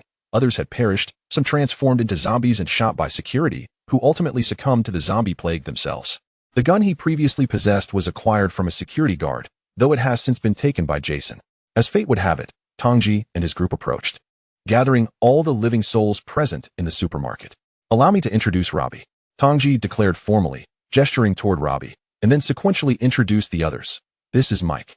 Beside him is his wife Laura, and this is Manila beside me. That young lady is Christine. Despite her mature appearance, she is merely 16. And I believe you should already be acquainted with him, Jason." "Hi, Robby." "Hello." The group exchanged greetings, and after a brief pause, Tang J turned his gaze toward the young man. Pointing slightly, "We just met. He was the one who opened the door for us when we arrived. He was likely the only living person here before that. I don't even know who he is." Tang J shrugged toward Robby, adopting a casual tone, indicating that he was not a complete stranger to Robby. "Bowen, the store clerk," the young man introduced himself, lifting his head momentarily before returning to his despondent state. Tang J discerned that from the very first encounter with Bowen, he could sense the profound despair enveloping him. The apocalypse had descended for over 2 days. And despite the supermarket being replete with countless clean garments, Bowen remained clad in blood-stained attire, an act that no ordinary person would willingly commit. Tang J believed that Bowen's refusal to allow himself and others entry into the supermarket stemmed not from a shared coldness of heart, but rather from an overwhelming fear that compelled him to flee, scrambling back at the mere utterance of breaking down the door. Perhaps, deep down, this individual was not inherently malevolent and bore no hostility towards them. He might have carried remnants of timidity from his previous life, yet was paralyzed by fear and anguish that starkly contrasted with Jason's unabashed optimism, who had never faltered in his resolve to survive amidst the chaos. Tang J had a penchant for observing people. Once he determined that an individual was not wicked, he harbored no animosity towards them. "Jason," upon Bowen's conclusion. Tang J waved at Jason, who, while tearing open a bag of chips, approached him. In hushed tones, Tang J quickly conveyed his thoughts, initially met with a furrowed brow and a shake of Jason's head. However, after further discourse, Jason reluctantly acquiesced, clearing his throat lightly in preparation. Tang J then turned to pat Robby on the shoulder, tilting his head slightly as the two made their way along the shelves towards the northern section of the supermarket. Seemingly intent on a private conversation, Christine attempted to follow but was restrained by Manila. "Hey, buddy." After Tang J and Robby had distanced themselves, Jason settled beside Bowen near a nearby shelf, greeting him with a semblance of warmth. "Hello." Bowen's enthusiasm was evidently lacking as he shifted away, glancing briefly at Jason before lowering his gaze to the tiled floor, as if something there captivated his attention. "Sorry about earlier. I got a bit carried away. Please don't take it to heart. I sincerely apologize." Jason playfully tapped Bowen's chest with a light-hearted gesture, tilting his head. "It's my fault. You need not apologize." Bowen murmured, visibly uncomfortable with Jason's exuberance, as he shifted away once more, keeping his head down. Meanwhile, Tang J led Robby to a secluded area, perching himself atop a counter laden with apples. He idly picked one up, passing it between his hands while maintaining eye contact with Robby, and directly inquired, "What are your plans?" "First, you tell me what transpired." Robby indicated the cleaned wounds on his body, pausing before recounting how he ended up there. "I saw you." And then, Tang J took a bite of the apple, chewing thoughtfully as he recounted the entire sequence of events to Robby. He concluded, "We aim to gather sufficient supplies, locate a vehicle in the parking lot below, and then depart for the countryside. I hope you will accompany us, as you should understand my character and the reasons behind my decision to save you." After a brief pause, he added, "If you choose to join us, we can linger here for a few more days until your wounds are fully healed before we leave together." Tang J articulated his thoughts with utmost clarity. He was not one to procrastinate, just as he decisively resolved to eliminate Andrew upon discovering his drug use. He had meticulously contemplated the gravity of certain matters. Some situations simply could not afford delay. Robby fell silent for a moment, gazing at the fruit stall, and suddenly, as if struck by a revelation, he lifted his head and inquired urgently, "How long has it been since you saved me?" Tang J raised his hand to glance at his watch and replied, "It has just passed noon. It's been less than 5 hours. 5 hours? I must leave this place," Robby exclaimed, instinctively drawing his gun and making a dash towards the exit on the second floor. However, after a few steps, he halted abruptly. Turning back to Tang J, "Could you spare me some extra ammunition?" Tang J's brow furrowed at Robby's intention to leave immediately, evidently planning to go alone. What was he up to? "What do you intend to do?" Tang J leaped from the counter, discarding the half-eaten apple carelessly, and frowned at Robby. My brother is still out there. He's been bitten. I must check on him. He cannot die." Robby's voice quivered with urgency. Tang J rolled his tongue and cleared the remnants of apple from his teeth, contemplating briefly before gesturing toward Old Mike's direction with a thumbs up. "Go get it." Robby sprinted to the pile of weapons beside Old Mike, crouching down to swiftly open each bag. Tang J had provided him with an M9 pistol chambered for 9mm rounds. He required 9mm ammunition. He opted against a rifle, as although it possessed superior firepower, it necessitated two hands and could not simultaneously target multiple directions clearly. A handgun would serve him better. The others observed him rush to procure bullets, exchanging puzzled glances, unaware of the unfolding situation. Tang J soon appeared, leisurely walking from Robby's direction, ultimately leaning against a shelf, shaking his head at the crowd to indicate that all was well. "Thank you," Robby exclaimed as he quickly gathered several magazines and rounds, rising to sprint toward the second-floor exit. "Head to the underground parking lot. It's less populated with zombies. And there are vehicles," Tang J called after Robby's retreating figure. Once Robby vanished from sight, Tang J withdrew his gaze, only to find the others fixated on him. He scratched his nose and elaborated. He intends to return to save his brother. Tang J chose not to rally everyone to accompany Robby, a decision independent of any desire to persuade Robby otherwise. He deemed it an inconsequential endeavor, believing it unlikely to yield success. The number of zombies on that street was likely comparable to those outside Walmart, and Robby had already stated that his brother had been bitten. Given the time elapsed, it was highly probable that he had either been devoured by zombies or had succumbed to the transformation himself, leaving scant hope for survival. To risk everyone's lives and squander ammunition for someone so seemingly powerless and potentially deceased was a venture Tang J deemed utterly unwarranted. Clearly, such actions are beyond the capabilities of Tang J, who simultaneously harbors a sense of disappointment towards Robby. As a marksman, one ought to maintain composure, however. Robby's impulsiveness is evident, charging forth without a semblance of a plan. No matter how proficient one is with a firearm, one may still meet their demise along the way. Approximately 5 minutes later, Tang J stood by the window on the second floor of the supermarket, gazing at the vehicles emerging from the underground parking lot. His thoughts swirling in complexity. He holds Robby in high regard, and at this moment, he inexplicably felt a pang of regret, believing he ought to have intervened. "Are you not going to assist him?" Manila inquired, approaching Tang J and also peering out the window. Tang J gently brushed his fingers against the stubble that had recently appeared on his chin, remaining silent. Chapter 22. Desperate Measures in the Heart of Brooklyn. At the intersection of Oak Street North, the thunderous roar of a sports car engine grew ever closer. Amidst a throng of thousands of zombies that had amassed on the street, creating an atmosphere thick with tension, suddenly, a Chevrolet Camaro streaked through the intersection. Its yellow body adorned with black decals, elongated in shape with a slightly elevated chassis compared to typical sports cars. This vehicle, often referred to as the people's sports car in America, served as the real-life counterpart of Bumblebee from the famed film series Transformers. Capable of reaching a staggering speed of 250 kilometers per hour, it was piloted by none other than the mob enforcer, Robby. With a thunderous crash, Robby slammed on the brakes after barreling through the intersection, causing the car to skid sideways in a dramatic sweep. He opened the sunroof and stood up, firing several shots into the sky. The absence of a silencer on his handgun meant that the gunfire echoed through several blocks in all directions. Quickly, he ducked back inside, closed the sunroof, and pressed the accelerator, catapulting the vehicle back to a speed of 100 kilometers per hour within mere seconds, heading eastwards. Attracting the zombies with gunfire was undeniably a perilous maneuver, as the undead could converge from all directions, creating a menacing encirclement. Compounding this danger was Robby's choice of a low-chassis sports car, which, under normal circumstances, is best suited for smooth roads. Any increase in speed on uneven terrain could easily result in a catastrophic rollover, and in a post-apocalyptic city, finding a flat road was nearly impossible. The initial chaos of the outbreak had left abandoned vehicles strewn about, while the omnipresent remains of humanity and the undead posed significant obstacles. Unlike SUVs, vans, or even standard sedans, sports cars were particularly vulnerable due to their low ground clearance. Nevertheless, Robby had little time to ponder the risks. While there were indeed numerous vehicles in the underground parking lot, including several off-road models he could have pilfered, he chose the Camaro solely for its speed and power. Had an Aston Martin been available, he would have undoubtedly selected that, driven by an unrelenting pursuit of velocity. Every second he gained in reaching Dagger meant a greater chance of survival for him. As the Camaro sped forward, the relentless horde of zombies pursued closely behind, their bodies occasionally scraping against the sleek exterior of his car. The advantage of high speed was evident, as long as Robby maintained momentum. The zombies struggled to react in time to reach him. However, the low chassis proved troublesome as well. The car jolted violently, giving him the unsettling sensation that it might disintegrate at any moment. With fluctuating speeds, Robby gripped the steering wheel tightly, striving to maintain control of the vehicle. As Robby raced down the street, he suddenly slammed on the brakes, executing a drift that brought his Camaro to a halt in the middle of the intersection. He once again emerged through the sunroof, dual pistols in hand, unleashing a barrage of gunfire that felled the relentless horde of zombies surging towards him from every direction.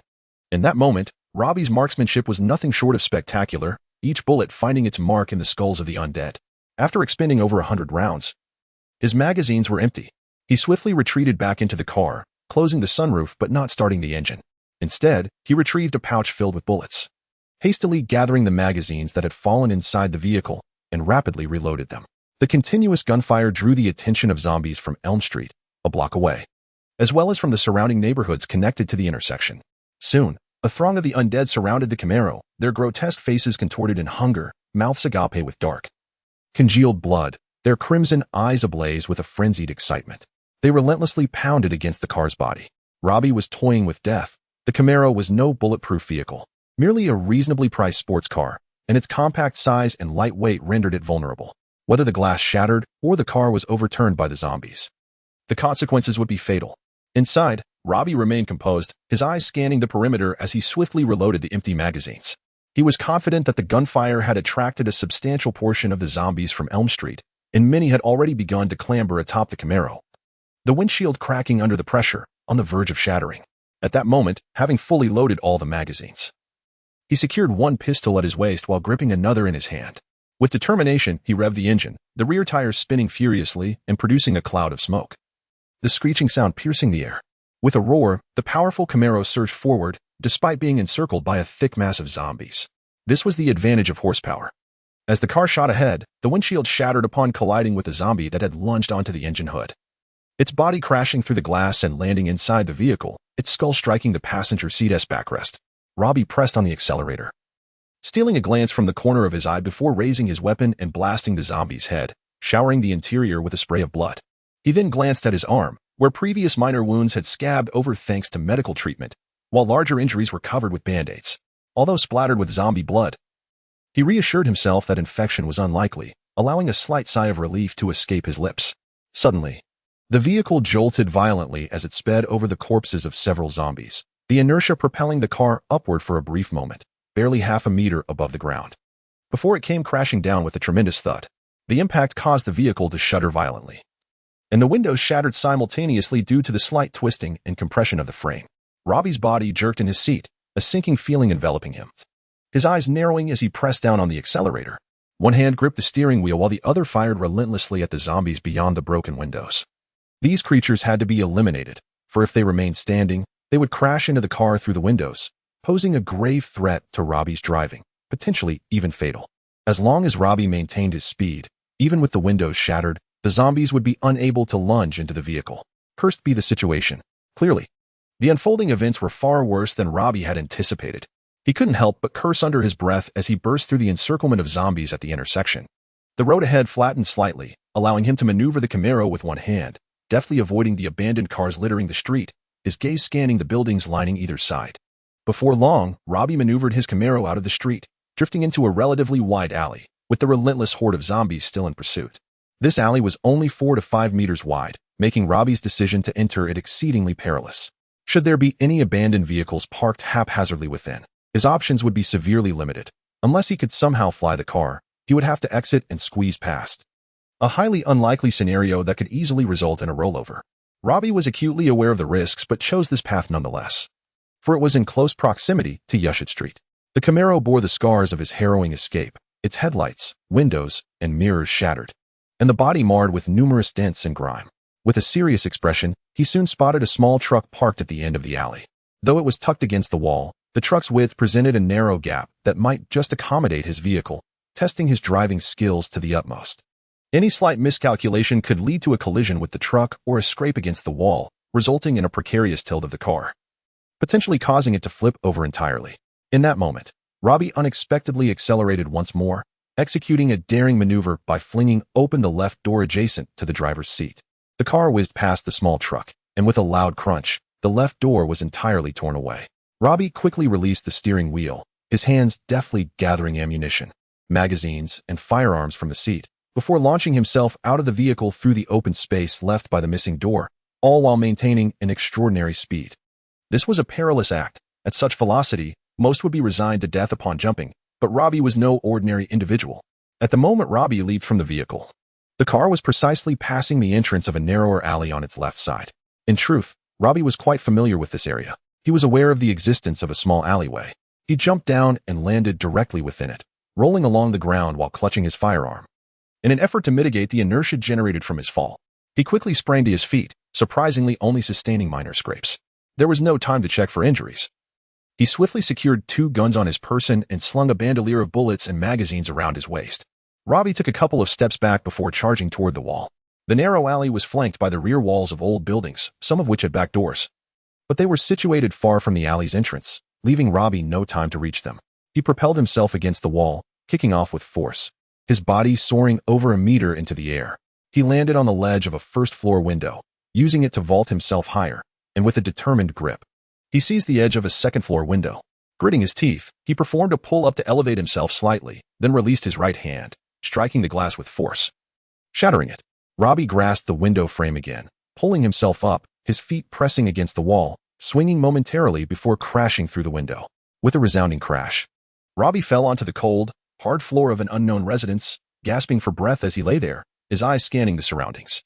He was now quite close to Yushu Street, which was likely devoid of zombies. The distant growls of the undead echoed ominously from the alley, drawing nearer. Robby was uncertain if any zombies had witnessed his entry, but that was becoming increasingly irrelevant, for suddenly, boom, a deafening roar reverberated through the air. As if the very building trembled, the driverless Camaro had finally collided with the corner of the alley, scraping against the wall and igniting a shower of sparks. Moments later, the vehicle flipped over, crashing heavily to the ground, utterly mangled. Its fuel tank ruptured, leading to a violent explosion. Robby was convinced that this cacophony would surely capture the attention of the zombies, ensuring that none would notice his presence. Chapter 23. Barrett M82A1 on the rooftop of a Walmart in Brooklyn. The wind outside was brisk, and the air carried an unpleasant scent. Tang J leaned against the rooftop railing. The formidable Barrett M82A1 sniper rifle positioned beside him, yet he refrained from touching it, instead engrossed in his phone. "Hi." A sweet yet slightly hesitant voice resonated from not far behind him. Tang J subtly lowered the handgun he held in his left hand upon hearing footsteps, indistinct in identity. Yet the voice belonged to the young girl, Christine. "Hi." Tang J straightened up, pocketing his phone, and turned to face Christine, his brow furrowing slightly. Christine had changed her attire. She wore nearly hip-length pink low-rise shorts accompanied by a white belt, exposing her fair thighs. On her feet were light-colored flats, and she sported a white short-sleeved t-shirt, the hem of which she had playfully knotted, revealing her flat abdomen. Tang J caught a glimpse of a tattoo on the side of her belly. Her hairstyle had transformed as well, shifting from loose waves to 2 playful ponytails, and her makeup was meticulously applied, enhancing her features. With her hands nestled in her shorts pockets, Christine approached Tang J with a shy demeanor, though it was unclear what she was self-conscious about. "Why are you dressed like that?" Tang J inquired, tucking his phone away and regarding Christine with a furrowed brow. "Is it not pretty?" Christine abruptly halted, glancing down at herself before lifting her gaze to Tang J, her expression hopeful and sweet as she absent-mindedly brushed her left ponytail. "You're only 16. You should change." Tang J's tone took on a serious note. He was well aware of Christine's subtle intentions. He wasn't oblivious. However, being 11 years her senior, he found it challenging to view her as anything other than a young girl. Tang J held no particular attraction towards her as a high school student, perceiving her merely as a child, making it difficult for him to step out of the role of an elder. "Oh, I understand." Christine's demeanor shifted to one of disappointment as she lowered her head and turned towards the stairway, believing that men preferred women who were more mature and alluring. Yet, it was evident that for Tang J, it was not a matter of maturity or sensuality. His tone resembled that of a father, treating her like a little girl. American girls were often quite precocious, and Christine was no exception. She did not perceive herself as particularly immature. Just as Christine was about to descend the rooftop, the sound of high heels echoed. Manila, with a seductive sway, ascended in a high-slit evening gown, her left leg revealing a black handgun strapped to it, and 2 hunting knives tucked into her waist. With fiery red lips, Manila embodied the essence of both seduction and wildness. "Hi, Christine," she greeted. "Hi," Christine replied. Manila and Christine brushed past each other, halting at a distance of over 10 meters from Tang J on the rooftop. Manila raised her hand in post, twirling around to face Tang J, smiling as she asked, "What do you think?" "Cool," Tang J replied with a smile. Manila approached Tang J, her eyes sparkling with joy, leaning against him. Gently caressing his cheek, she looked into his eyes, slightly pursing her lips and softly smiling as she said, "Is that all?" "Very beautiful." Tang J chuckled helplessly, leaning in closer to Manila, his nose touching her delicate one. offering her a compliment before tilting his head slightly and leaning forward. The two shared a kiss. Christine stood at the stairwell of the rooftop, staring blankly for a while. Looking down at herself, a sense of disappointment washed over her, and she turned to descend the stairs with heavy footsteps. "That little one likes you," Manila remarked, releasing her hold on Tang J's face while still pressing her body against him. Arching her back slightly, casting a playful glance towards the stairwell, she looked at Tang J and chuckled softly. "I know," Tang J replied with a nonchalant smile. "You don't want to?" Manila's smile broadened, her left hand lifting to gently tap a finger on Tang J's chest, her voice elongated. "Want what?" "Stop teasing, she's still a child." Tang J wrapped his arms around Manila, leaning down to kiss her soft lips once more, then pulling back slightly to say, "Change your outfit. Dress like that. You won't be able to escape if a zombie comes." "All right, I'll change in a moment." "What are you doing here?" Manila moved to the side, touching the Barrett sniper rifle that was placed there, and turned to look at Tang J. "Playing with this?" She then bent down, gripping the rifle in a rather unrefined manner, her eyes peering through the scope. "Exactly," Tang J nodded, pulling out his phone from his pocket, fiddling with it while saying, "This gun is quite difficult to handle. It took me a long time just to assemble it. They say the recoil is very strong. I'm checking the information now to see how to use it." Tang J had never handled a Barrett sniper rifle before, yet he understood one crucial point. If the stance was incorrect while using such a powerful weapon, the recoil could injure oneself. Hence, he was hesitant to use it recklessly. "Google?" Manila continued to adjust the rifle, seemingly focused on something, her head still down. "Of course." "Oh, by the way, Manila." Tang J suddenly seemed to remember something, lifting his gaze to her. "What is it?" Manila straightened her posture. "You need to go down now and grab a few more phones from the supermarket. Google the entire map of the United States and save it on the phones. Then get some extra batteries. It won't be long before the satellite signal is interrupted, and we need to prepare in advance." While the supermarket had paper maps, which were fairly comprehensive, they could not compare to the details of Google Maps, especially with satellite imagery that paper maps could not replicate. "Leave it to me." Manila smiled at Tang J and gestured an okay sign, then blew him a kiss, swaying her hips gracefully as she descended from the rooftop.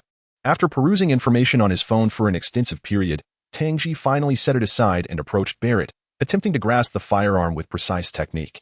Being a medical student, his understanding of human anatomy far surpassed that of an average individual, even though it was his first attempt. The assistance of online resources enabled him to execute the maneuver with remarkable accuracy. The Barrett M82A1 boasts an overall length of 148 millimeters and weighs 12.9 kilograms. With a magazine capacity of 10 rounds, its muzzle velocity reaches 853 meters per second, exceeding twice the speed of sound. And it has an effective range of up to 850 meters, delivering a muzzle energy of 33,685 joules. In comparison, the renowned Desert Eagle handgun, known for its power, produces a mere 3,750 joules of muzzle energy, despite sharing a caliber of 12.7 millimeters. Although one is a semi-automatic sniper rifle and the other a semi-automatic handgun, the substantial disparity in kinetic energy, 9 times greater, highlights the exceptional nature of the Barrett. Classified as an anti-material weapon, the Barrett M82A1 is primarily designed to incapacitate enemy armored vehicles, aircraft, and fortifications, distinguishing it significantly from conventional sniper rifles. Tang J's intention to wield this anti-material weapon was to target vehicles. The intelligence of zombies is undoubtedly inferior to that of humans. They lack the capacity for thought and evasion, acting solely on instinct. Their strengths lie in overwhelming numbers, relentless aggression, and a highly contagious nature, particularly the latter, which accounts for humanity's early collapse in the apocalypse. Zombies are drawn to sound, unable to discern whether it is deliberately produced or merely accidental. It is precisely for this reason that Tang J opted for a sniper rifle with an effective range of nearly 2 kilometers to target vehicles, gas stations, and any other potential sources of explosion, his aim being to attract the attention of the zombies. Should he master this ability, it would greatly enhance his chances of survival in the future. The bullets of sniper rifles generally exceed the speed of sound, therefore, while the gunshot is loud, the ensuing explosion from successfully striking a target would completely overshadow the sound of the shot. With M8 armor-piercing incendiary rounds loaded, capable of penetrating an 8mm steel plate from a distance of 200 meters, Tang J lowered himself to peer through the scope, gradually adjusting the rifle's aim. Within the scope's view was a street over a kilometer away. As he fine-tuned the focus, he scanned for a target. Gradually, he spotted an overturned vehicle lying by the roadside, untouched by any signs of explosion. With a finger poised on the trigger, he steadied his breath, remaining motionless like a statue, fixated on his aim. Suddenly, he pulled the trigger. The rifle jolted violently backward, its stock pressing against Tang J's right shoulder. As a deafening gunshot reverberated across 2nd Avenue, echoing far and wide. Yet, the distant vehicle remained, unscathed. Tang J was utterly bewildered. As he realized he had no idea where the bullets had landed. In a modest auto repair shop on Yushu Street, the notorious gangster leader, Xiong Dan, and his associates sat dejectedly atop worn-out tires, their firearms clutched tightly in their hands. The shop was dimly lit, yet they could discern their surroundings. They dared not turn on the lights or approach the closed roll-up door, for outside lurked the undead. A cacophony of revving engines had recently echoed through the vicinity, accompanied by the sound of gunfire. They speculated on the identity of the source, perhaps a desperate survivor fleeing for their life, but dared not venture outside to investigate. At this juncture, any rational individual would remain steadfast in their hiding place, and it was evident that they were all quite sane. The number of zombies on the street had notably diminished, a fact they discerned through the haunting growls of the undead. Nevertheless, they chose to remain, for the world outside was overrun with these creatures. With a scarce few zombies in their vicinity, they were more than relieved and had no intention of leaving, at least for the time being. Approximately half an hour later, Xiong Dan was inspecting his firearm when he was suddenly startled by the sound of rapid movement outside, accompanied by the distinct puff-puff of suppressed gunfire. Having frequently handled firearms, he recognized the sound as that of a silenced pistol in action. "Someone's coming," he murmured to his subordinate, Arthur. Arthur, gripping his weapon tightly, swallowed hard and approached the window, peering through a gap. He gasped in disbelief. "It's Robby." Xiong Dan, taken aback by the revelation, sprang to his feet and rushed to the window. "It really is him," he exclaimed, his voice brimming with excitement. Robby, his finest marksman, had previously single-handedly dispatched nearly 200 zombies with 2 guns before detonating a vehicle near North Crossroad, ultimately being rescued by Tang J and his companions. Xiong Dan and his crew had presumed Robby had perished, attributing the gunfire to other passing survivors. "Is it truly Robby?" Xiong Dan questioned, his heart racing with joy. If Robby had returned, his safety was significantly ensured. Robby was skillfully maneuvering through the street, taking down numerous zombies. There were few left, and the silenced pistol would not attract the attention of other zombies.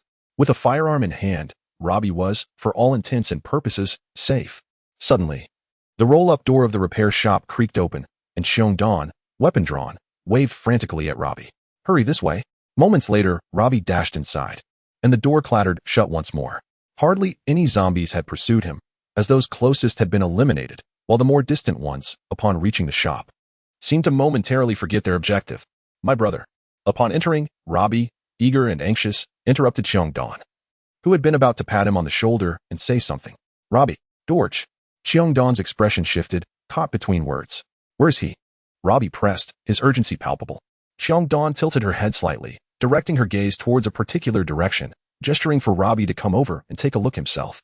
Following her gaze, Robby observed a shadowy figure lounging against the wall in a dim corner of the auto repair shop.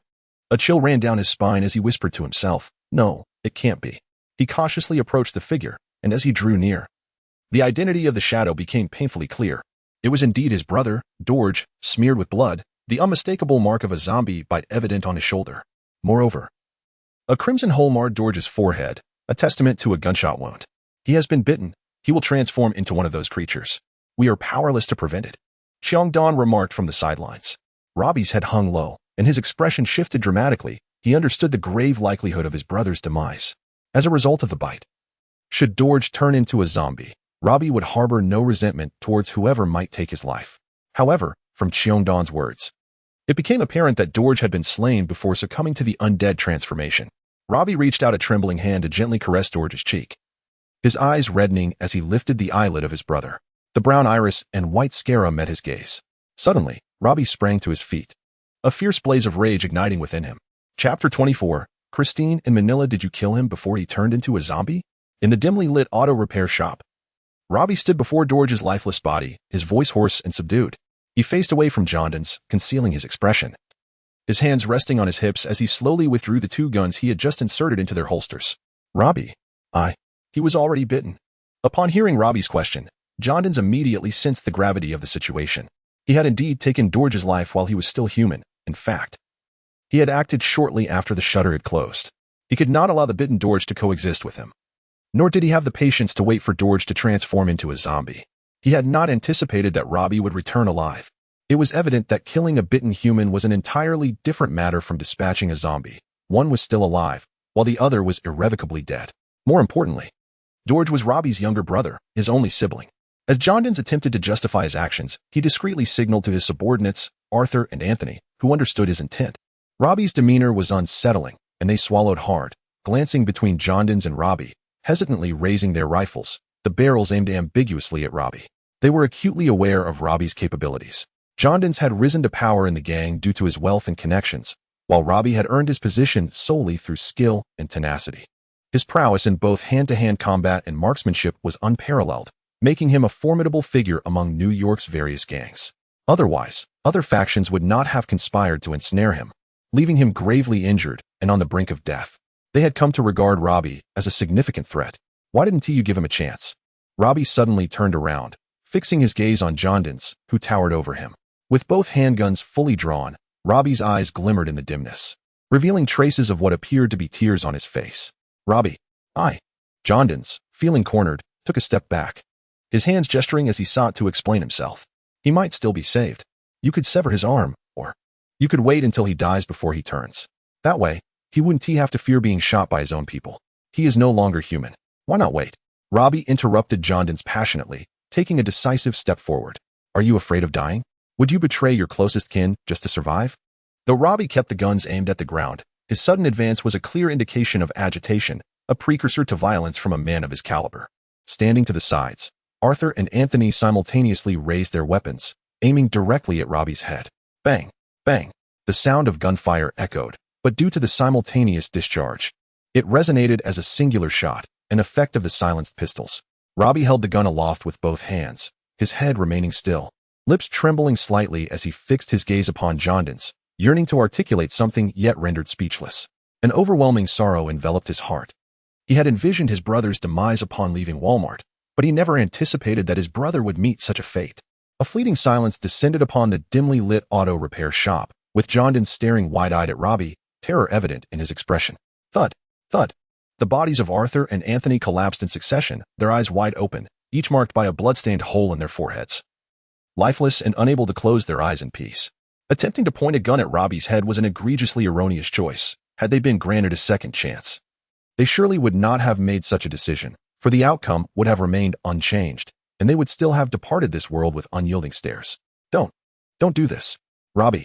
Jondens watched as Robby slowly shifted the gun's muzzle, cold sweat beading on his forehead, retreating step by step. Although he too bore a firearm at his waist, he refrained from reaching for it, for he understood Robby better than anyone else. Robby, he has already been bitten. We cannot. In the afternoon, on 2nd Avenue, at Walmart Supermarket, on the 2nd floor, Jason rode a stunt bicycle recklessly through the aisles. A state-of-the-art music player clipped to his waist, Bluetooth headphones perched on his ears, his head bobbing side to side, lost in his own merriment. Christine, clad in a refreshing outfit and sporting twin ponytails, sat in a secluded corner of the supermarket, secretly smoking a cigarette, her demeanor one of gloom. Old Mike and Laura were inseparable, pushing a shopping cart filled with long-lasting, high-calorie food items. Lovin remained in his original spot, leaning against a shelf. Despite Jason's previous attempts to engage him, he still appeared utterly despondent. What's wrong with you, Christine? Manila, carrying a shoulder bag, strolled by and noticed Christine's melancholy. She approached and sat beside her, tilting her head curiously. Christine cast a glance at Manila, seemingly reluctant to speak, then lowered her head. Manila gently ruffled Christine's hair, shaking her head, and inquired, "What's the matter? You seem unhappy. Share with your sister." Christine abruptly stood up, wanting to leave, but after taking 2 steps, Manila called out, "Hey, Christine, do you like Tang?" Christine halted, hesitating for a moment before returning to her previous spot, gazing at the shelves ahead as she replied, "He doesn't tea like me." After speaking, she discreetly glanced at Manila to gauge her reaction. After all, it was Manila who was currently with Tang, making her response particularly significant. "I truly envy girls your age," Manila remarked with a smile, yet her words carried an undertone. "If you wish to love, dare to love. Don't you have a boyfriend?" Christine shook her head, holding the cigarette between her lips before lowering it and murmuring, "We broke up. Are you still not?" Manila's expression suddenly turned peculiar, smiling as she gestured towards her own body, leaving her words unfinished. "Yes, I had promised him that I would. After graduating high school, but then we parted ways." Christine understood Manila's implication. Her demeanor remained unchanged. The openness of American sex education made their discussion seem devoid of embarrassment, especially since both were women. Oh, Manila replied, reaching for a cookie propped against the shelf. As she opened the package, she turned to Christine and asked, "Why do you think Tang dislikes you? He isn't a typical American. He holds some Chinese values. Perhaps he thinks I am too young. I am 16, and he is 27. There is an 11-year gap." Christine began to explain. "That's not right," Manila interrupted, popping a cookie into her mouth and shaking her finger at Christine.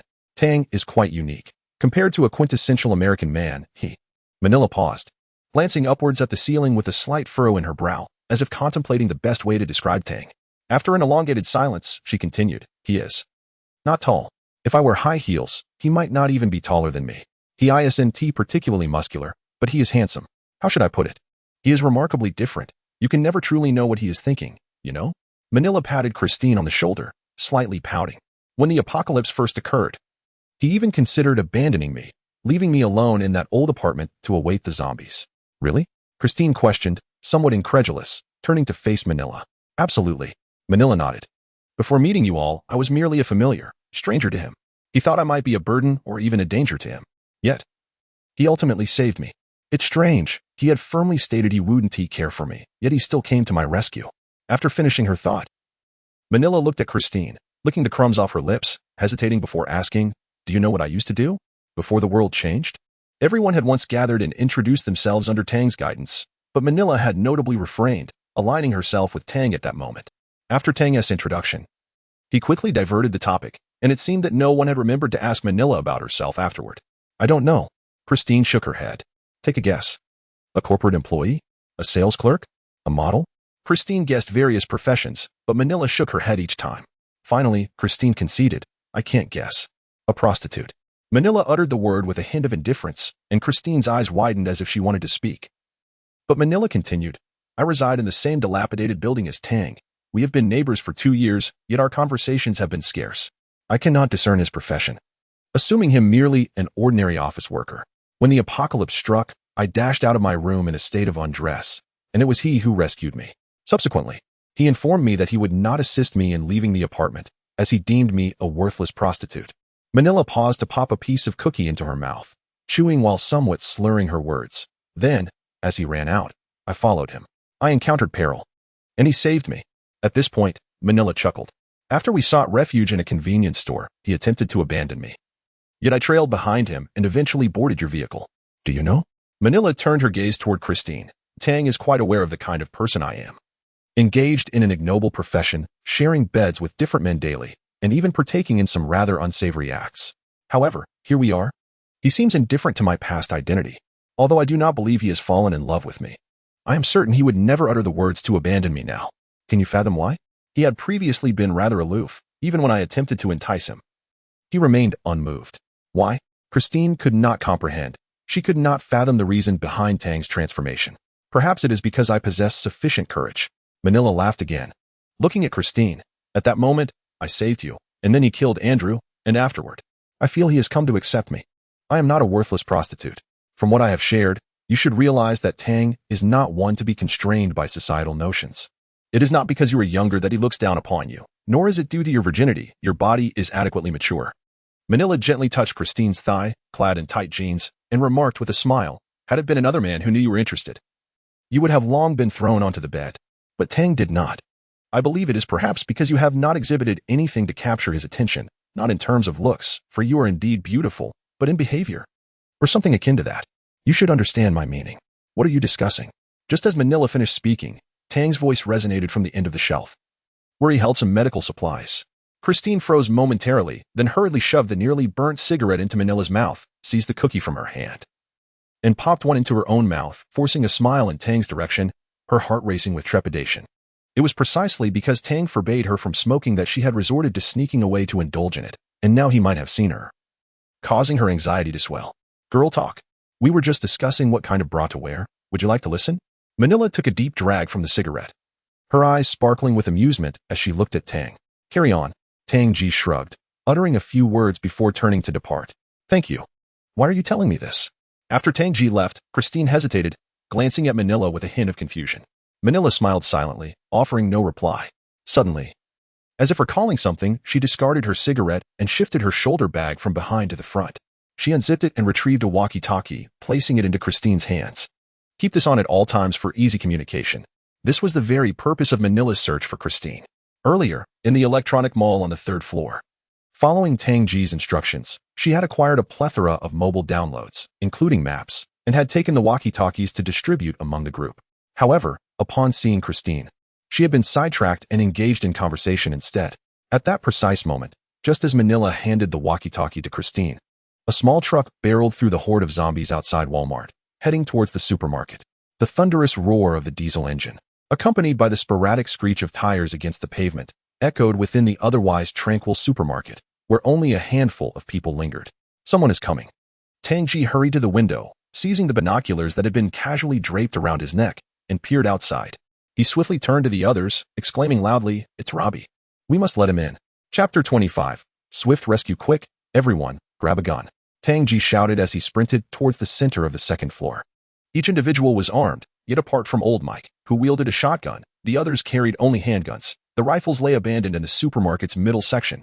Jason, fetch a megaphone, and don't forget the batteries. Hurry. Tang J suddenly recalled something while running and bellowed at Jason, who was cycling nearby. The megaphones, being electronic devices, were located on the 3rd floor. Roger that, Chief. Jason, ever the jokester, saluted with his fingers forming a mock gesture on his forehead, then pedaled furiously, executing a stunt by lifting the handlebars to leap over a low shelf as he sped towards the escalator. It was evident that Jason's talents extended beyond street dancing, though that remained his favorite. In an instant, prompted by Tang J's command, everyone sprang into action. Old Mike was the first to reach the pile of guns, picking up several AK-47s and tossing one to Laura. He hesitated briefly before shouting to a nearby boy, "Hey, kid, come here and lend a hand." He hurled the gun over, and Bowen, momentarily taken aback, caught it. Old Mike gestured for Bowen to hurry, grabbing several magazines and a bag of ammunition. After a moment's indecision, Bowen stood up and followed, gun in hand. Soon enough, everyone gathered by the northern windows of the 2nd floor, armed with rifles. Is it worth it? For him, it may very well waste ammunition without rescuing him. This isn't like you, Manila murmured to Tang J as she loaded her rifle. Outside, the number of zombies surrounding the Walmart had swelled to over 10,000, encircling the supermarket. Once the assault commenced, the horde would undoubtedly grow, and Robby, driving a dilapidated truck, was recklessly attempting to crash through the throng of undead, clearly intent on reaching Walmart, though his situation appeared dire. The task of rescuing him seemed exceedingly difficult. Despite the apparent abundance of firearms and ammunition, engaging the zombies in direct confrontation would render even the largest supply insufficient. As Manila pointed out, this decision did not align with Tang J's usual demeanor. It risked both lives and resources. Only Manila dared to voice such concerns beside Tang J. The others, though silent, implicitly supported his decisions, viewing him as their leader. This was easily comprehensible. Tang J's audacity and strategic acumen were evident to all. He had decisively eliminated Andrew, successfully acquired firearms, and led the group to Walmart, where they had secured a substantial supply of resources, merely awaiting the opportune moment to depart. Such feats were unimaginable to the majority of survivors, who cowered in their homes, trembling at the horrors of the outside world. All these events were orchestrated by Tang J. None among them believed they could surpass Tang J, nor did they dare to challenge him. Moreover, they had ample reason to suspect that Tang J's motives extended beyond merely rescuing Robby. Tang J was not known for his impulsiveness. "He will get us killed." Tang J's expression darkened as he took the megaphone from Jason, who promptly unwrapped the battery and handed it to him. "Get us killed?" Manila looked at Tang J in astonishment. She hadn't anticipated such a declaration from him, nor could she fathom how Robby could pose a deadly threat. Others turned to Tang J, puzzled by his words, but he swiftly provided them with clarity. Tang J did not respond to Manila's inquiry. The situation had unfolded too abruptly for him to prepare. He had never believed that Robby would return alive, yet here he was. He pushed open the 2nd floor window, positioned the megaphone towards the outside, and shouted, "Robby, Robby, this is Tang J. Do not go to the underground parking lot. We will meet you at the main entrance. Remember, do not go to the underground parking lot. Do not go to the underground parking lot. This is crucial." Upon entering Walmart, Tang J had the audacity to practice shooting, even with a sniper rifle whose gunfire could echo far and wide, unafraid of attracting more zombies. Why? Because the Walmart supermarket offered an escape route. The basement level connected directly to the underground parking lot, and Tang J had no fear of drawing hordes of zombies, for they would congregate above ground. In the absence of distractions, even if zombies were present, their numbers would be manageable. When the time came, everyone would be prepared to retrieve their vehicles from the underground parking lot with ease. This parking facility was not solely owned by Walmart, but was a shared public space, with the exit situated a considerable distance from the supermarket. Thus, when they drove out, they would not encounter the throngs of zombies surrounding Walmart. All of this had been meticulously planned by Tang J. However, if he failed to stop Robby, the latter might head for the underground parking lot in search of safety, as it seemed to secure refuge from the pursuing zombies. This could unwittingly lead a large number of them into the parking structure, potentially derailing Tang J's escape strategy entirely. Tang J had no intention of remaining within Walmart, waiting for death. While the store appeared safe and stocked with ample food, he harbored grave doubts. This was the city, teeming with zombies. His concern did not center on whether the undead could breach Walmart's defenses, but rather, the plague. The city was strewn with corpses, and no one was there to clear them away. An outbreak was all but inevitable. It was merely a matter of time, perhaps 1 to 2 months, or at most 4 to 5. When that moment arrived, no one in the city would escape. The plague could spread through the air, leading to total annihilation. Tang J was determined to safeguard his plan and thus needed to rescue Robby. Jason, Kristen, hurry to the beverage section and fetch some golden wheat beer. Bring back plenty. And do it quickly, Tang J exclaimed, as another thought struck him. The American golden wheat beer, renowned across the globe, owes its fame not to its delightful taste. Indeed, Tang J never partakes in such libations, nor is it readily available in many states within the United States. Its notoriety stems from its formidable potency, ranking among the strongest spirits worldwide, with an alcohol concentration reaching a staggering 95%, rendering it lethal to the uninitiated. Jason and Christine raced towards the beverage section, one cycling and the other sprinting. The remaining patrons on the second floor flung open their windows, seizing the moment as Manila swiftly distributed walkie-talkies to everyone. Ladies and gentlemen, I shall fire first. Follow my lead, but be cautious not to hit Robby's vehicle, Tang J declared, directing his aim between Robby's truck and the entrance before unleashing a barrage of gunfire. Jason and Christine soon returned, both running, as their bicycles could carry little. They pushed a shopping cart laden with no fewer than 30 large bottles of golden wheat beer. Jason tossed the bottles aside, urging Christine, "We must discard the magazines. Reload the bullets quickly." He glanced at the 2 panting individuals beside him, his words urgent. The second floor of Walmart erupted with fierce gunfire, 5 semi-automatic rifles blazing away, mowing down hordes of zombies outside the supermarket. Limbs were severed, yet many continued to rise, having evaded a shot to the head. Robby, behind the wheel of his small truck, heard Tang J's commands. A man of trust, Tang J had once saved Robby's life, and in this moment, Robby chose to place his faith in him. The small truck, powered by a diesel engine, lacked the speed of a sports car, but outperformed a typical sedan. Robby had pressed the accelerator to the floor, shifting gears intermittently to maximize his speed as he barreled into the throng of the undead. The gunfire within the supermarket provided a semblance of a clear path, but the pace of the vehicle fluctuated due to the sheer number of zombies relentlessly battering against it. Fortunately, the truck's cabin was elevated above that of ordinary cars, and the mindless creatures instinctively pounded against the doors and sides, rarely reaching the windows. Save for the taller zombies. The horde of zombies became frenzied. No amount of ammunition could quench their insatiable thirst for flesh. Their ghastly roars coalesced into a disconcerting symphony, sending chills down Robby's spine. He gripped the steering wheel tightly, desperately controlling the vehicle's direction while flooring the accelerator, with a firearm resting in the passenger seat. Within arm's reach, anxiety gnawed at him, for he had become entirely ensnared in the undead swarm, and the truck's speed had diminished dramatically. Suddenly, a cascade of bottles rained down from the second floor of the supermarket, shattering upon impact with the mass of zombies below. Each bottle hurled by Jason required him to retreat a few steps, his arms swinging wide to cast the bottles farther. High-proof liquor, by its very nature, signifies extreme flammability.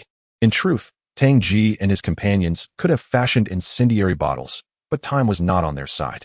Throwing the bottles and then sweeping the area with rifles was equally effective. A mere spark was sufficient to ignite the potent, 95% alcohol of the golden brew, creating a massive conflagration. Boom, boom, boom, boom. A series of fiery bursts erupted amidst the throng of zombies outside the Walmart, deliberately scattered by Tang J's instructions to Jason. Each flash of flame captivated the zombies' attention, presenting them with multiple targets. They were unable to discern whether these were associated with the living, inevitably causing some to investigate, thus alleviating Robby's pressure significantly. Before long, numerous areas outside the supermarket, along with many zombies, were engulfed in flames. The undead emitted frenzied howls as the acrid odor rapidly permeated the air, mingling with the original stench of decay and blood. creating an even more nauseating atmosphere.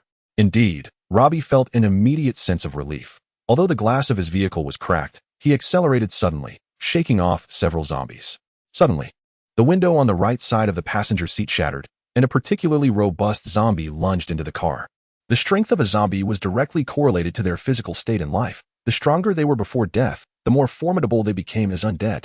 Robby swiftly jerked the steering wheel to evade the grasp of the zombie, which collided forcefully with the windshield, shattering the glass, yet failing to seize him. Cold sweat trickled down Robby's brow. It had been a close call. Had the zombie succeeded, the consequences would have been dire. He immediately drew his pistol and fired a shot into the creature's head, which exploded like a watermelon, splattering Robby's face with a gruesome mix of red and white. Ignoring the remains, Robby focused ahead, maintaining his speed as he neared the entrance of Walmart. Other zombies lunged from the sides, attempting to enter through the gap created by the massive zombie, but the creature's body was wedged in the door, blocking the window's opening and preventing any other zombies from squeezing inside, thereby sparing Robby considerable trouble. On the second floor by the window of Walmart, Tang J commanded, "Jason, stop tossing those aside and grab the fire hydrant to extinguish the flames. The rest of you, continue to draw their fire. Mike, come with me to the first floor to assist Robby." Assessing the situation outside, Tang J decided it was time to act. He lifted his weapon from the window's edge and quickly descended the stairs with old Mike. As they raced down, Tang J removed the keys from his waist and hurried towards the large glass door on the first floor of the supermarket. Upon reaching the door, he squinted at the vast sea of zombies outside, swiftly crouching to unlock the door, his hands steady and unwavering. As the door swung open, two figures rushed out. Although Mike was no longer young, he exhibited no hesitation in dispatching the approaching zombies. He stood firm at the entrance while Tang J moved further outside. Both men pulled their triggers, unleashing a barrage of bullets at the zombies that lunged at them from either side.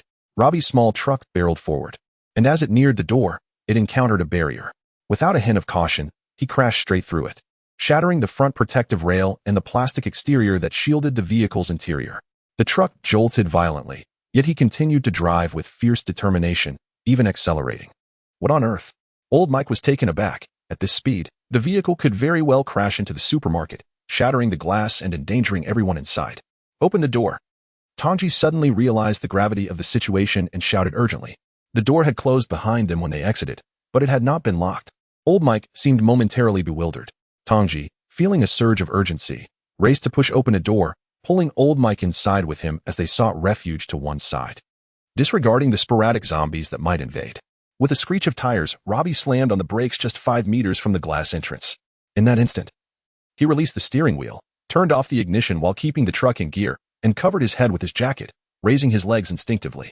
The truck, now drastically decelerating, glided forward with tremendous inertia, propelling Robby through the shattered window and into the supermarket, where he landed heavily before rolling out. The truck continued to slide for over 4 meters before coming to an abrupt halt just half a meter from the glass doorway. Tang J had no time to check on Robby. He hurried to secure the door, locking it tightly. He then helped the dazed Robby to his feet, and together with old Mike, they sprinted into the supermarket. After veering into a side aisle, Tang J abruptly halted, gripping Robby's collar and forcefully pressing him against the wall. The impact echoed loudly. "What were you thinking? You nearly got us killed." Tang J's fury was palpable. He rarely lost control of his emotions, but this time, the recklessness of Robby's actions was glaringly evident. One miscalculation with the truck could have sent them all crashing into the supermarket. I'm sorry, Robby." Having sustained quite a fall, stammered an apology, his eyes dazed and his words disjointed. "We need to leave here, Tang," old Mike interjected, placing a reassuring hand on Tang J's shoulder, reminding him that this was not the time for such discussions, especially so close to the entrance where their voices could attract the attention of the lurking zombies outside. Chapter 26. The gunman and the doctor. In a vast supermarket like Walmart, indoor fire hydrants are readily accessible and easily located. On the second floor, Jason swiftly retrieved the hose and nozzle connected to the hydrant, while Christine hurried to turn on the valve. Together, Jason and Bowen aimed the high-pressure water gun out the window, swiftly extinguishing the numerous fires outside and sending several zombies sprawling with the force of the water jet. Tang and his companions soon arrived on the second floor. Robby collapsed onto the ground, leaning against a shelf and shaking his head. Tang rushed to the window to survey the scene, confirming that the flames had been quelled. He patted Jason, who had been tirelessly following his commands, on the shoulder. "Jason, well done." Jason, youthful and vigorous, though slender, possessed an unmatched stamina. As someone who danced hip-hop, his physical condition was exceptional, making him the most exhausted among them. "It's nothing, Tang," Jason gasped, dropping the water gun and breaking into a grin, revealing a dazzling smile against his dark complexion. After a brief pause, he furrowed his brow with seriousness and asked, "Tang, may I pose a question?" "What is it?" Tang, hands on his hips and slightly out of breath, glanced at Robby sitting nearby before turning back to Jason. "Why extinguish the flames? Wouldn't it be better to burn them?" Jason appeared puzzled, given the thousands of zombies outside. Dangerously close, and the fires potentially able to incinerate them en masse. "We might get burned ourselves." Tang looked at Jason with a bemused expression as if to say, "Are you foolish?" He explained, "Walmart has many floor-to-ceiling windows, and prolonged exposure to fire can shatter the glass. If the zombies break in, the entire supermarket could ignite, leaving us either devoured or burned alive." Upon finishing his explanation, Tang suddenly realized that despite Jason's boisterous demeanor and occasional lack of clarity, he was undeniably a trustworthy individual. Jason had voiced his doubts about extinguishing the flames but chose to act first and ask questions later. "Understood." Jason pointed to his head and nodded. "Please don't look at me like that. I get it now. I just didn't think it through earlier." He shrugged helplessly, eliciting a chuckle from Laura, who watched her nephew from the side. "Aunt." Jason rolled his eyes at Laura. "All right, I won't laugh anymore," Laura said, leaning against old Mike's back. Unable to contain her amusement at her nephew's antics. "Let's tidy up and move away from the window." Mike, with a smile playing on his lips, closed one of the windows, kicked aside scattered shell casings, picked up 2 guns and a belt of ammunition, and called to Laura as he walked deeper into the supermarket. Before long, all the windows were shut, and everyone had departed, leaving only Tang, who stood by the window gazing outside, and Robby, who remained seated against the shelf at a distance. After a while, Robby managed to rise unsteadily to his feet, limping over to Tang's side. "Doctor, you were too reckless." Tang turned to Robby, his gaze calm. "Indeed, I acted impulsively." Robby hesitantly attempted to articulate his thoughts, ultimately settling on a simple apology. "I apologize. I accept." Tang J regarded Robby for an extended moment, a faint smile curling at the corners of his mouth before swiftly vanishing. To Tang J, Robby appeared exceedingly impulsive, however. He bore the fortunate ability to evade the dire consequences of his recklessness, thanks to his considerable capabilities and his understanding of accountability. This fact brought a measure of comfort to Tang J, affirming that his efforts to save Robby were not in vain. "How are your injuries? Have you been bitten or scratched by a zombie?" Tang J inquired, his gaze sweeping over Robby's woeful appearance. The bloodstains obscured the extent of his injuries. "I haven't been bitten or scratched, just numerous abrasions, many of them. The wounds may have come into contact with zombie blood. I could very well become a zombie myself soon, who knows? Additionally, I just fell on my left leg, and I'm uncertain if I've injured the bone," Robby replied, as he tore off his outer jacket. His fitted white tank top was thoroughly soaked in crimson, and his arms bore several minor abrasions, merely oozing blood, yet likely tainted with zombie blood. Nonetheless, it wasn't a certainty that he would be infected. Survivors of the apocalypse had developed viral antibodies, rendering them immune to airborne pathogens. This meant that they could recover from minor toxins, and since Robby lacked major wounds, the likelihood of infection remained ambiguous. "Is this your reason for returning?" Tang J suddenly grasped the situation. Initially, he found Robby's return perplexing, even if he hadn't perished outside. The overwhelming number of zombies outside Walmart made returning perilous. There was no justification for Robby to take such a risk. Given his skills, he could have easily navigated the city's perils alone, even more so than in a group, as more individuals attracted greater attention. "Indeed, you are a doctor, and you have saved my life more than once. I hope this time will be no exception. I trust that God, who has spared me numerous times, will do so again," Robby said, patting Tang J's shoulder earnestly. "I have faith in you, doctor. Let us find a place to tend to these wounds." With that, Tang J assisted the limping Robby to a corner on the southwest side of the supermarket's 3rd floor, an area designated for medical supplies and over-the-counter medications. Although hospital-grade items and prescriptions were seldom found, Tang J meticulously examined Robby's body, noting 13 abrasions of varying severity, the most critical located on his back. As for the injury to Robby's leg, Tang J could only assess its external condition. The joint appeared swollen and red, but without proper equipment. He could not ascertain the extent of any internal damage. Given the multitude of wounds, the theoretical risk of infection is high. However, since you have been clothed, only 2 or 3 areas have potentially come into contact with external blood, and they are merely abrasions. Therefore, you need not worry excessively. The only significant concern is your leg, which requires at least a week of rest. As Tang J spoke, he meticulously cleaned Robby's wounds with antiseptic solution. "Robby, completely nude and leaning against the wall, felt a tinge of embarrassment. For men, nudity was only less awkward in public bathhouses, while in any other context, it was quite uncomfortable. However, Tang J remained unfazed. He had encountered countless naked men, perhaps even more than naked women, owing to the nature of his profession.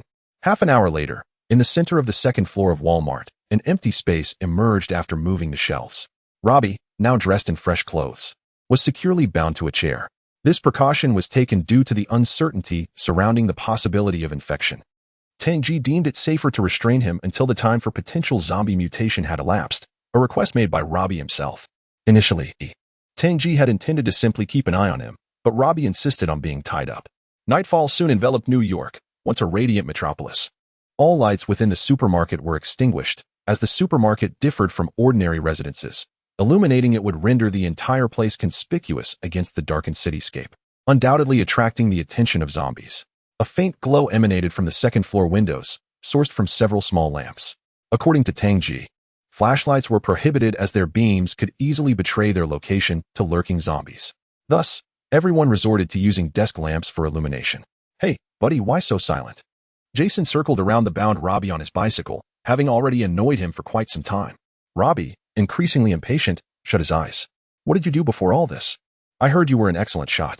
You've sustained quite a wound, daring to fight your way through a horde of zombies. Impressive." Jason's incessant chatter was grating, perhaps a reflection of his own boredom. Robby remained mute, eyes closed, feeling as if a fly buzzed incessantly near his ear. He regretted asking to be tied up, now subjected to this ceaseless prattle. "Don't provoke him, or he'll make quick work of you once I untie him." Tang J's voice crackled through Jason's walkie-talkie. Jason turned towards the end of the shelf to see Tang J approaching with Manila.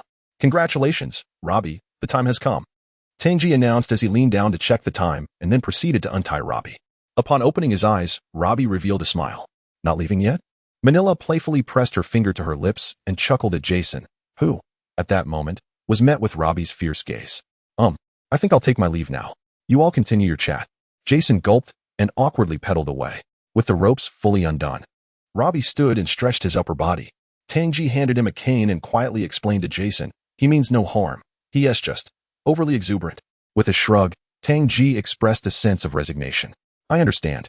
Around 10 o'clock at night, on the second floor of the supermarket, a group of individuals transported several mattresses from the third floor and laid them out on a vacant space, creating makeshift beds. Although the supermarket had a designated staff lounge, it was too small to accommodate everyone, and sleeping separately at night was evidently impractical. In the event of any danger, it would hinder their ability to respond effectively. Subsequently, Tang J and others ventured to the merchandise area selling trinkets, where they procured some bells and wind chimes. They strung these together with rope, forming a barrier that connected the various shelves, thus encircling their sleeping area. This arrangement would prevent any zombies from approaching them unnoticed. The night passed in silence. As dawn broke the following day, the sun rose as usual, infusing the desolate city with a semblance of vitality. Yet the visible presence of zombies cast a pall of death over the landscape.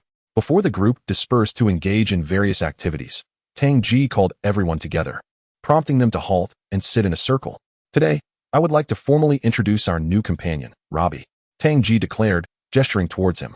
Applause echoed as Jason clapped his hands twice, but upon noticing the lack of response from others, he awkwardly lowered his hands. "Robby, please introduce yourself in detail." "As we have discussed," Tang J encouraged, casting a glance at Robby, then added, "They are aware that I am an underground doctor, so feel free to share anything. But it is best not to withhold any information." Robby nodded, surveying the group. He appeared unaccustomed to addressing a crowd in such an egalitarian manner. Clearing his throat, he began, "My name is Robby, 28 years old, born in rural New Jersey. I never attended college. I enlisted at 18 and served in the Iraq War, where I sustained injuries and received a Silver Star and a Purple Heart. In 2010, when combat troops withdrew from Iraq, I returned to the United States. During my time on the battlefield, I was responsible for the deaths of 23 enemies. At the age of 23, I applied for discharge and subsequently developed post-war psychological syndrome, feeling immense pressure and often engaging in extreme behavior. To alleviate this stress, I moved to New York in 2011 and joined a gang, becoming a gang enforcer, a role I maintained until the onset of the apocalypse. It was through this connection that I met the doctor." Having finished, Robby cast a glance at the others. "He is an exceptional marksman, the best I have ever encountered," Tang J remarked, shrugging slightly to further commend Robby. Chapter 27 Departure on a serene morning atop the Walmart rooftop, only Tang J remained, engrossed in the study of the Barrett M82A1. He had resolved to depart on June 1st. Traversing the Brooklyn Bridge toward Manhattan and subsequently exiting New York via the Lincoln Tunnel into New Jersey, where he would seek a secluded rural haven to commence a new life. This indicated that Tang J and his companions would linger at Walmart for approximately another week, primarily to allow Robby to recuperate and to facilitate the modifications to their vehicle. Old Mike had already initiated this endeavor by downloading modification blueprints online for further study. He intended to utilize the vehicles available in the underground parking lot for the enhancements. Age had its advantages. With experience came knowledge. For instance, welding was a skill Tang J lacked, and learning it on short notice was impractical. However, Old Mike, a former professional race car driver, possessed an unparalleled understanding of vehicles. Walmart was replete with an abundance of supplies, and even if certain items required for the vehicle modifications were unavailable, suitable substitutes could surely be found within the store. Suddenly, a gunshot echoed across the expanse. Tang J, peering through the scope, observed an automobile over a kilometer away from the store, still intact. However, as the scope adjusted, he discerned the trajectory of his bullet, which had landed approximately 50 meters away, shattering the glass of a clothing store's display window and igniting the garments within due to the incendiary nature of the M8 armor-piercing round. Tang J felt a twinge of frustration. Although he had located the bullet's impact, the distance to his intended target was considerably far. The primary issue lay with the recoil. Wind conditions could not account for such significant deviation. This recoil was generally manageable for an adult. Yet an untrained individual firing such a weapon for the first time would likely experience shoulder pain and swelling after just a few rounds, as it was an anti-material weapon capable of taking down light-armed helicopters with just a few shots, difficult to control, to say the least. Rising to his feet, Tang J rubbed his shoulder and retrieved his phone to peruse additional information. Just as he resumed his grip on the rifle, he heard a series of tapping sounds accompanied by footsteps. Straightening up, he turned to see Robby, limping up with the aid of a cane. Barrett? Robby's gaze fell upon the firearm, evidently drawn by the sound of the gunfire. Care to give it a try? Tang J inquired with a smile, though he shook his head in resignation, adding, I've taken a few shots, but I'm rather terrible. He was aware that Robby had not been a sniper during his military service, which had deterred him from seeking Robby's counsel on the matter. Try what? Robby approached the edge of the rooftop railing, discarding his cane and gripping the railing with both hands. Tang J glanced once more at the scope, adjusted his aim, and stepped aside, saying, the red car. Robby moved closer, adopting a semi-crouched stance as he grasped the sniper rifle resting on the railing. He raised one hand slightly, seemingly to gauge something, then lowered it, taking aim for approximately 2 to 3 seconds before squeezing the trigger. On the distant street, a crimson automobile suddenly erupted in flames, followed by the muted sound of gunfire echoing down the thoroughfare. The explosive roar reverberated as the fire blazed for a considerable time before the vehicle culminated in a violent explosion. A miss, Robby muttered under his breath. Rising to his feet, his intention had been to strike the fuel tank, yet he had slightly miscalculated, hitting the car instead, due to the incendiary armor-piercing round. The vehicle was ignited first, and subsequently, the flames consumed the fuel tank, leading to the ensuing explosion. Did you hit it? Tang J inquired, having heard the distant blast. From the rooftop, he could faintly perceive the glow of the fire and raised the binoculars hanging around his neck for a closer view. Such a large, stationary target. Of course, it could be hit, Robby replied with an air of confidence. Indeed, for a veteran soldier who had seen combat, striking a vehicle of that size from a kilometer away posed no challenge, especially given that Robby had nearly qualified for the special forces as a sniper, falling just short in his assessments. A true sniper can typically hit a moving target the size of a human head from 1.5 kilometers away, while the elite among them can achieve hits from even 2 kilometers. At a kilometer, if Robby failed to hit the automobile, it would be rather embarrassing for him to claim he had served in the military. Teach me, Tang J said, his excitement palpable as he looked at Robby. No problem. Robby replied readily, being the most unoccupied among them. True snipers are exceedingly rare, as each must undergo rigorous and demanding training that surpasses the physical and mental requirements of ordinary soldiers. This is due to the solitary nature of their missions in combat, where they operate without support, traversing challenging terrains and mastering camouflage. Lacking such qualities makes survival on the battlefield a daunting task, let alone the act of taking a life. However, Tang J did not aspire to become a true sniper. He possessed an innate excellent mindset and cognitive abilities. As for extraordinary physical prowess, it was unnecessary since he was not engaging in combat with another human. He merely wished to improve his accuracy, which, with talent and diligence, would not prove difficult. Throughout the day, Tang J practiced shooting under Robby's guidance, though he wielded an ordinary assault rifle, the AK-47, rather than a sniper rifle. A proficient marksman can hit small targets within effective range using one type of long gun, and the same holds true for another, a genuine sniper. From a shooting technique perspective, would not falter simply by switching to a different sniper rifle. Minor discrepancies might arise, likely due to unfamiliarity in the initial stages, but such deviations would remain negligible.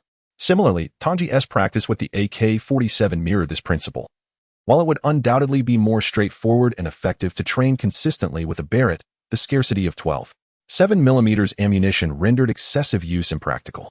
The distinctions between sniper rifles and standard rifles lie primarily in range and power, as well as the wind's impact on the bullet's trajectory, with the former being significantly more pronounced. A day later, several others appeared on the rooftop, Christine, Manila, and Jason. In the span of 2 days, all the necessary supplies for departure had been meticulously prepared. Old Mike was diligently studying blueprints for the modification of the vehicle, while Laura exhibited remarkable marksmanship that required no practice. Bowen, however, declined the invitation to practice shooting, remaining somewhat of an outcast. Tang J paid little attention to him, as there was nothing particularly noteworthy about Bowen. Only the 3 of them remained, having been led by Tang J to the rooftop, where under Robby's guidance, they commenced their shooting practice, utilizing both handguns and rifles. Every firearm necessitates a standard shooting stance. Any deviation could result in physical harm.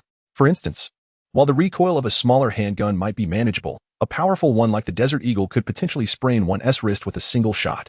Tang J possessed a modicum of understanding regarding firearms, having practiced at a shooting range, whereas the others had no prior experience before the apocalypse. In the days following the onset of the cataclysm, they had been using the weapons in whatever manner felt most comfortable, though comfort does not equate to correctness. And shoulder aches were inevitable. In the afternoon, the group accessed the underground parking garage through the lower level of the supermarket. The parking area was expansive, covering over 20,000 square meters, with 7 standard exits and 1 for larger vehicles, capable of accommodating more than 2,000 cars simultaneously. The number of zombies within the garage was minimal, although some had attempted to escape into it at the onset of the apocalypse. The scarcity of zombies outside the Walmart at that time meant that they attracted few into the underground. Thus, while the garage was vast, the presence of the undead was limited, allowing the group to cautiously clear the area with silenced handguns, effectively eliminating all zombies. On the first day at Walmart, Tang J and Old Mike had already surveyed the parking garage, selecting 2 vehicles for their escape, a Jeep Grand Cherokee and a German MAN SMA truck. The presence of the truck was not surprising, as Walmart required regular supply deliveries, and various models of trucks entered the parking area each month to unload near the freight elevator. Both vehicles were to be fitted with protective modifications, particularly the glass, which would be reinforced with steel mesh. The truck's cargo area would be fortified as well, enhancing protection and adding weight to prevent it from being overturned by hordes of zombies. Additionally, sharp blades were to be welded onto the exterior of the vehicle, allowing it to cut through any approaching undead while driving. Gun ports would be created in the truck's cargo area, permitting shooting without allowing zombies to reach inside. Furthermore, modifications would be made within the truck's cargo area to incorporate anti-collision structures to secure passengers during transit. Overall, the primary focus of the modifications would be on the truck, which could accommodate all individuals and supplies. The inclusion of the Jeep was a precautionary measure against unforeseen events, such as rollovers or flat tires. It was prudent to have an emergency vehicle at hand. In the following days, the group typically spent their mornings practicing marksmanship and their afternoons assisting Old Mike in modifying vehicles. Before long, the 1st of June arrived. Chapter 28. A chilling silence on June 1st, 2015. 11 days had elapsed since the outbreak of the apocalypse. Though seemingly brief, this span had irrevocably altered the fabric of the world. Indeed, the transformation commenced on the very first day, and with the passage of 11 days, the changes had become even more profound. The globe was now teeming with flesh-eating zombies, while humanity huddled in makeshift sanctuaries, clinging to life. Tragically, some frail individuals had succumbed to starvation, not due to a lack of sustenance in this world, but from an inability to muster the courage to confront its brutal reality. In New York, shattered storefronts lined the streets, which were stained with blood and littered with remains. Wrecked vehicles and toppled billboards contributed to the desolation, while dust-covered windows bore witness to the seemingly endless hordes of wandering zombies. The once thriving metropolis now lay in utter ruin. As June ushered in the summer season, the weather grew increasingly oppressive, with flies buzzing about and decomposing corpses festering in every corner. their putrid stench enveloping the city, mingling with the guttural cries of the undead. In the Brooklyn area of New York, at the Walmart on 2nd Avenue, on the 2nd floor, "Are you truly not leaving?" Tang J inquired of Bo One, his expression a mixture of concern and disbelief. "I won't leave. I wish to stay here. It feels safe and there is food. Perhaps I can." Bowen sat on the floor, his arms wrapped around his legs, gazing up at Tang J. His reluctance to depart was unexpected. Tang J had not anticipated that despair could render a person so paralyzed with fear. While the others had resolved to escape, Bowen had chosen to remain within the confines of the Walmart. "Come on, what's wrong with you? We should leave together, to the countryside where there are no zombies. It's safer there."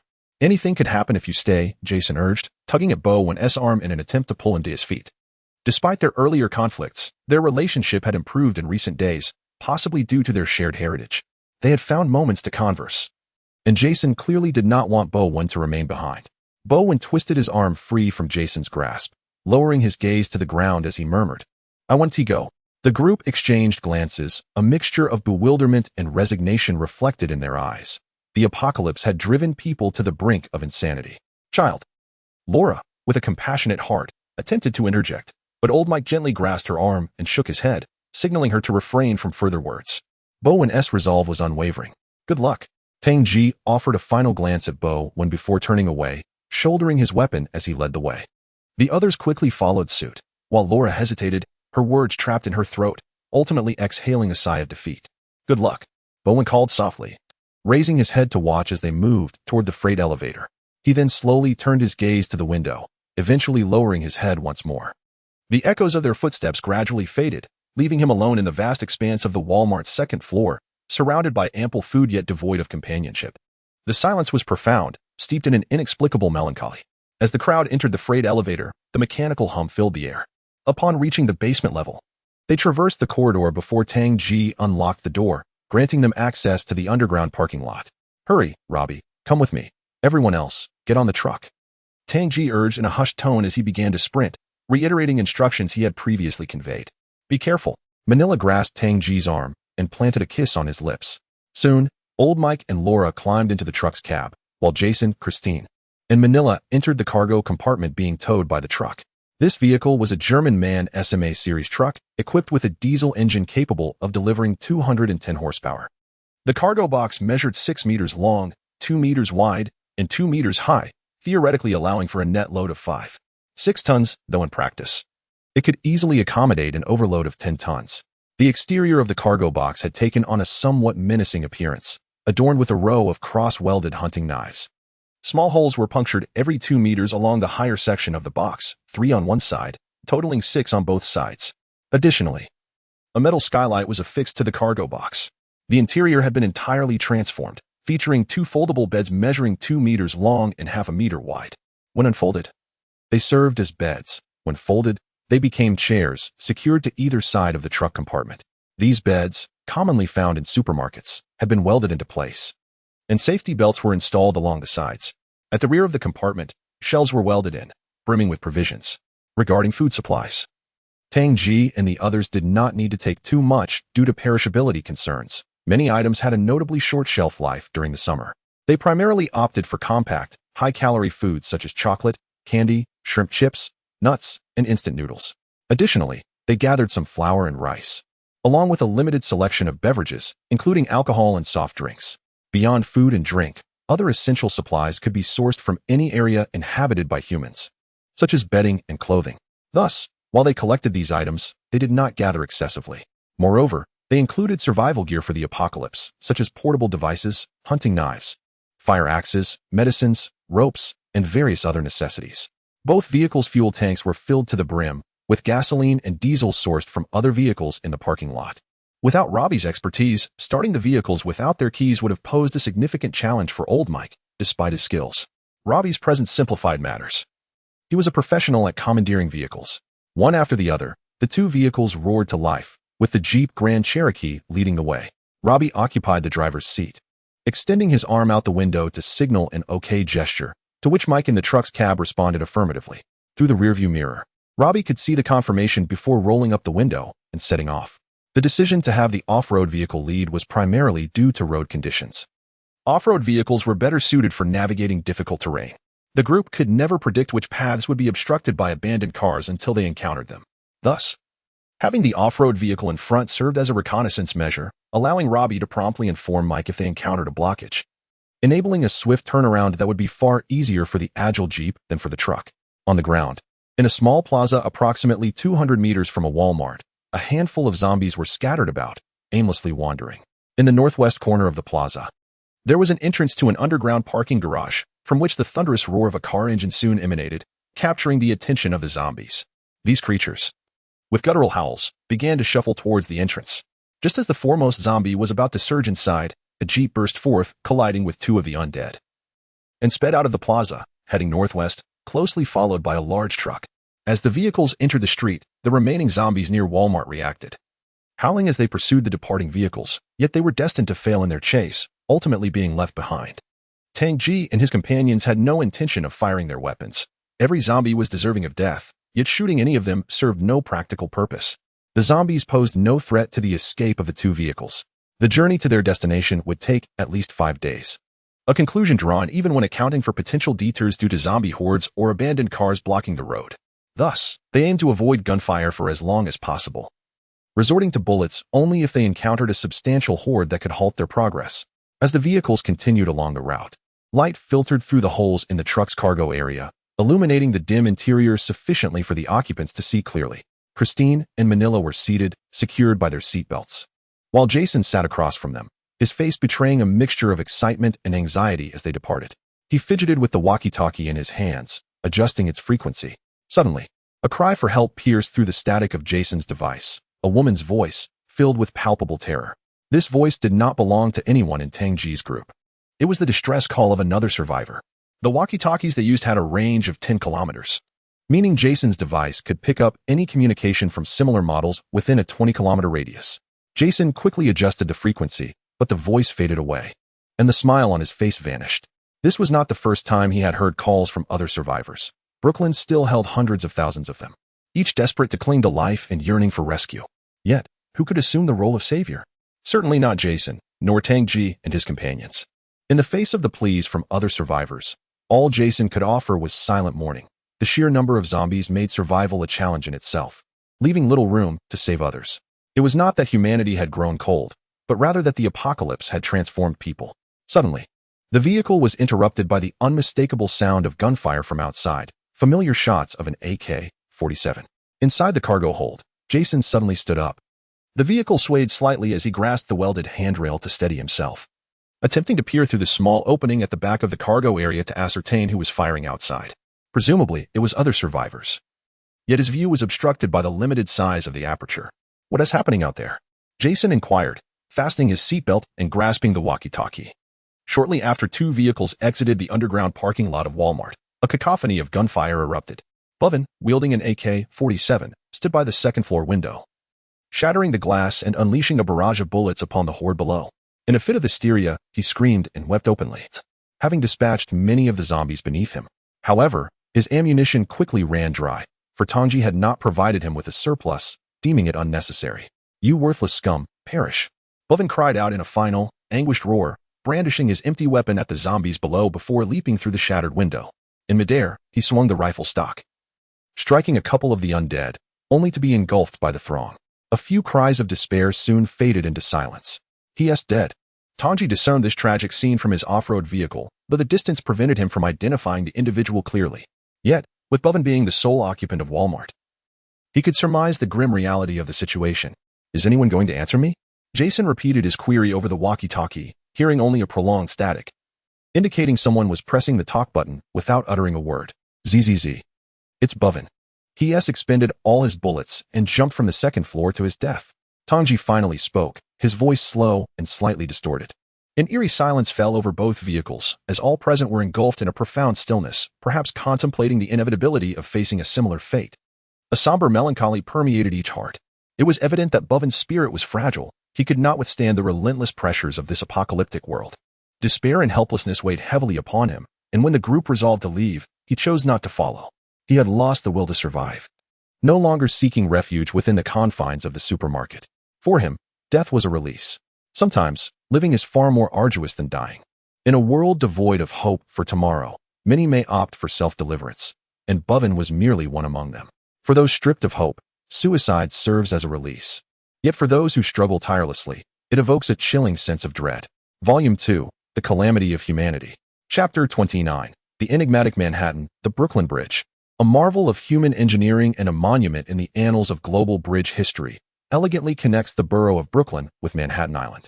Spanning a length of 1,834 meters, it was officially opened for use in 1883, standing as the longest suspension bridge of its time, and in 1964, it was designated a National Historic Landmark. As two vehicles traversed the Brooklyn Bridge, the breathtaking vistas of the East River in Manhattan began to alleviate the weight of their collective anxiety. Although they had just departed from the zombie-infested Brooklyn area and were about to enter the densely populated Manhattan, they had taken a small step towards their destination. And their psychological burdens lightened somewhat. The apocalypse erupted around 7 in the morning, a time when the city's inhabitants were just stirring from their slumber, with few cars on the road. Furthermore, the bridge connecting Brooklyn and Manhattan was not the sole thoroughfare available, so despite the bridge's maximum width of merely 26 meters, it did not succumb to congestion from abandoned vehicles. The two cars swiftly crossed the bridge and entered Manhattan. Manhattan Island, the world's preeminent financial and commercial hub, houses landmarks such as Wall Street, the Empire State Building, the United Nations headquarters, Broadway, and Fifth Avenue, spanning nearly 59.5 square kilometers. It boasts a resident population exceeding 1.6 million, resulting in an extraordinarily high population density. Here, the skyline is dominated by towering skyscrapers, forming a breathtaking panorama. In terms of familiarity, Tang J's knowledge of Manhattan surpassed that of Brooklyn. Having worked here for 2 years and risen from a junior supervisor to the position of executive assistant, he had traversed nearly every corner of the relatively compact Manhattan during his industrious tenure. Upon entering Manhattan, the vehicles found themselves in the lower Manhattan area, needing to navigate through what was once the bustling heart of Midtown to access the Lincoln Tunnel. No zombies? As soon as they entered Manhattan, Tang J instinctively furrowed his brow, gazing at the eerily vacant streets outside the car window, where only a few scattered zombies wandered. He picked up the radio and remarked, "Everyone, prepare yourselves. It may not be peaceful." While speaking, he unconsciously reached for his firearm. When Tang J mentioned the absence of zombies, he did not imply that none were present. Rather, their numbers were alarmingly scarce. There should not be so few zombies on the streets. Their disappearance posed a troubling question. The vehicles continued along their predetermined route. Robby turned to glance at the zombies fleeting past the window and added, "They must have been drawn away by something." As he spoke, he veered into another street, which remained desolate, with skyscrapers lined closely together, their glass facades adorned with massive advertisements. Yet the presence of zombies remained conspicuously low. Where had all the zombies gone? Tang J muttered to himself, his brow furrowing deeper with each passing moment. He hoped that the zombies were scattered across the island, as this would prevent large hordes from forming, making it easier for the vehicle to traverse Manhattan. If the streets were devoid of zombies, as Robby suggested, it would imply that the undead were drawn to something, gathering in certain locations. It was possible that upon turning a corner, Tang J and his companions might encounter an endless expanse of zombies. In such a scenario, the off-road vehicle could maneuver easily, turning around to evade the horde. However, the truck posed a different challenge. Its length made it cumbersome. Although Manhattan's streets were generally wide, abandoned cars littered the roads, complicating any attempts to turn the truck around. A slight delay could result in the zombies encircling the vehicle, leading to potential disaster. "Mike, stop the car." Tang J suddenly spoke into the intercom, then turned to Robby and made a suggestion. "What is the matter?" Robby inquired, first reducing speed before applying the brakes. Tang J tilted his head toward Robby, directing his gaze out the window. There, on the roadside, stood a small gun shop, a rare opportunity indeed. With a vehicle on hand, firearms and ammunition were invaluable, especially since this route appeared relatively free of zombies. The two vehicles came to a halt along the vacant street, and indeed, the presence of zombies was minimal. As Tang J pushed the door open and stepped out, he instructed over the intercom, "Jason, open the back door and come with me and Robby into the gun shop. Laura, keep watch outside. The rest stay in the vehicle. And don't forget the silencers for the handguns." As he exited, a lone zombie staggered into view about 30 meters away, roaring and waving its arms as it advanced. Tang J raised his hand, took a brief aim, and effortlessly struck the creature's head. Without hesitation, he proceeded toward the gun shop, his movements exuding a certain nonchalance. His marksmanship had improved significantly, thanks in large part to Robby, an excellent instructor, coupled with Tang J's own innate talent for firearms. The trio soon entered the gun shop, which measured no more than 30 square meters. It was a chaotic scene, with bullets and firearms strewn about haphazardly. and 2 zombie corpses lay within, indicating that others had previously visited and taken a substantial amount of weaponry. "Grab the bullets quickly. We'll leave in 3 minutes," Tang J exclaimed, glancing at his watch. He was taken aback by the transformation of Manhattan, feeling more unnerved than he had in Brooklyn. The unseen was often the most terrifying, and his greatest fear at that moment was a sudden influx of zombies flooding the streets. They had amassed several dozen firearms, sufficient for their needs. The only concern was ammunition. They had already consumed more than half of what they had retrieved from the last gun shop. Primarily due to the incident involving Robby and the group's continuous practice sessions over the past few days. Currently, the team predominantly utilized the AK-47 assault rifle, the M16 assault rifle, the Colt 2000 semi-automatic pistol, and the M9 semi-automatic pistol. The calibers for the former two were 7.62mm and 5.56mm, respectively, while both handguns operated on 9mm rounds. Thus, the most pressing need was to acquire ammunition for these 3 calibers. Typically, gun shops held a vast quantity of ammunition. And even if some had been taken, it was to be expected, given that bullets were consumables and the United States was a nation where gun ownership was widespread. Quickly, 3 individuals hurriedly transported small boxes of ammunition, while Tang J urged them on and grabbed several 12.7mm rifle cartridges intended for the Barrett. Manila and Christine stood by the vehicle, swiftly moving each box of ammunition inside whenever it was placed at the door. Approximately 2 minutes elapsed. "All right, that should suffice," Tang J declared, clutching 2 small black canvas bags filled with bullets as he made his way out of the armory, intending to place them directly in the SUV. The sharp clatter of an empty cola bottle being kicked echoed through the deserted streets. Suddenly, a chilling roar pierced the air, a cacophony of undead growls that reached Tang J's ears from within the armory, prompting him to exclaim in alarm, "What is that sound?" He swiftly exited the armory. "There are zombies, an overwhelming number of them." Old Mike's quivering voice crackled through the intercom, betraying his evident unease. As Tang J stepped onto the street, he beheld a scene of chaos. At a crossroad approximately 100 meters away, a horde of zombies surged in from the right. Their excitement palpable as they caught sight of the vehicles and the living beings nearby. Their frenzied roars escalated, and the ground trembled beneath the weight of their numbers. The zombies, oblivious to their own strength, stumbled awkwardly yet with great force. Tang J pondered the sudden appearance of the undead. Perhaps they were drawn by the sounds of the vehicles, or maybe the sight of humans had incited their fervor. The city was eerily quiet, leaving all possibilities open. "My God, children, get in the car," Laura screamed, waving frantically at Tang J and the others while simultaneously flinging open the passenger door of the truck. "Jason, don't dawdle, hurry," Tang J shouted, clutching the 2 bags as he sprinted towards the SUV. Robby and Jason bolted from the armory, empty-handed, exerting every ounce of strength to reach their designated vehicle. Quickly, Christine and Manila pulled Jason into the cargo area, securing the rear door, which had been modified to lock from the inside. Meanwhile, Tang J and Robby climbed into the vehicle, with Tang J tossing the ammunition onto the back seat. Both vehicles had remained running, ready for immediate escape. In the mere 5 or 6 seconds it took for Tang J and his companions to exit the armory and board their vehicles, the horde had already surged forth from the crossroad, numbering at least 300, effectively blocking the entire street. The nearest zombies were now less than 80 meters from the SUV's front. Tang J quickly glanced back, confirming through the rear window that the truck's door was shut, and then turned his gaze forward, noting the ever-growing mass of zombies closing in. In this critical moment, a flicker of hesitation gripped him. "Damn it, go forward and make a left turn." With merely a moment's hesitation, Tang J swiftly pressed his lips together and declared, "Mike, follow us." He then seized the walkie-talkie once more. Leading the way appeared to be a misguided decision, as they were heading directly towards a throng of relentless zombies, which could easily ensnare them. However, Tang J had no alternative. This was the most immediate solution he could devise, given the limited time for contemplation. To turn and flee upon encountering a horde of zombies was undoubtedly the prudent choice, as the zombies would be unable to catch up with the vehicle, ultimately leading to their evasion. Unfortunately, their circumstances were different. The off-road vehicle could maneuver swiftly, but the truck struggled to pivot. The proximity of the undead left them vulnerable to being encircled. Boom, boom.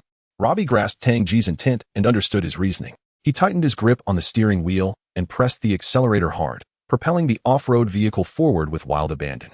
Within mere seconds, they crashed into the mass of zombies, obscured by a haze of chaos.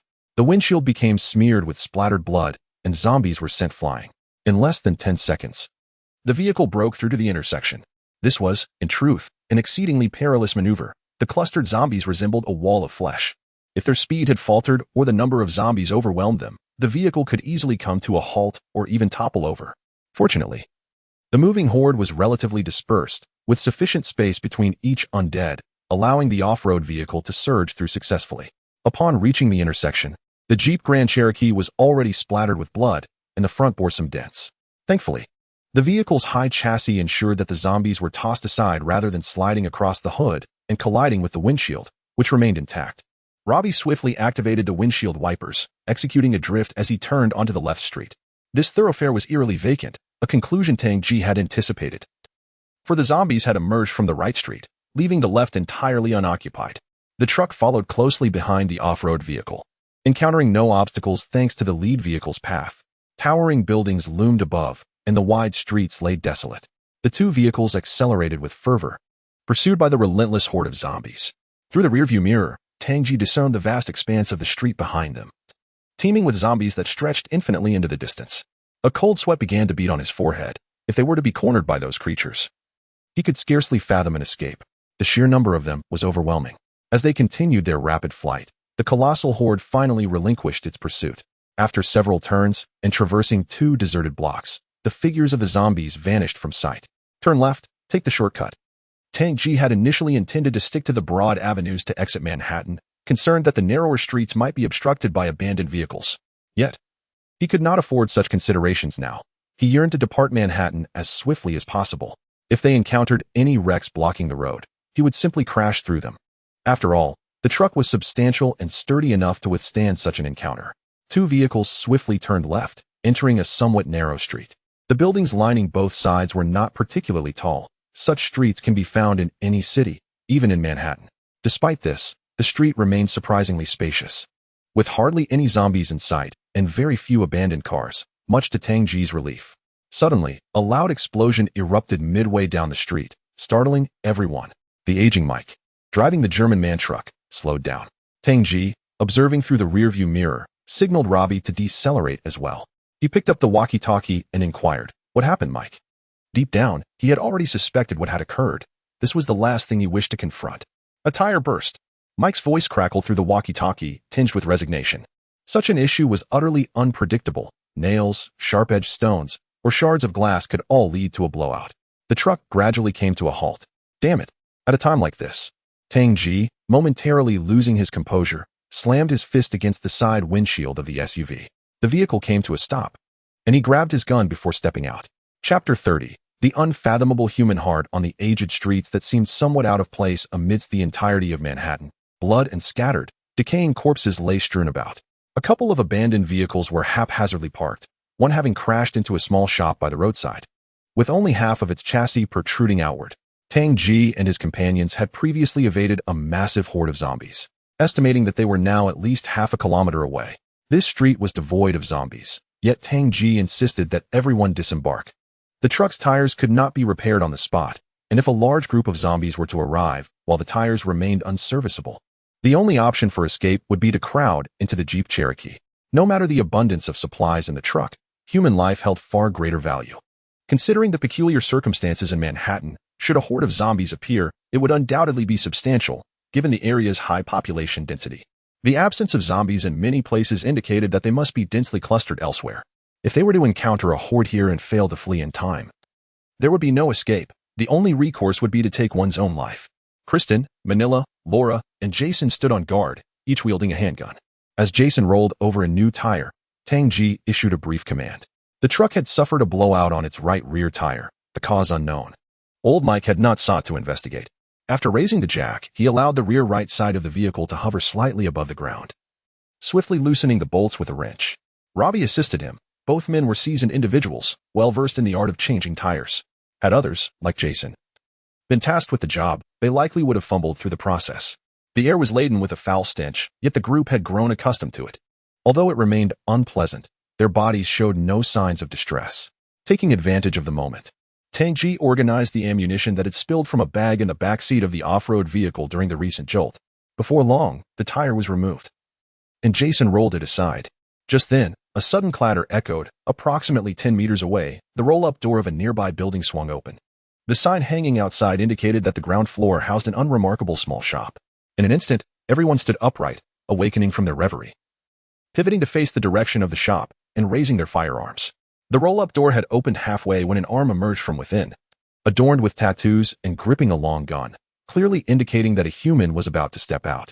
"Hey, don't be alarmed. Don't be alarmed. I'm human," called out a young black man as he emerged, weapon held horizontally to signal his harmlessness. Following him, 7 more individuals emerged. All men of varying ages, from those resembling Mike to younger ones akin to Jack, including a middle-aged man with a protruding belly. Each bore arms. Yet none pointed their weapons at Tang J and his group. Evidently, Tang J and his companions had encountered a band of survivors. Tang J and his companions gradually lowered their weapons.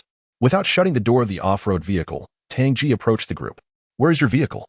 A tall, slender young white man, who had initially stood at the back of the survivors, pushed his way past 2 individuals and swiftly inquired, his gaze scanning the surroundings for any lurking zombies, a sign of practiced vigilance. "It's ours," Tang J replied, nodding at the man while his eyes swept over the others, 3 black individuals and 5 white ones, who were all vigilantly surveying their surroundings. 2 of them had even approached the cargo area, leaving the door ajar, peering inside with expressions that distinctly shifted as they exchanged hushed words. "Brooke." The tall man extended his hand with a smile. "Tang J." Tang J quickly shook his hand and signaled Robby and Old Mike to hurry. "Are you their leader?" Brooke asked, glancing at Tang J and his companions while casually observing the menacingly modified truck. A strange sensation washed over Tang J, but he could not pinpoint its source. So he replied nonchalantly, "I suppose so." His gaze resumed its scrutiny of these individuals, seeking the source of his unease. Not far off, Jason was engaged in conversation with a black youth of similar age, displaying a familiar smile, likely engrossed in self-introduction. 2 others were greeting Christine and Manila. "Well," Brooke suddenly gasped softly, having spotted the contents of the cargo area, guns, ammunition, and food. He turned back to Tang J and asked, "Where are you planning to go?" "Leaving New York, heading to the countryside." Tang J replied casually, stroking his stubble. Suddenly, he inquired, "What is going on here? No zombies in sight?" "They're all gathered elsewhere." "I'm not sure why," Brooke chuckled, shrugging. At that moment, the tire was nearly finished being fitted. Brooke rubbed the back of his head and turned to Tang J. "Could you take us with you?" "What?" Tang J furrowed his brow slightly. "I mean, take us away from here," Brooke clarified, looking at Tang J. "Why? You can leave on your own, take enough weapons and food, and go wherever you wish." Tang J politely declined. "You have this." Brooke gestured toward the truck, nodding with a smile. "It's quite impressive. You modified it yourselves, right? We could travel together, safety in numbers." "Is it just you?" Tang J pondered while replying, contemplating the possibility of helping if it didn't jeopardize his group's safety. After all, they were right in front of him, not in need of rescue, but merely requesting to be taken along. Were it only one person, he would have readily agreed. But the number made him hesitate. "There are more inside." Brooke pointed toward the building they had just exited, pausing briefly before adding, "In total, about 15 or 16 of us." "No way. That's far too many."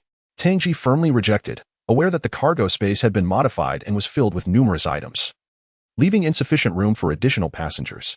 Furthermore, he was oblivious to the true nature of these individuals. Were they benevolent or malevolent? Were they tyrannical in temperament? He lacked clarity on any of these matters. Adhering to his instinct for self-preservation, he deemed it unwise to accommodate this group. "Hey, my friend. Please don't be like this. Lend us a hand. We have women and children. We cannot be left here. We must leave. And you could easily take us with you. Don't dismiss me outright." The tall, slender man pleaded, gesticulating fervently. He pointed towards the 7th floor of the adjacent building, seemingly nonchalantly tapping Tang J's shoulder to direct his attention, exclaiming, "Look there, women. You can't just stand by and watch us perish." This statement was a blatant moral coercion, implying that Tang J would be complicit in their demise should he choose to ignore them. Tang J followed the direction of the man's finger and indeed spotted 2 women at the window of the 7th floor. They waved at him, desperate for assistance. The dilapidated building from which Brooke and the others had emerged contained a small shop on its ground floor. Scattered across the floor were remnants of food packaging, used condoms, and other refuse. The room housed 2 beds, one of which was occupied by a robust man entangled with a woman who appeared to be in her 40s. Her naked form pinned beneath him. He thrust against her relentlessly, occasionally striking her with his hand. The woman bore numerous bruises, her chest swollen, her mouth gagged with tape, and her hands bound to the bedposts. Despite her efforts to struggle, she was utterly powerless, reduced to tears of humiliation. By the window facing the street stood 2 women, one in her 20s and the other in her 30s, both Caucasian. They waved their arms outwards, though Tang J, due to the distance, could not discern finer details, such as their haggard appearances and red, swollen eyes that hinted at frequent weeping.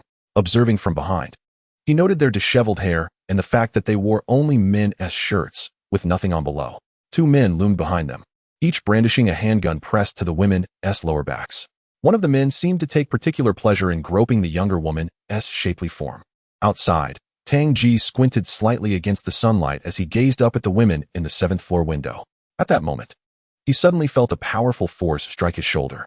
Reacting instinctively, he attempted to retaliate, but lacking both fighting skill and physical strength, he was no match for his assailant. In an instant, he was subdued. His hand, grasping the gun, was twisted behind his back. The weapon wrested from his grasp, and he felt the cold pressure of another gun against his head. Though he could not see clearly, he surmised that the assailant was Brooke, who had just been standing at Tang J's diagonal rear, having tapped him on the shoulder while he was gazing up at the women. At the very moment when Brooke took action, the other 7 individuals simultaneously sprang into motion. The young black man, who had been engaging in a lively conversation with Jason, abruptly lifted his firearm towards him. Jason, reacting with remarkable swiftness, raised his own weapon in response. The rapid elevation of their guns produced a distinct sound, and the spirits of Tang J and the others had never relaxed, even upon encountering fellow survivors. As soon as one person made a move, the others quickly followed suit, aiming their weapons at one another. The most unfortunate among them was Christine, who found herself seized by a man who had been attempting to befriend her. A knife pressed against her throat. Old Mike and Robby, caught unawares, did not draw their weapons. They were crouched, their backs to everyone while installing tires. By the time they grasped the situation, it was far too late, with at least 3 guns trained upon them. "Don't move. Your heads are in my hands," Brooke declared. Hoisting Tang J up and using him as a shield, his arm locked around Tang J's neck, the gun aimed at his temple. He stepped back, casting a furtive glance over the scene. It was evident that the odds were heavily stacked against Tang J and his companions. Brooke's group, weapons raised, gradually converged, while Tang J and Christine, now completely under control, were dragged towards them. Manila, Laura, and Jason, each brandishing their firearms, cautiously advanced to the side of old Mike and Robby.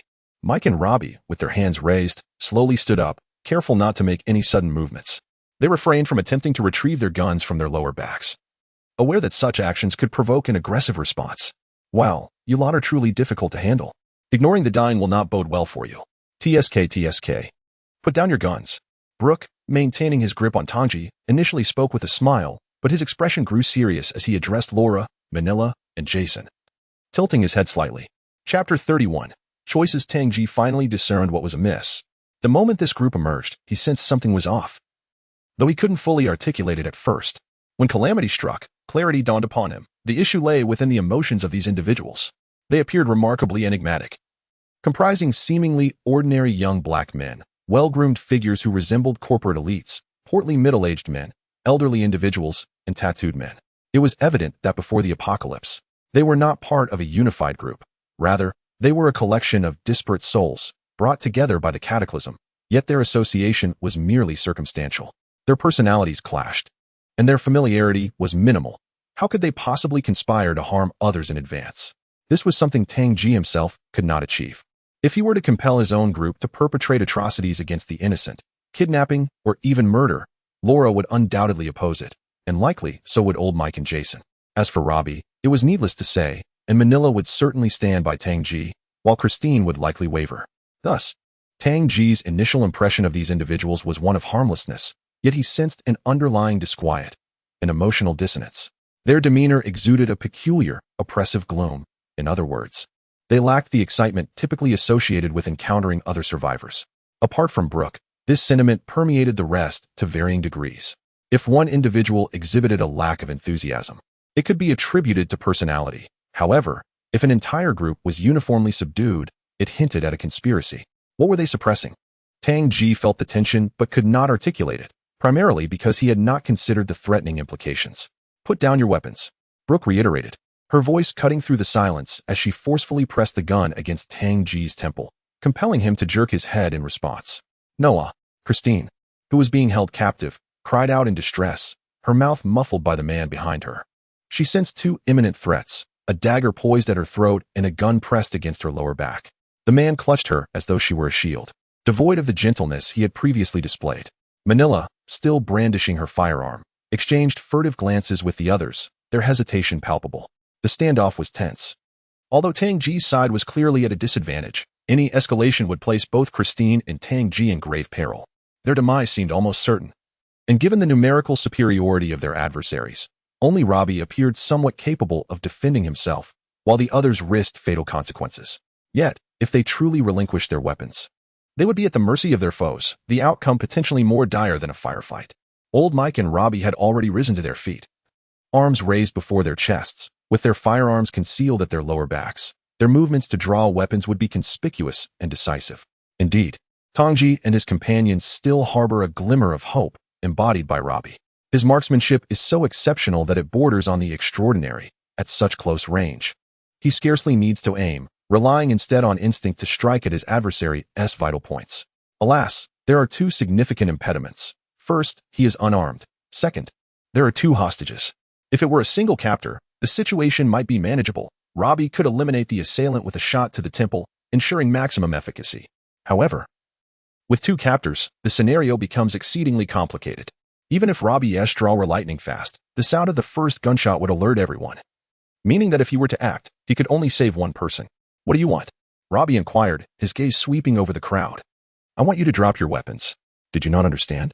Brooke's voice rose in pitch, his tone laced with a peculiar inflection. Suddenly, Christine, her mouth covered, struggled violently. Her head thrown back against the man's chest, tears welling in her eyes as she emitted muffled sounds of distress.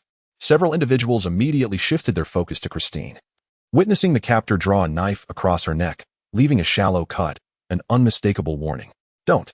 Manila cried out, her eyes darting toward Tang J, prompting the others to follow suit. Robby cast a discreet wink at Tang J, not a natural blink, but a deliberate signal. Tang J comprehended that this was an indication of impending action, a cue to synchronize their movements. If surrender were the objective, such signaling would be rendered futile. Robby was poised to strike. In that moment, Tang J's thoughts raced as he weighed the circumstances and the potential consequences. Ultimately, he imperceptibly shook his head at Robby.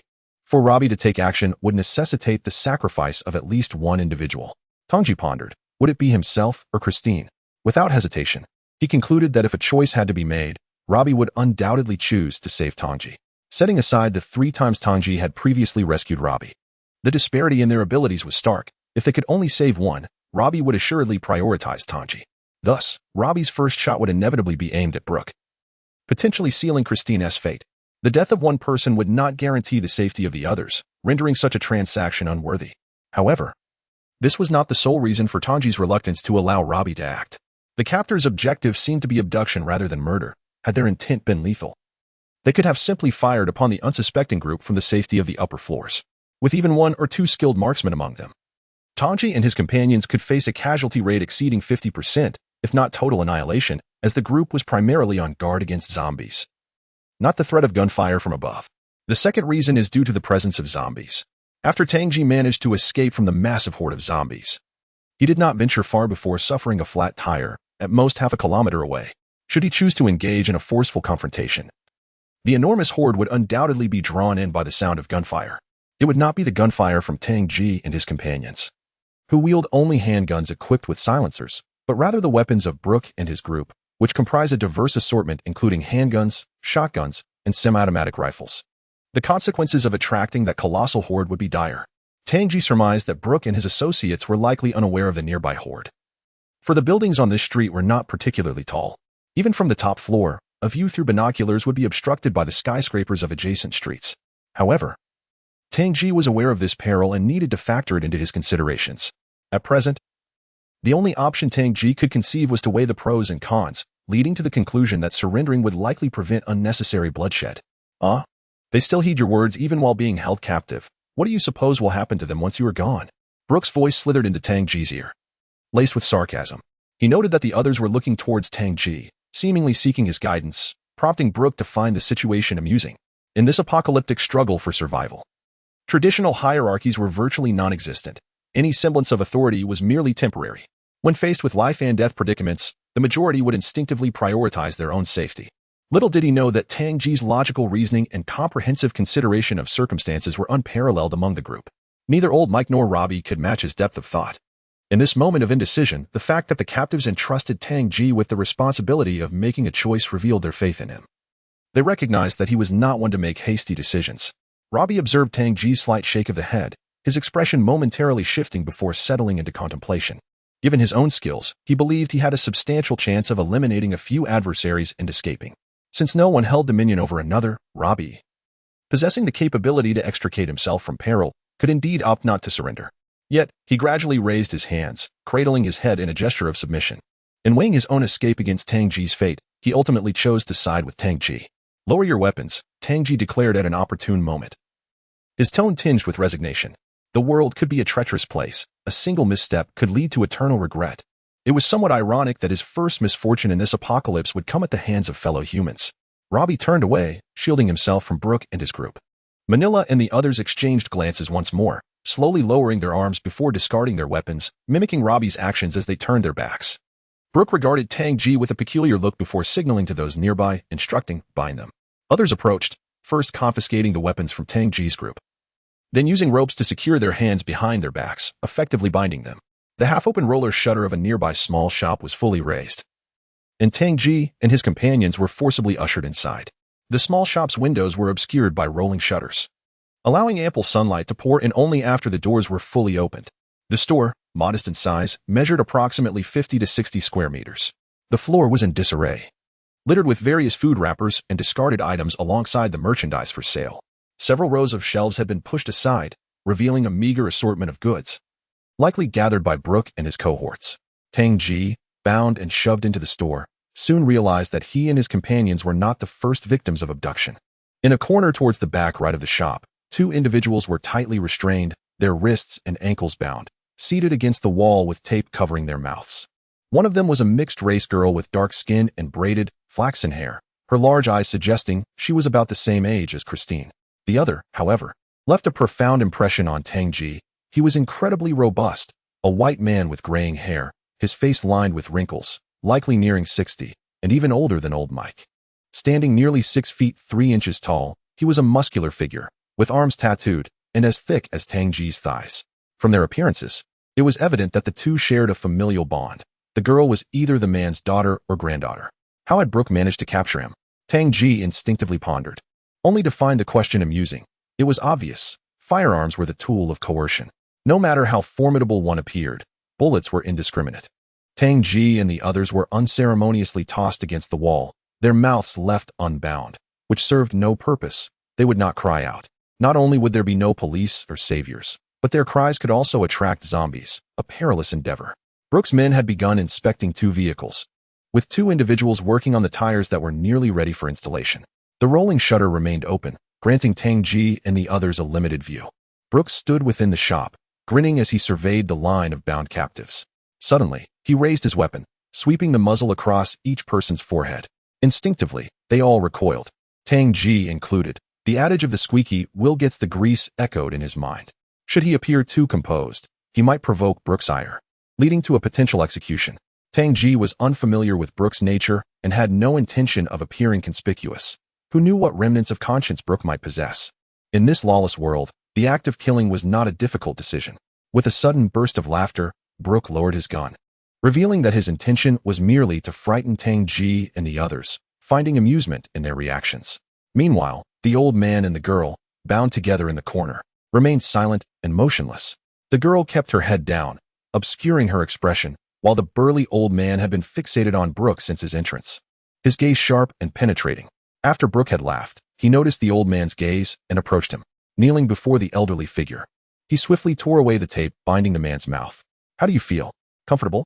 Brooke inquired, his tone oddly whimsical. The old man regarded Brooke with an unwavering stare, exuding a formidable presence.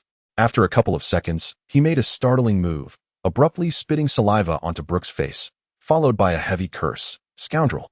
Surprisingly, Brooke remained unfazed, merely rising to shield himself from further spitting, wiping his face with his sleeve while smiling at the old man. In a mocking tone, he remarked, "Dear uncle, temper such as yours is not conducive to longevity." Astonishingly, this old man was indeed Brooke's uncle, prompting curious glances from Tang J and others. "Damn it. You shall meet a wretched end, and do not dare claim kinship to the from family after your demise. We cannot afford such disgrace." The old man's words dripped with malice, though it remained unclear what Brooke had done to incite such fury. Yet, Brooke continued to maintain his composure, tilting his head and shrugging nonchalantly. His gaze then swept over Tang J and the others as he added, "Do you fancy your new companions? They shall remain with you until the zombies arrive to devour you all. Oh, my poor cousin. Brooke's voice took on a tone of feigned sympathy as he looked at the biracial girl. It is truly lamentable that such youth must meet their end alongside their rigid father. The familial connections were now clear. The old man was Brooke's uncle. The girl was his daughter, likely the youngest, and Brooke was the girl's cousin. For reasons unknown, both had found themselves bound by Brooke's hand. At that moment, a young black man rushed into the store, exclaiming, "Chief, the cars have no keys. Both vehicles are without them." The engines had been turned off at Tang J's command to prevent the noise from attracting zombies, particularly the truck, which was notably loud.